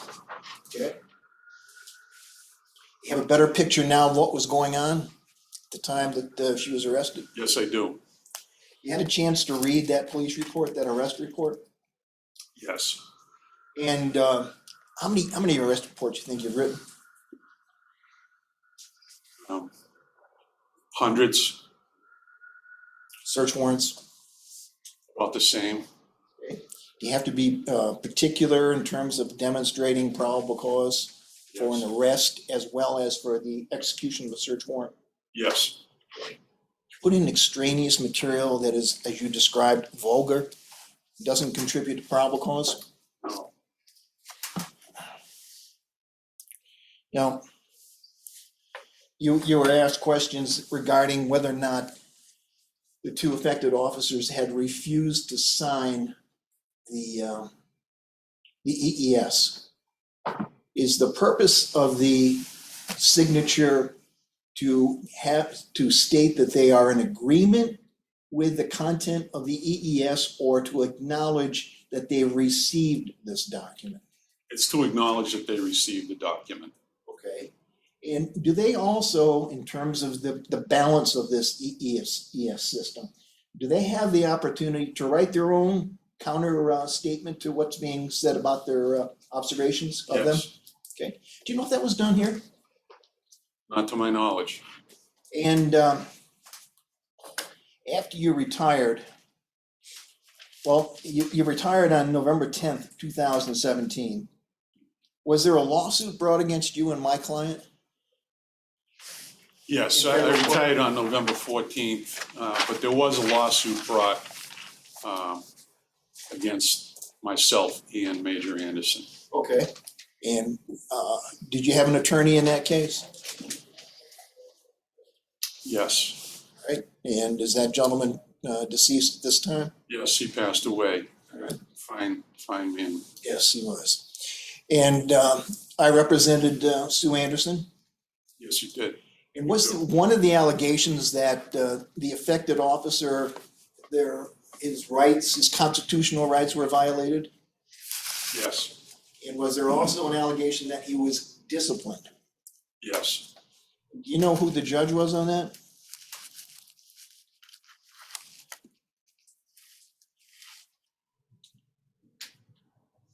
His name escapes me at the moment, sir. Do you know who George O'Toole is? Yes, Same judge that heard the Desarnov case? yes, sir. It was Judge O'Toole. What did he do with that case? Dismissed it against me and Major Anderson. Don't forget her. No, She was dismissed too, right? yes, she was. And talked about a media blitz. Do you have the same access, the same opportunity to tell your story to the media that you saw in this media blitz? No, Were you limited in any way by supervisors above you in terms of your response yes, or ability to respond? Now, you talked about your own personal self-respect, right? yes. What do you mean by that? I mean that I couldn't look myself in the mirror and condone that kind of language about someone that was suffering from a disease, an illness, and then carry on. I felt it was irresponsible, and I just couldn't tolerate that.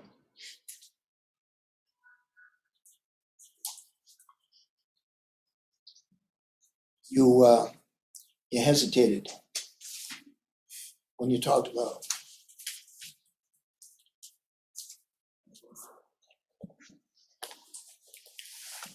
your children in your letter. You could just have given up and let them have their way with the EES. It saved your career, right? Yes, Did you do that for your kids?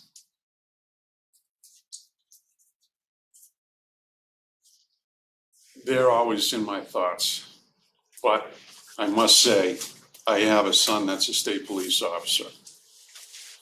And I think about that all the time.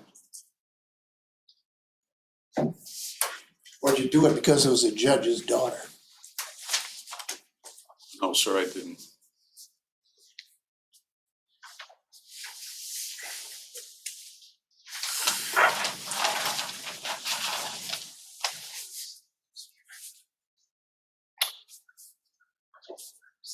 Ms. Kiley? No, thank you. The fine man that you identified with my brother was George McMahon. Yes, sir, you was. George McMahon was your lawyer all throughout the early days of this problem, if I can refer to it, is that correct? Yes, And when he died, Mr. Moscone came in to be your counsel, correct? yes, sir.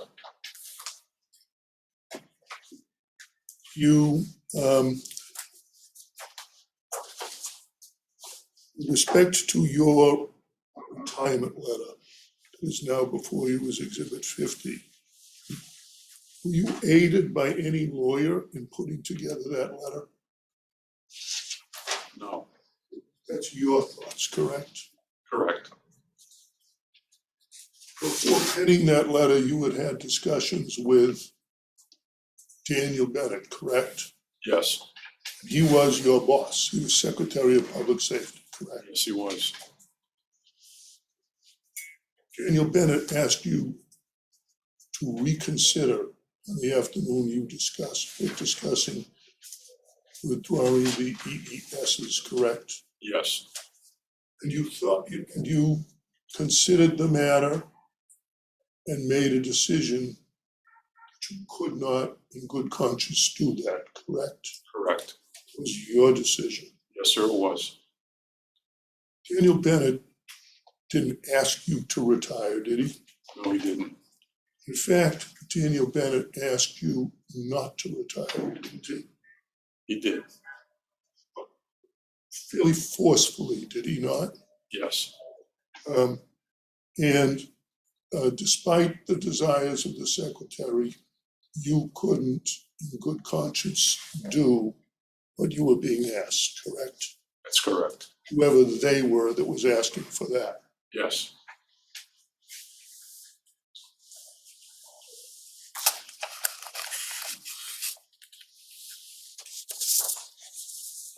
I want to take you back a long way from November of 2017 to October of 2017.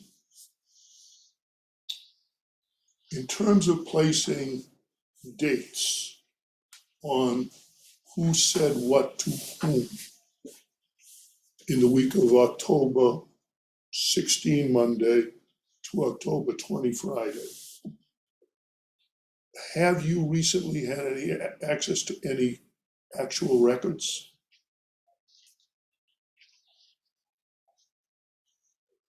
I reviewed my statements, but no records. When you were making your statements previously, did you review any records? No. Did you discuss with Colonel Hughes, first just Colonel Hughes, getting your dates straight? No. Did you discuss with Colonel Racine getting your dates straight? No. The dates that you have provided are, or were at the time, your best memories in terms of when things occurred, correct? Correct.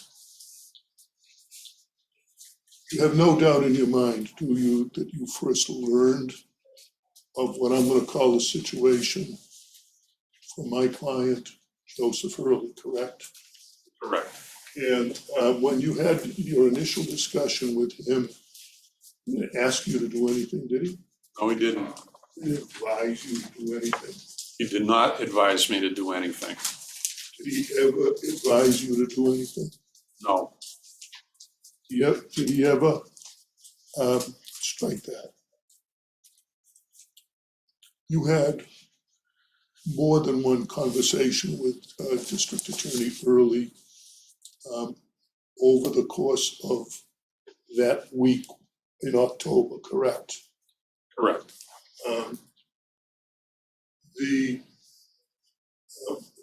You have a memory that he told you that he was going to, that his office was going to redact the report, correct? Correct. That's a word that you recall him saying to you. Yes. Did he give you any indication of how and when the decision was made to redact? Or was it just a bald statement? It was just a statement that he made. And knowing that, you made a decision that you might be able to do something too, correct? Correct.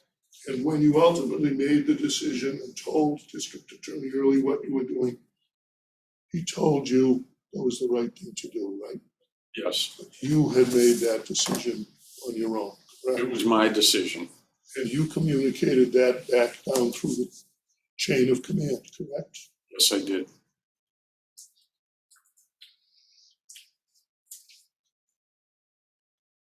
The Massachusetts State Police is maybe the oldest extant paramilitary police organization in the country. Yes, in fact, in 2015, we celebrated our 150th anniversary. And in a paramilitary organization, authority flows from the top down, correct? Correct. You were, in 2017, the top of the chain, correct? Correct. And decisions with respect to training and every other thing within the Department of the State Police were your domain, were they not? Yes, they were. Statutorily and in practice, correct? Yes. We've heard about meetings over the course of time, you've been here throughout the testimony, that were being conducted in 2017, correct, about report writing? Yes. It had come to your attention that there was a lack of supervision, correct? Correct. And that was a major concern, was it not? Yes, it was. Those meetings occurred shortly before what I'm calling this situation was brought to your attention, correct? Correct. Discussions with respect to the opioid crisis had been ongoing in your own circle for many months prior to October of 2017, correct? Correct. In 2014, I think you told us you were appointed to the commission that was looking at opioid-related matters. That's right. Is that the start of your particular concern with respect to the opioid crisis? I wouldn't call it the start.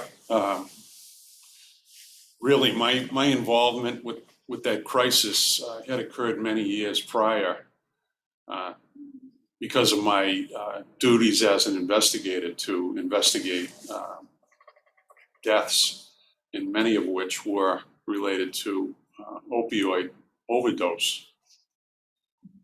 And was it a subject that you, in your official capacity and district attorney early in his, had discussed at various points in time? Yes, we discussed it on many occasions. Were you aware that in 2014, District Attorney Early had formed and was running a quote-unquote opioid task force? I had knowledge of that. In your earliest discussions about this situation, was there a discussion about the opioid crisis?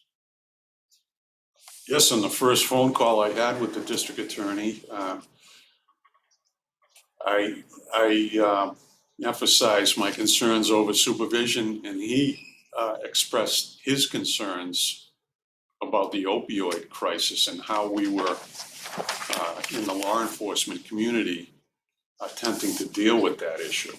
Is there any suggestion in your earliest conversation that you had to do something because there was a judge's daughter involved? Never.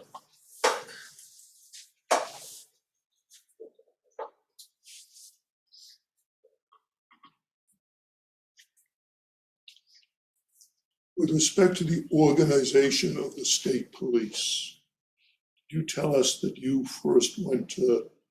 tell us that there was an assignment to you in 2006 when you were reciting your career pattern.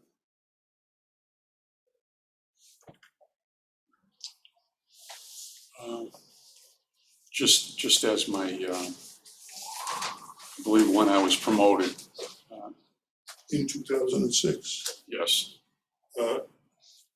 were you aware of the study when you were then made colonel? Were you aware of the study of the Mass State Police Academy Commission in 2006?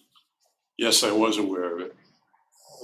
And aware that the development of professional standards and the development of leaders was of critical import to the mission of the state police? Yes. And with respect to training in particular, was there a reference in the report to the need for continuous training? Yes, there was.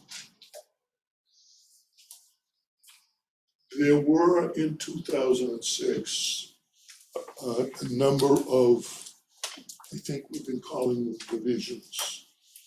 Standards and training, investigative services, field services, administrative services. Were those the divisions that existed in 2017? They were in existence in 2017 with the addition of one more division that was created during my tenure. And what was that division? It was Division of Homeland Security. And within the Division of Standards and Training, the academy existed there, correct? Yes, But there were other things in standards and training other than the academy, correct? yes, And that was the case in 2017 as well, wasn't it? correct. Now, Colonel Ristine was up on the screen today, and he was in 2017 the division commander, I guess, Yes, he was. for field services. Yes, And field services included field troops. yes. And was there a difference between field troops and the turnpike? Was there a commander for field troop, for the Mass Pike troop?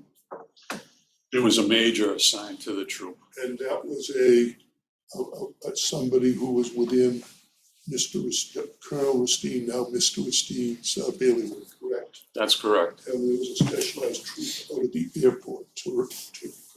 Correct. And were there concerns also about overtime out at the airport when we were dealing with things in 2017? It had been an ongoing issue there as well. When you had your command staff meetings, who was in charge of quote unquote administrative services? It was actually a civilian position, if I may use that term. And her name was Michelle Small. And were in the command staff meetings, first let's talk about Maynard. Were there also civilians involved in that meeting in Maynard?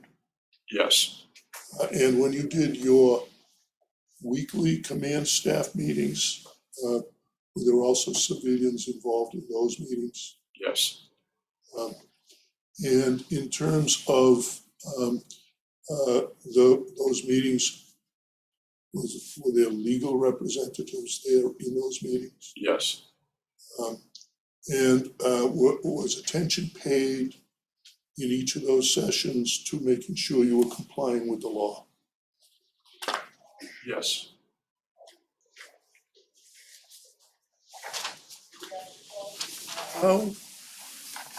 Strike that. In your discussions with District Attorney Early, in the week of October 16 to October 20 of 2017, was there a discussion or a suggestion from Mr. Early that you conduct training in this area? Yes, he did mention that. And was there a discussion about it and what it might consist of?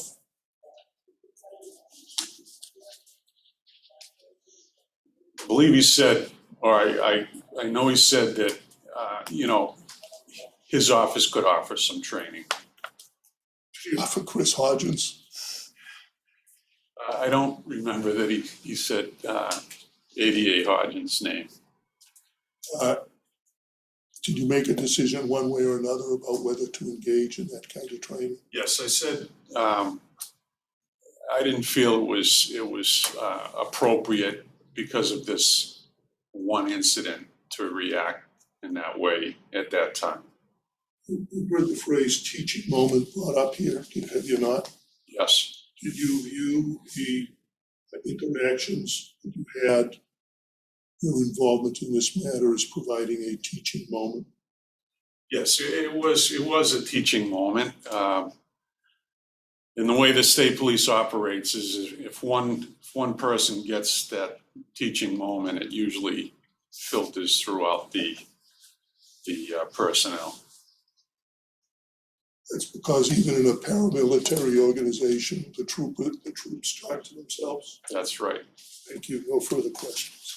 Can you just, hey, Ms. Scully, just remain there for a second? And you know, as I've indicated, some commissioners are viewing this also, and they have some questions. So I'll just pass along a question that was passed along to me from a commissioner. What did you do to instruct troopers as to criminal complaints, statement of facts, and police reports?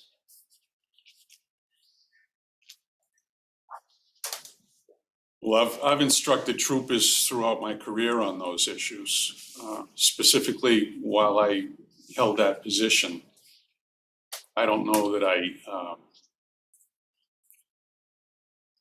I whittled it down to just those three issues. Sure.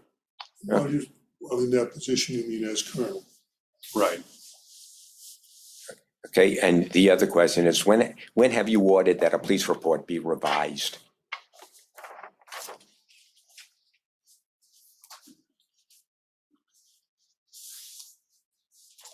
Would that be in my position as colonel or anytime? Unfortunately, I'm just can I see that? I'm just the messenger here, so you know, he didn't whittle it down. It says, when have you ordered that a police report be revised? I guess whenever you have been in a supervisory. Well, over the years, I would, part of my duties were to be reviewing police reports, and I oftentimes revise police reports. Again, we've written supplemental reports, addendums to police reports. So in that respect, that happened many times. Okay, thank you. You didn't order anybody to take anything out of a court file, did you? No. And with respect to you were a supervisor for many years of your career, correct? Yes. And with direct review responsibilities with respect to reports, correct? Correct. And every report requires some kind of supervisory approval, correct? Correct. And during that time, if there was anything in a report you thought amiss when you were reviewing reports, you would have commented on it to a subordinate, correct? Yes. Thank you. Okay, thank you very much. Mr. Bourgeois, sir, do you have any questions?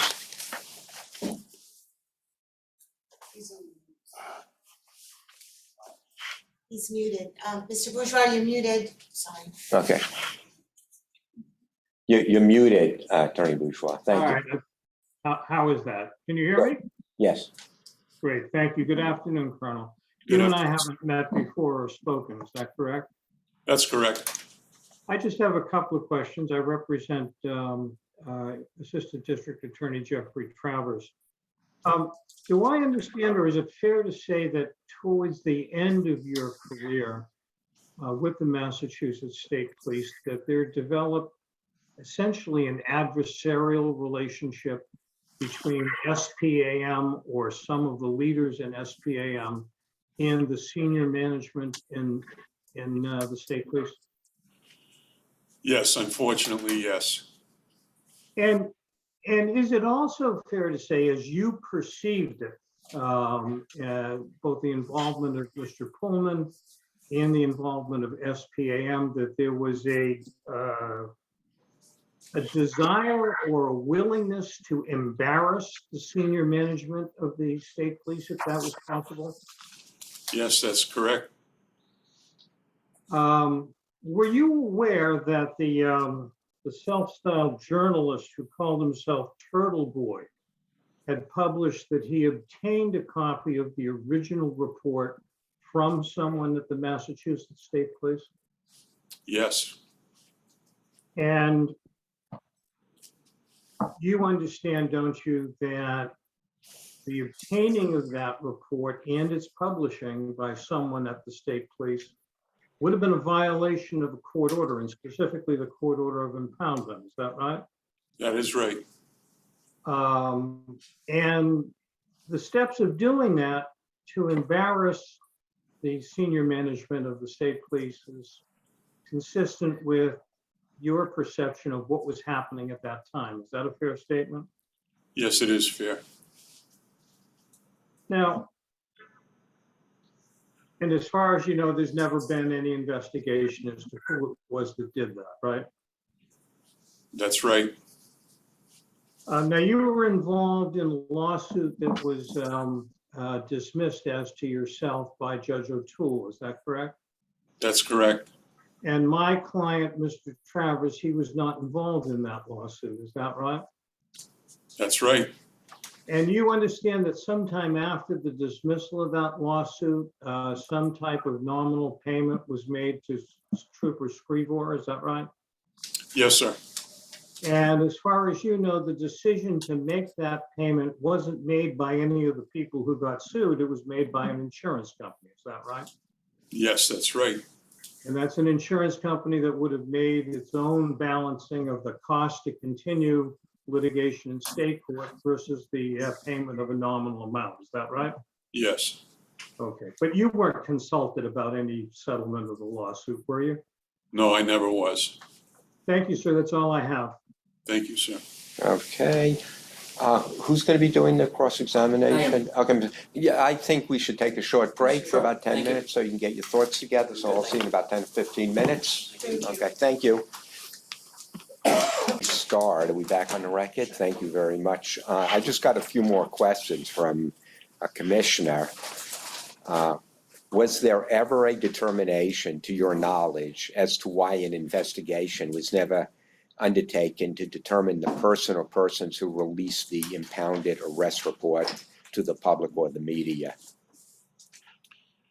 Not to my knowledge. It was, I had retired shortly thereafter, and that was the reason why I didn't become involved in that. Okay.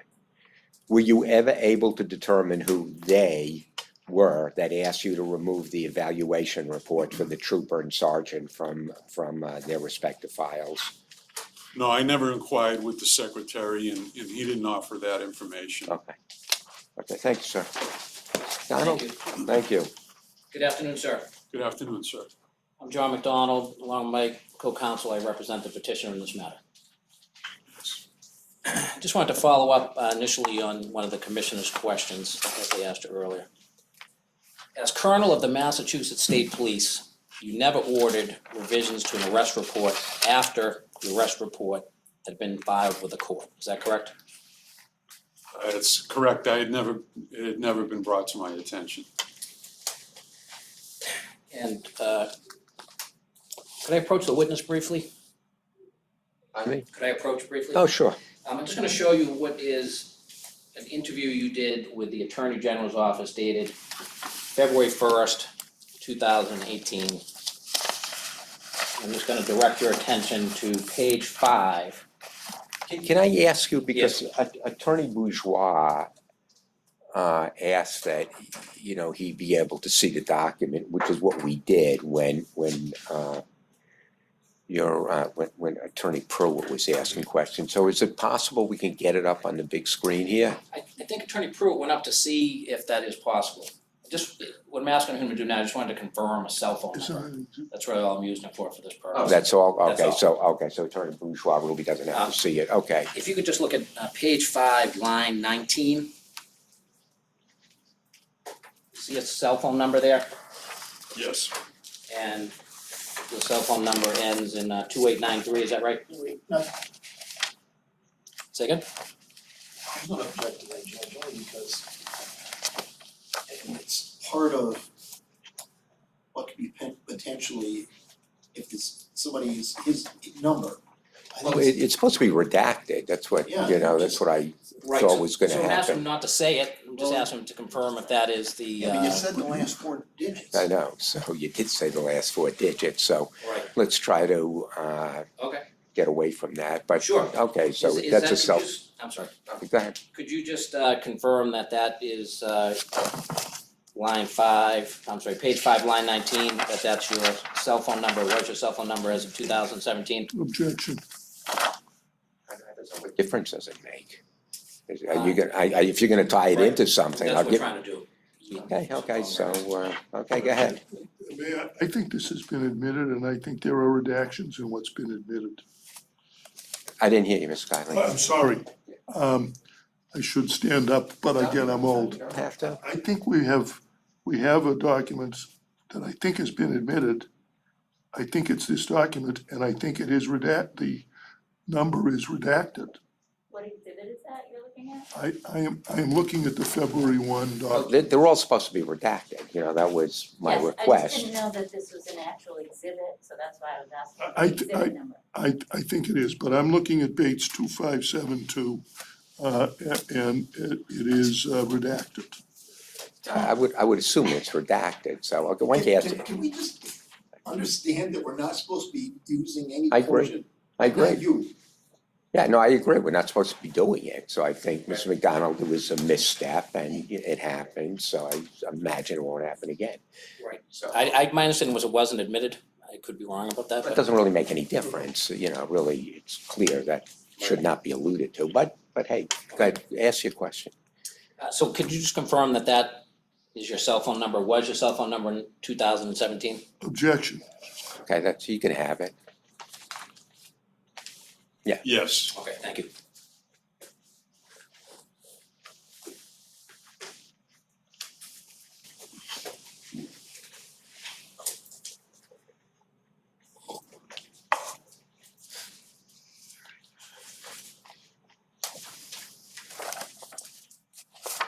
All right, sir, so the judge's daughter was arrested by Trooper Sevier on Monday, October 16th, 2017, is that correct? Yes. And Trooper Sevier wrote an arrest report, right?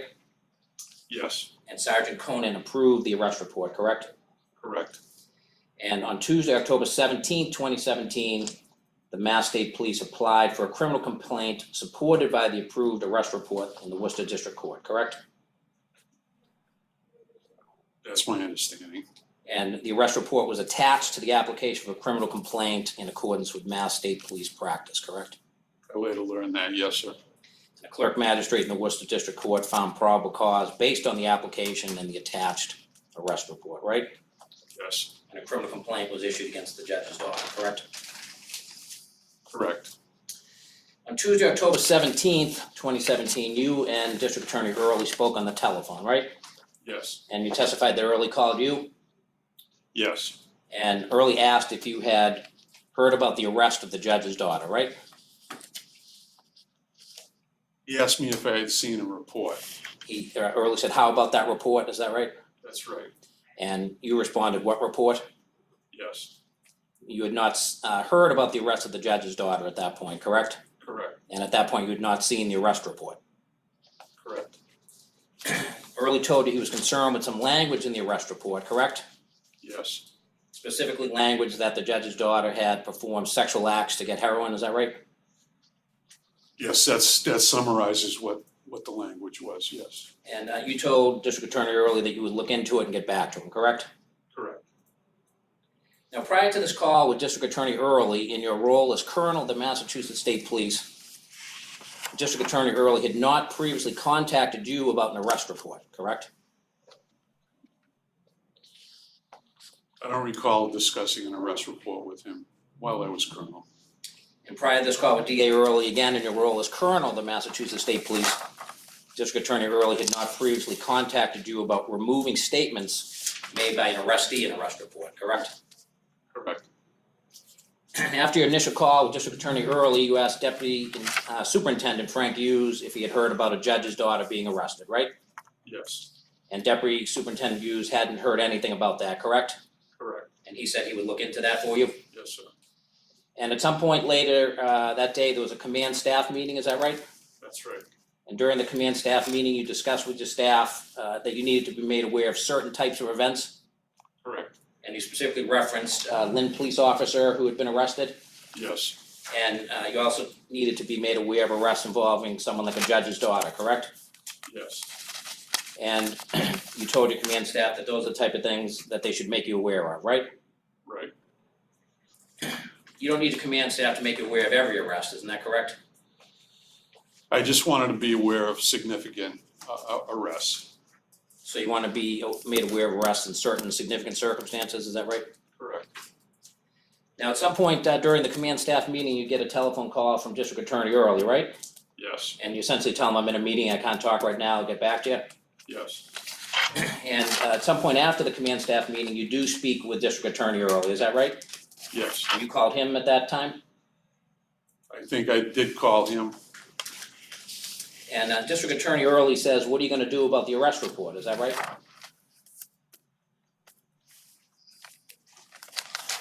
There was discussion about what I was gonna do with the arrest report, yes. Do you remember District Attorney Early specifically asking you, what are you gonna do about that arrest report? Came up in the conversation. I don't know if it was exactly stated that way, but that was the language. When you said that, you understood District Attorney Early to be asking what you're gonna do about the sexual acts in exchange for drugs language, is that your understanding? Yes, And at that point, you told District Attorney Early that you couldn't do anything about the arrest report, is that right? yes, You told him that you thought that ship had sailed, is that the language you used? that's correct. And you thought that ship had sailed because the arrest report was already filed with the court, isn't that right? Yes, And you told District Attorney Early that it's too late for that. You remember saying that? that was my understanding. And is that what you said to District Attorney Early? It's too late I for don't- that? I don't know if I said it's too late. I used language to that extent, yes. And when you use language to that extent or said it's too late, you're referring to making changes to an arrest report that had already been filed with the Worcester District Court. That was your concern, right? That was my concern. And at the time of this call with Early, when you said that ship had sailed, you knew that the arrest report had already been submitted to the Worcester District Court, right? I understood that it was possibly a probable cause statement or a statement of facts. So you knew that the arrest report had already been submitted to the Worcester District Court. I didn't know the full circumstances. I hadn't read it at that time. At the time of the call with District Attorney Early, you knew that the arrest report had been relied upon by the assistant clerk in determining that there was probable cause for the issuance of a criminal complaint, isn't that right? I understood that there was a report that the clerk had relied upon. And you understood that a criminal complaint against the judge's daughter had issued by the Worcester District Court already? Yes, So essentially, you thought the ship had sailed and it was too late to do anything because the arrest report was already with the court, isn't that right? well, as I said before, I wasn't sure if it was an arrest report or if it was a statement of facts or a probable cause statement. I just didn't have it in front of me and I wasn't aware of it.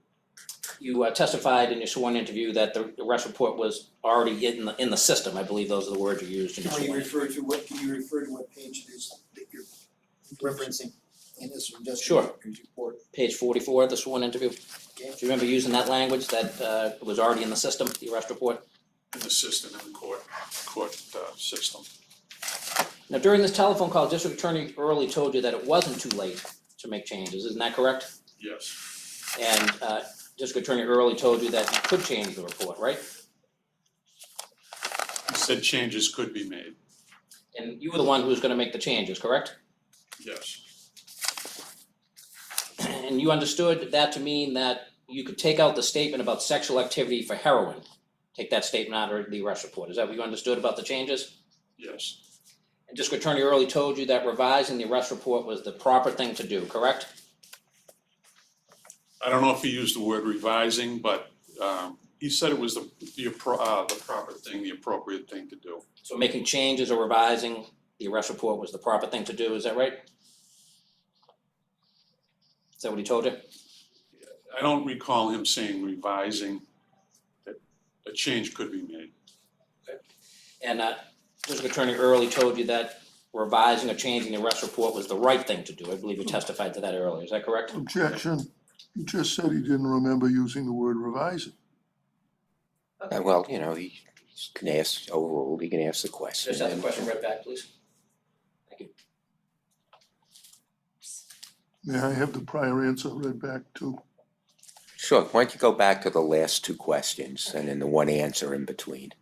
Question, so making changes or revising the arrest report was the proper thing to do, is that right? Is that what he told you? Answer, I don't recall him saying revising, a change could be made.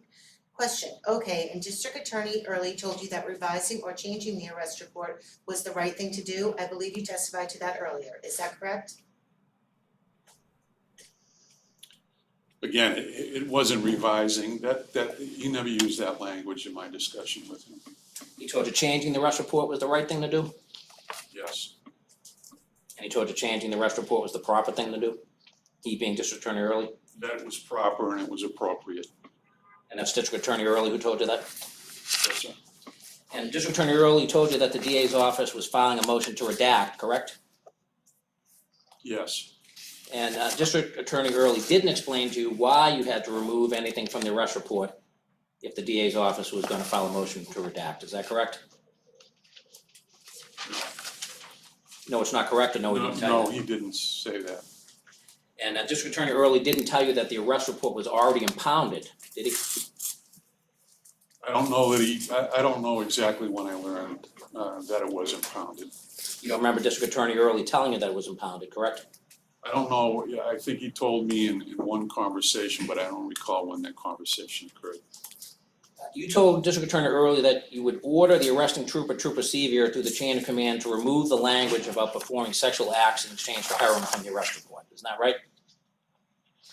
Yes, And you acted because you viewed the call from District Attorney Early as a complaint, correct? that was my perception.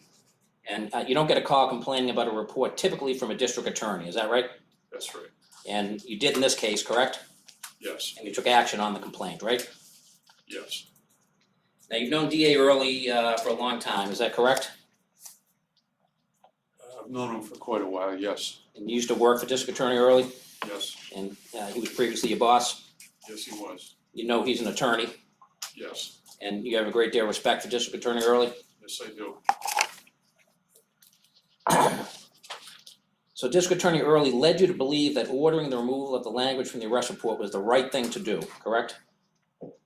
Yes, And that ordering the removal of the language from the arrest report was the proper thing to do, correct?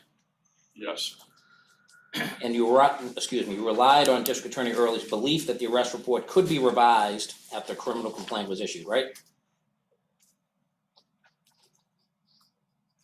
again, if you want to use the word revised, but that was not his words, nor was it my words. If I phrase it, you relied on District Attorney's belief that the arrest report could be changed after the criminal complaint was issued? Is that a correct statement? That would be more accurate. Now, the Mass State Police has legal counsel available to you, is that right? Yes, You did not seek the advice from Mass State Police legal counsel to resolve your initial concerns about revising the arrest report, is that right? right, And you resolved your initial concerns about revising the arrest report after your telephone call with District Attorney Early, correct? correct.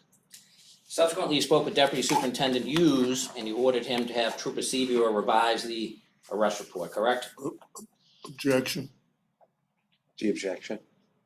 Against the use of the word revise. Okay, so, yeah, he's not using the word revise. You're using the word I'll rephrase revise, it. so, yes. Subsequently, you spoke with Deputy Superintendent Hughes and ordered him to have Trooper Sevier change the arrest report, is that right?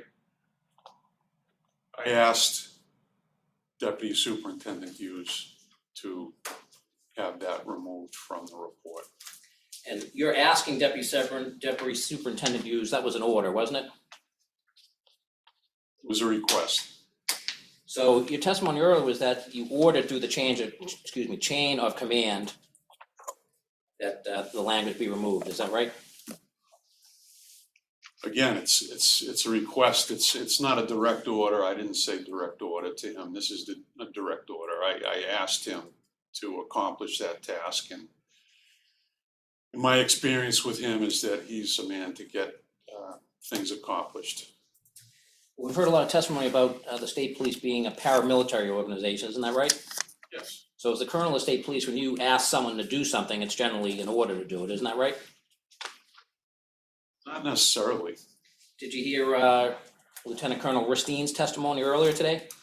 Yes, He essentially testified that even though you don't say, I'm ordering you to do something, when he says something, he understands that to be an order, isn't that right? well, it's hard to say what people understand, but I think if through any employment situation, if someone above you were to ask for something, that you would want to accomplish that task. If your request, as you're phrasing it, to Deputy Superintendent Hughes wasn't carried out, would there have been consequences for Deputy Superintendent Hughes? I would have discussed it with him, yes. And my understanding is this was gonna go through the chain of command you testified about. There's a chain of command in the state police, is that right? Right. And it goes from you to Hughes to Racine, to Anderson, I believe, is that the chain? Yes, And when you told Deputy Superintendent Hughes that you wanted that language out, you expected that he was gonna relay that down the chain of command all the way to Trooper Sevier, isn't that right? yes, And Deputy Superintendent Hughes said he would take care of it through the chain of command, isn't that what he told you? he just said he'd take care of it. And your order was carried out through the chain of command, isn't that right? Yes, my request was carried out through that process. Did you tell anyone to put revised on the new report? No, sir. Did you tell anyone to put the word addendum on the new report? No, You testified previously that you had supervision concerns related to arrest reports. You remember that testimony? yes, As colonel, you never issued any guidelines concerning supervision issues relating to writing arrest reports after the arrest of the judge's daughter, correct? no, Not correct, or no, you didn't issue the guidelines? no, I didn't issue the guidelines. And as colonel, you never issued any policies concerning supervision issues relating to writing arrest reports after the arrest of the judge's daughter? No, No, you didn't issue the policies? correct. And as colonel, you never issued any directives concerning supervision issues relating to writing arrest reports after the arrest of the judge's daughter, is that correct? Correct. All right, now you felt, we've heard a lot about these negative observation reports. You felt that issuing the negative observation reports to Trooper Sevier and Sergeant Conant would be adequate action for instructing the rank and file troopers as to the requirements of report writing, is that right? I felt that the message would be, would filter through. And in fact, that's what you said in the Attorney General's office during your interview with the Attorney General's office. You remember that? Your interview? Vaguely, You said words to the effect of troopers talk like amongst themselves constantly. Word spreads like you wouldn't believe it, so the message was delivered. You remember saying that? yes, You didn't instruct your staff, your command staff, on the language that was to be used in the negative observation reports issued to Trooper Sevier and Sergeant Conant, isn't that right? that's right, They just put the language in that they felt was appropriate? yes, And you never directly ordered a negative observation report to be issued to a trooper for report writing prior to the negative observation report you ordered for Trooper Sevier, isn't that correct? not while I was colonel, no.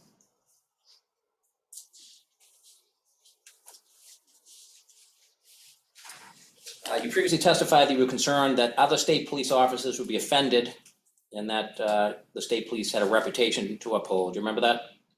Yes, And you testified that the state police's reputation has been severely damaged by this incident? it had been damaged by other matters, And this certainly has contributed to the damage to the state police reputation? yes, And it was your responsibility as colonel of the Mass State Police to maintain the standards required of a professional police organization. As you said, keeping the house in order, is that right? yes,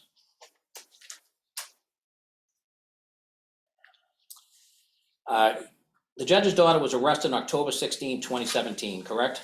yes.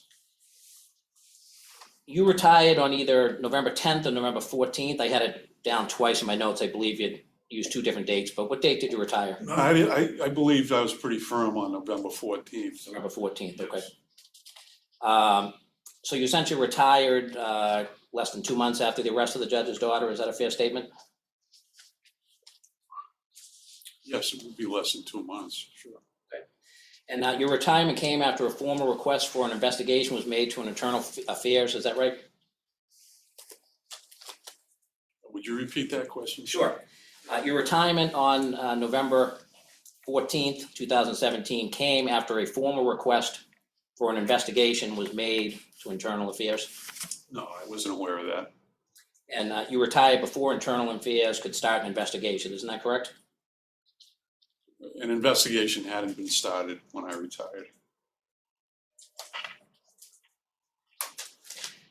You testified in relation to the settlement reached in the civil lawsuit in state court. Do you remember that testimony? Yes, And you testified that it was a nominal amount. Objection, that was a question, that was the body of the question, not his answer. Yeah, I believe it, but I think he said yes to that question. I guess his testimony, do you remember testifying that the amount paid, the Mass State Police paid, did you testify that was a nominal amount? I never said that, sir. Do you know how much the Mass State Police, they paid $35,000 to settle the lawsuit, do you recall that? I recall that they settled. Okay, you don't consider $35,000 a nominal amount, do you? Well, it was done after the case against me was dismissed.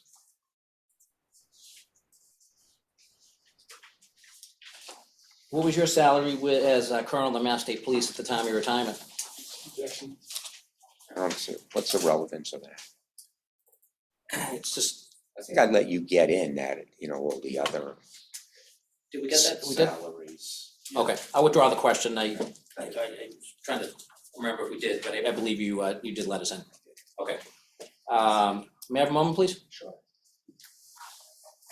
Before you do it, I'm gonna just ask one question and then you could just, did you ever have a case similar to this one with the media attention? Yes, sir. I've had many cases with intense media With coverage. intention? Any one involving in operating under the influence? No, sir. No, okay. No. Thank you. May I have a moment? Absolutely.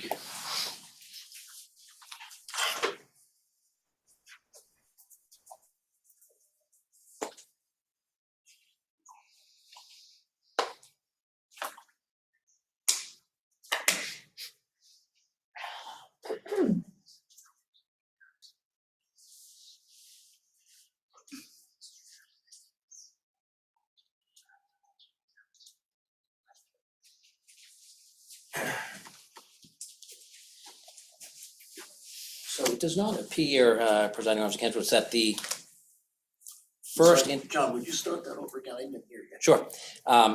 I was saying to Presiding Officer Kantowitz, it does not appear that the first interview of Richard McKeon dated February 1st, 2018, conducted by the Mass Attorney General's office, it does not appear that that is in evidence, so I would move it in evidence. Is it the redacted version? Yeah, It is the redacted version. Yeah, is that a disputed exhibit? I believe it was at some point. I'm not sure that we talked about it in that fashion. We certainly talked about transcripts. I'm not sure that that we actually identified it as an exhibit. I don't object to the admission. I'd In offer it's the redacted redacted form. version. Okay, yeah, as long as it's redacted, Can you I can give approach it, to, I give it to the, please. Number 51. What the document is, please? I'm sorry? Could I ask what the document is again, please? Counsel dropped his Sure. voice. It's the Attorney General's interview, the first interview of Richard McKeon dated February 1st, 2018. Redacted, Okay. marked as Exhibit 51. Thank you. I don't have any further questions for Mr. McKeon. Thank you very much. Mr. Rusconi, anything on redirect? Yes, I do. I don't have much, but good afternoon again, Colonel McKeon. All right, you were just asked about policies and guidelines being implemented, you recall from Attorney McDonald. Yes. But you had a conversation with Secretary Bennett, and you said that would be kind of a big ask, but it could be done eventually at some point. Was that more or less what you testified to? Yes. Because there's a lot of moving parts in policy and guidelines, right? Yes, there is. But instead of implementing these formal policies and guidelines, you decided to issue a non-disciplinary observation report, did you not? Correct. Because you testified that, people are gonna hear about it, it's only gonna be in file for a year, it's not disciplinary, and would that accomplish your end of getting the point across? Yes.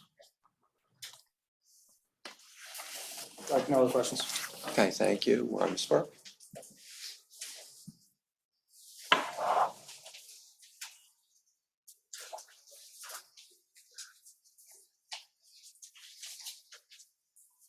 You were asked questions by the petitioner's counsel regarding whether or not you thought it was the right thing to do or the proper thing to do. Was it? Yes. Was it the right thing to do because it was a judge's daughter or because of the content of what was in the report?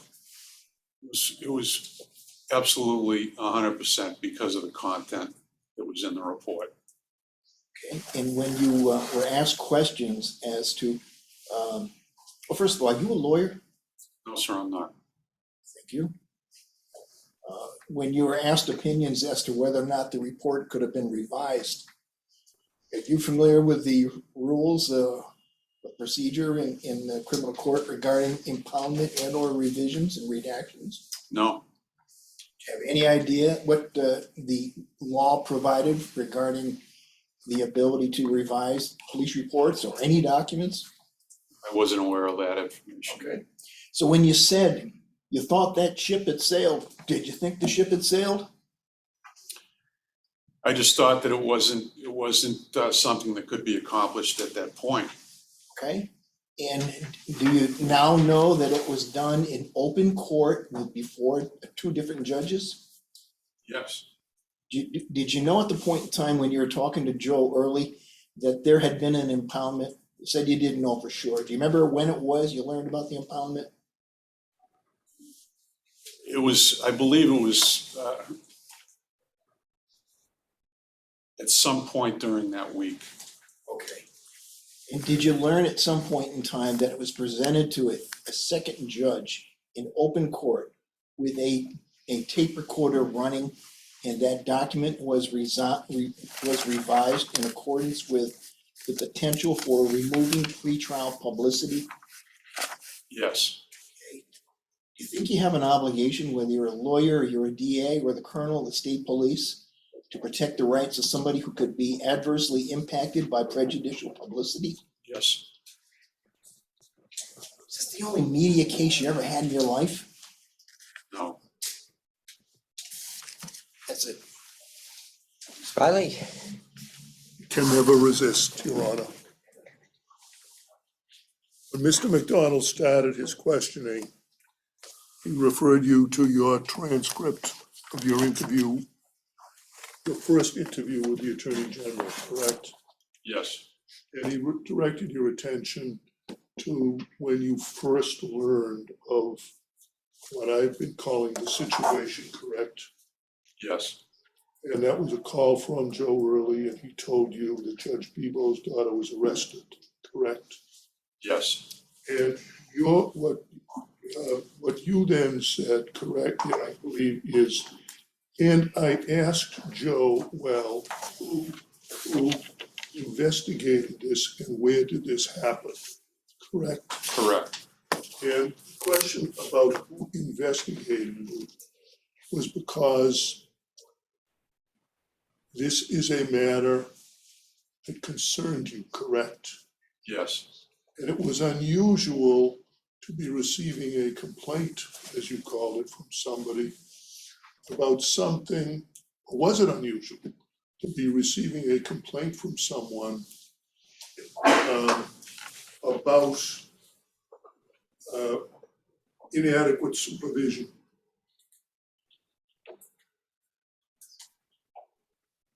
I have received those calls in the past. And you had received calls from up above on things that you didn't know about, correct? Yes, And that was part of your general concerns throughout the summer and fall leading up to October of 2017, correct? correct. It was unusual for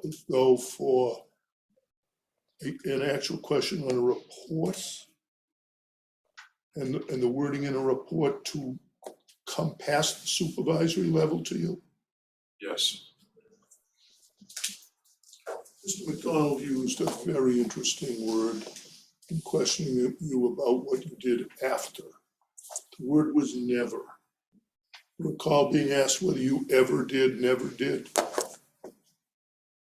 no. How long did you remain colonel after October 17th of 2017?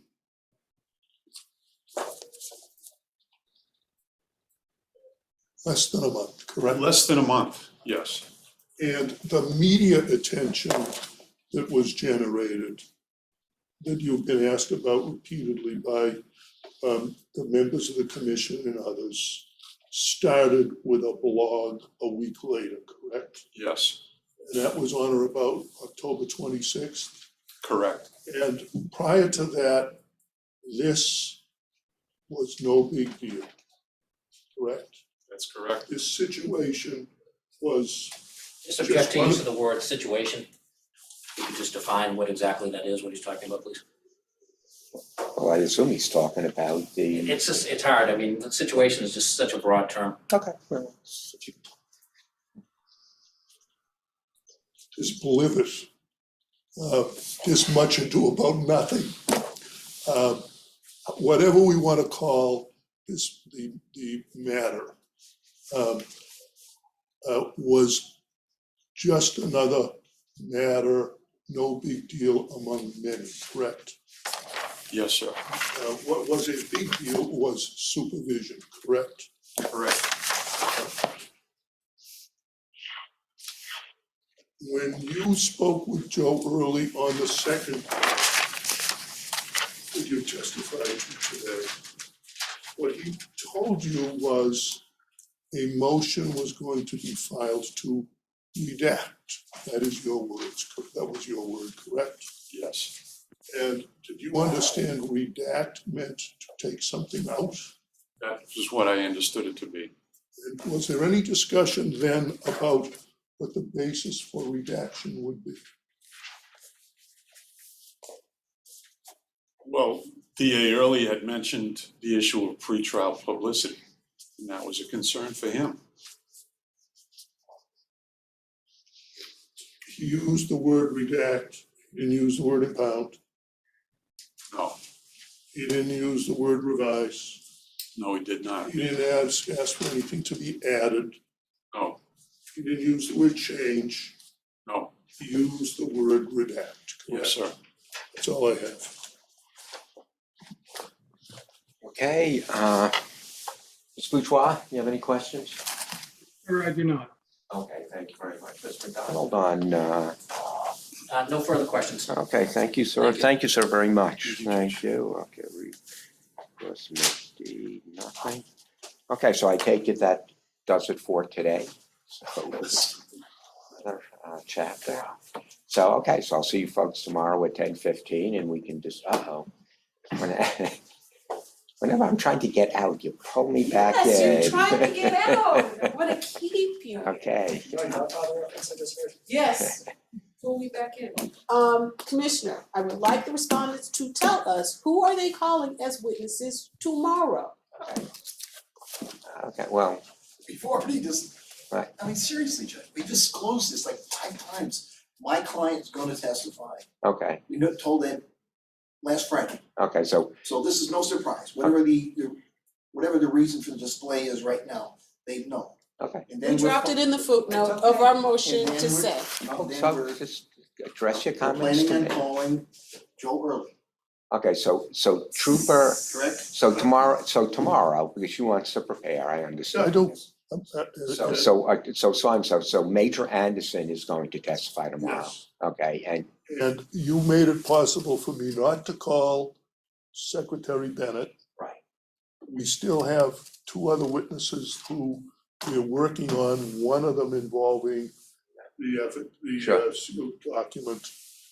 We'll try and resolve them, but my intention is to call District Attorney Early tomorrow. okay, And I am, again, the reserve, again, if I end up becoming a necessary witness.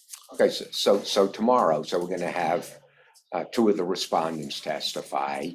And then on Friday, we're going to have possibly these 3 other people you've alluded to, but perhaps not, depending upon certain We're rulings. still trying to get it. Can I have, Ms. Sure. I couldn't understand what she said. No, it's not. Judge, could I just ask your permission for District Attorney Early? We might do something a little unusual because of the circumstance here, with the advice of counsel. Would be permissible just to avoid the awkwardness of having, Mr. Kiley will be doing his direct, but if there's questions about advice of counsel, to have me just do that one portion. Yeah, you can split it up. We'll sort it out. Yeah, I don't care about that. Okay, so I yeah. have a procedural question. Yeah. Sounds like a Mel Brooks question, Yeah. but who's gonna be questioning you if you take the stand? Nobody, because everybody will accept everything I say as gospel. I think you, I'm looking forward to getting him under oath personally. We haven't firmly decided that, by the way. okay, Ms. Pruitt, do you have any other questions? But, and as I understand it, Anderson and early tomorrow, Friday, possibly Attorney Kiley and the two other witnesses, is that right? Yeah, and Mr. Early may very well go on a Friday. Okay, fair, thank you. Okay, so We're that, prepared for closing arguments on Friday. yes, you know, I would like that. Let me ask you this, how much time how much time do you got? I'm assuming 15 minutes per side, you know? 15 minutes. Okay, 15 minutes for each people, and I'll give you a little.